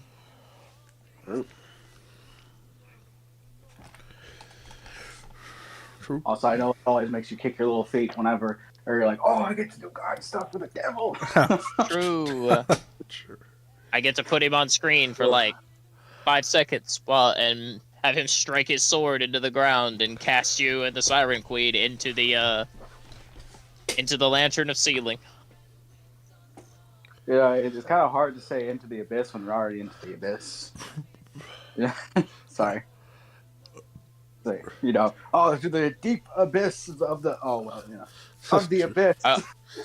I mean, he cast you into what is what is, I guess, as close to the bottom of the abyss as you can get through the very earth itself at the end.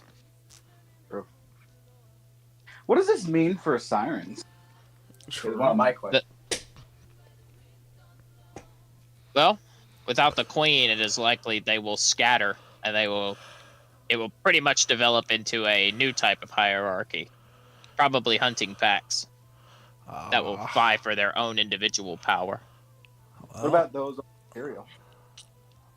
Those in the material will be left leaderless without the mother, so their purpose will be very vacant, and they'll have to find new purpose. Oh boy, ecosystem flipping. Just true. At least, for better or for worse, they get to choose their own destiny now. True. It is very likely that in future campaigns, sirens might prop up as an enemy, just in the world. I wonder if I wonder do this. Am I like partly to blame for the mother's stealing? Maybe a tiny bit. Okay. Does all the sirens just hate me? That one sister now. You were but also without the queen's influence, it will over all of them. It will be easier for some of them to be able to find a purpose on their own and to be able to forge a new identity and a new life. True. So they are doc now. Yeah, I do have to update the doc. They're actually a much more sensible race now to have in D&D. You guys technically unlocked like them as like an actual official race where they're like they can be different types of alignment. True. Very good. I'm glad. I know. Mostly it was mostly Barrett. I'm glad I at least got to play a little part in that. We have influenced your world. True. Well, more or less permanently. Acro's ending is just learning how to kill every single one of them. True. The greatest hunt. I don't know if that's the greatest hunt. I mean, it will be useful knowledge. It was a pretty good hunt for Acro, to be fair. Oh, I just mean like like afterwards, like hunting just sirens. Like Acro just like going back to hunting animals, like kind of boring. I mean, you'll learn a lot more than just that from the Craven Merchants. I just had to try to wrap it up. I just find it funny. You have one hand's freeing them, the other hand's, oh yeah, I'm just gonna go. I picture just Acro just being just after getting like it's like super dosed on like Hunter Adderall. Just all right, you're in the abyss. Everything's dangerous. Kill everything. Kill a dragon and fight the Siren Queen. And it's like you go back to like your old like Hunter normal shit. Is like I'm bored. Is there gonna be another? Is it gonna be a thing for Kelpies, or am I still just technically a Siren TM? I don't know if I'll make Kelpies a unique race. Maybe I will. Maybe. I mean, considering the influence is kind of messed up now, I imagine it's probably a lot easier to become both a mermaid, Kelpie, or otherwise. I might add mermaids and Kelpies to the Siren dock instead, Kai. That might be what I do. Well done. That's probably what I'll do. Is just update that dock, make some changes, add some stuff to it, rather than make a whole new race. I gotta update my races anyway for D&D 2024, so.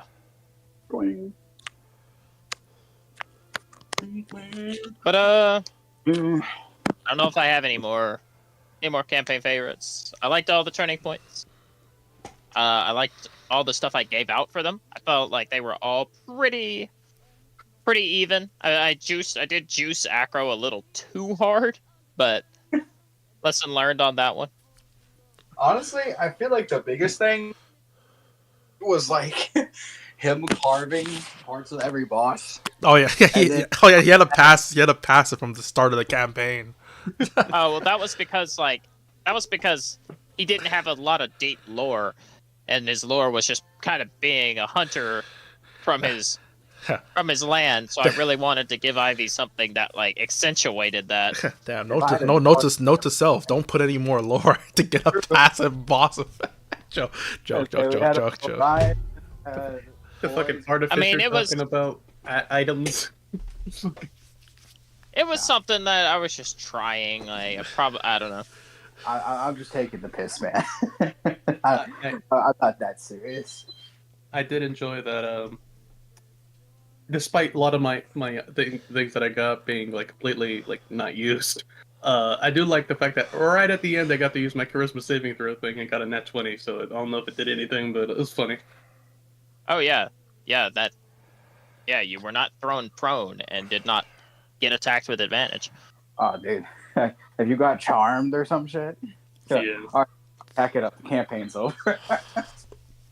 Acro actually about to mop all of us. How about If I didn't get down, there would have been a whirlwind in the middle of the room. I mean, I was across the map in half a second, so yeah. Realistically, it would have only been Bareth, because everyone else would Fucking man, just like, oh, damn. But I yeah. don't really have too much else. What was the reaction for the lantern?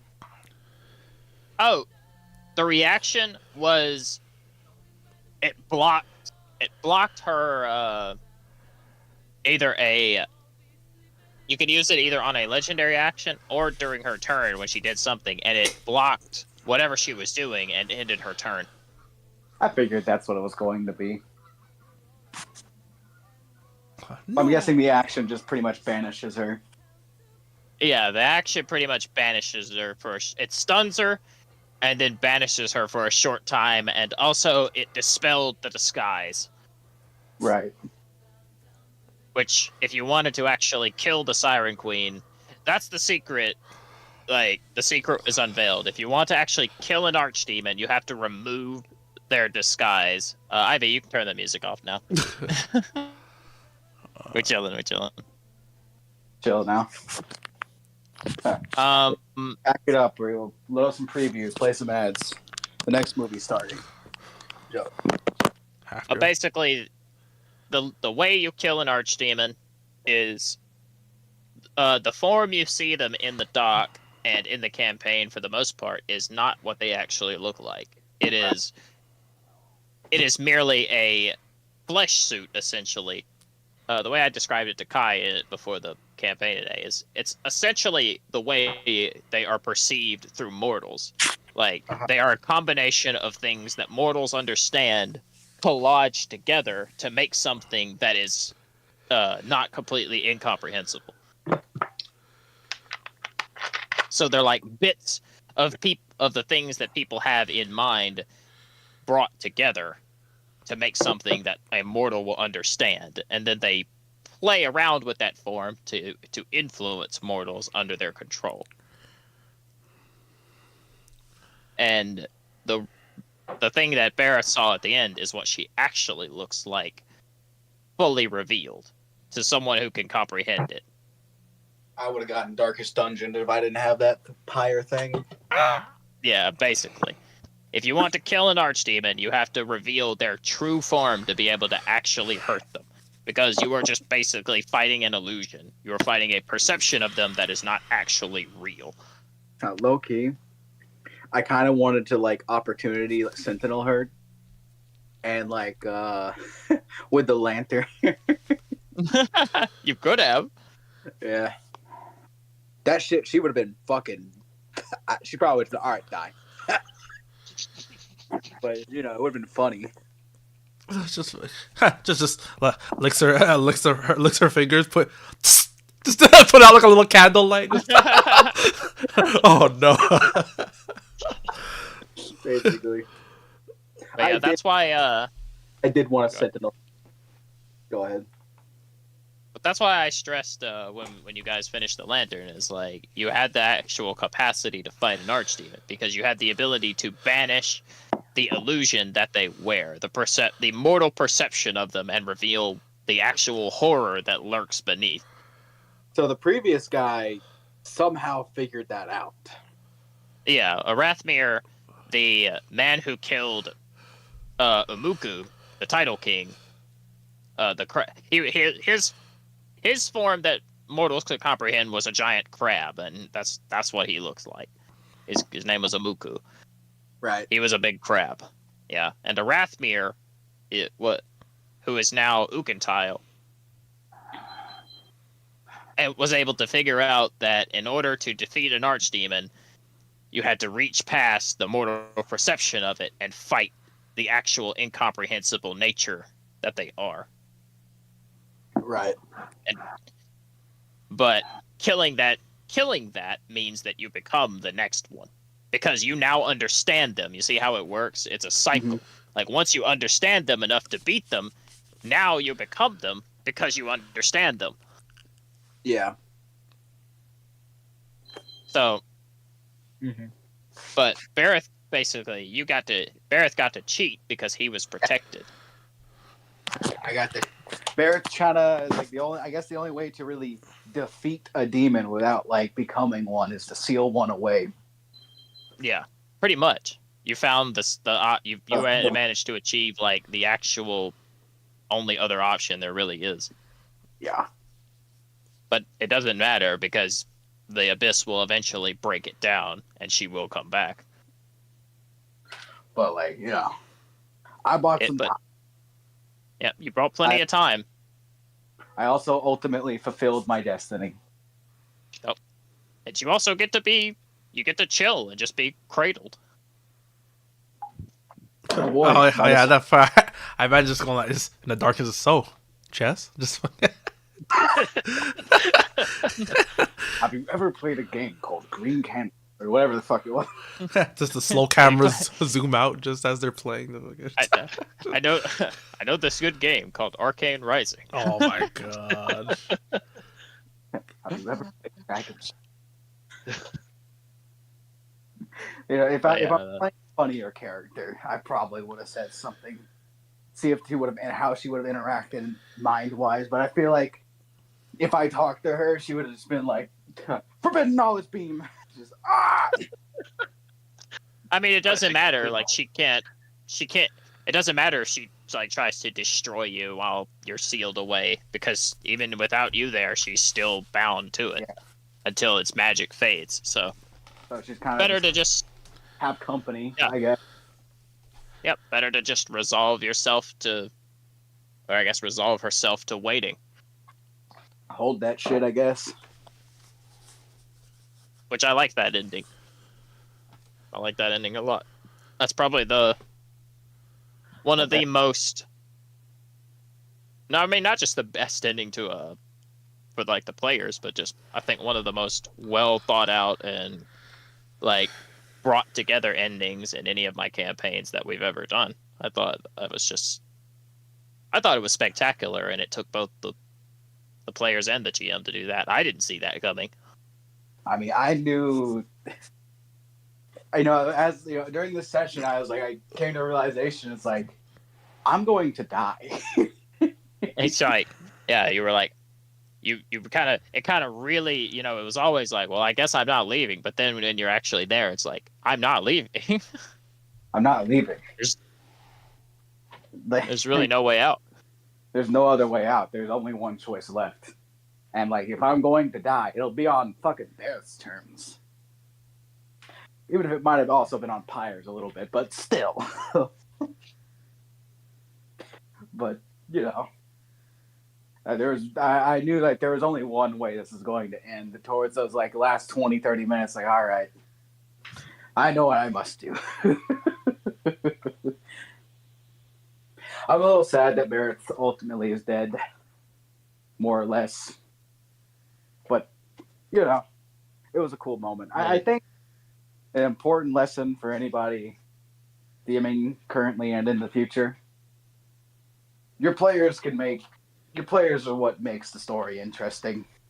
You can write a story on a page and it can be fine, but always make moments for your players to interact with your story. Could a wish spell bring back Barrett? Theoretically.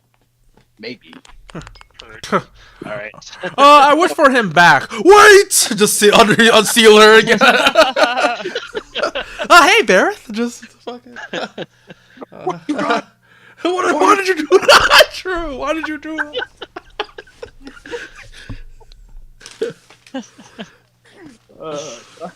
Just a fucking Kratos, like, out of nowhere. What have you done? Why did you do that? Kaiser's said that a few times. Man, God of War's so fucking good. But I mean, I don't. I'm pretty sure part of my soul is in that box, so I'm pretty sure if you do that, you kind of unbind the queen, and also True. you'll almost definitely kill me. Like, I'm pretty sure. I don't have a body anymore. I can just use True Resurrection. It'll still unbind the queen, but I can get you a new body. Not in the It's not just the queen you have to worry about. You would inadvertently be breaking it. Well, it would not be Barrett that faces that punishment, but it would be Pyre who would be very upset. Pyre just also wouldn't be stand. I didn't do anything. Also, to be fair, with True Resurrection, I'm pretty sure I have to want to come back. No, it's like his spirit, like his fucking spirit just appears. Like it's like no, and it fades away. Oh my god! I gotta try it. Gotta ring again and get the materials back up and ring again. That diamond worth 25,000 gold. Like, hang on, let me go fetch another diamond. With Resurrection, the only Resurrection spell where you can't say no is Revivify. Every other Resurrection spell, the person you bring back has to be willing. They get so, you know, I do at least get to say no. You get to choose. Sorry, fair enough. Which I would probably say no, because obviously. But yeah, I guess the wish spell. I don't know. I feel like the wish spell. Low-key, we play one level 20 campaign. We use the spell wish. It's like, all right, guys, we're back to levels 3 to 5 now. For the next, I'm not doing that one again for a while. Because low-key, the wish spell is no joke. If you're using like it's one thing to use like another different spell, like the little 8 through 1st or whatever. But I know the second you're like, I want to cast like a wish. I know Braxton's gonna be like, come to me for the private DM channel.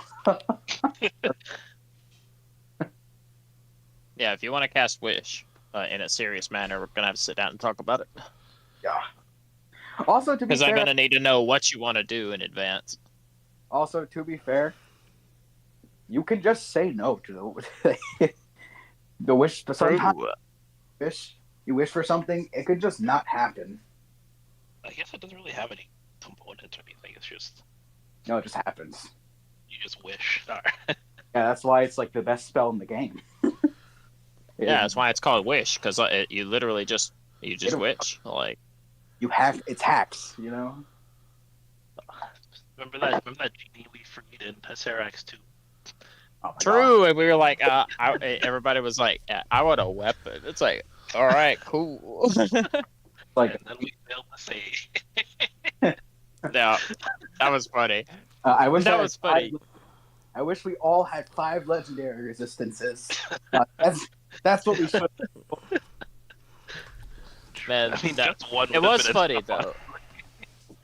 That was- Yeah, it was funny though at the end of that when I was like, we could have just wished a Serac to be destroyed. It's like, yeah, you could have just said that. Okay, to be fair though, if like we fucked up and the genie was like one of ass cracks fucking wily tricks, we would have just been like, oh damn. No, it's funny because the actual module for Tomb of Horrors just says No. it's a genie that gives you 3 wishes. Oh, it's a real genie. Yeah, it's a real genie. It's Like real. it's not no tricks, No games. Man, which is so fucking stupid. And why the Tomb of Horrors is just amazing. it's so funny. It's like, what if we put like a real? Because like they put it near the end too, where it's like, No one's gonna believe it. right? No one's going. They're They like, did a trick here. oh. Like, it is funny though. Like, no, you could just. I wish we won the campaign. You did it. Good job. I wish we left the tomb of Sarek dead and we got all the treasures. Your soul's mine now. Got him. Actually, but you know. I mean, you already said that if we wished for Serac to be dead, we would have been bound as like slaves to that genie. Yeah, servants to the genie, something like that. I would have done a little bit of trickery because like I would have done a little. I don't remember what exactly I would have done. I don't think it would have been that drastic, but I did do a little bit of trickery with that genie because that was like the only thing I didn't run straight from the book because like 3 genies genies are not just they don't just especially D&D fucking ass gens don't just pop out and just like thank you, here's 3 wishes. They're just not like that. That's not how they wrote them in the lore. Like Wizards is like, no, they're assholes. Okay, to be fair, the old wish spell was like very much encouraging that wishes have to be worded like very well, and were intended for the GM to like fuck the players Monkey's on paw. it. Yeah, monkey paw it. A newer, greater lich called Asarakarak comes in and kills Asarak. A Sararak. Yeah, Sararak, who's even stronger. And eviler.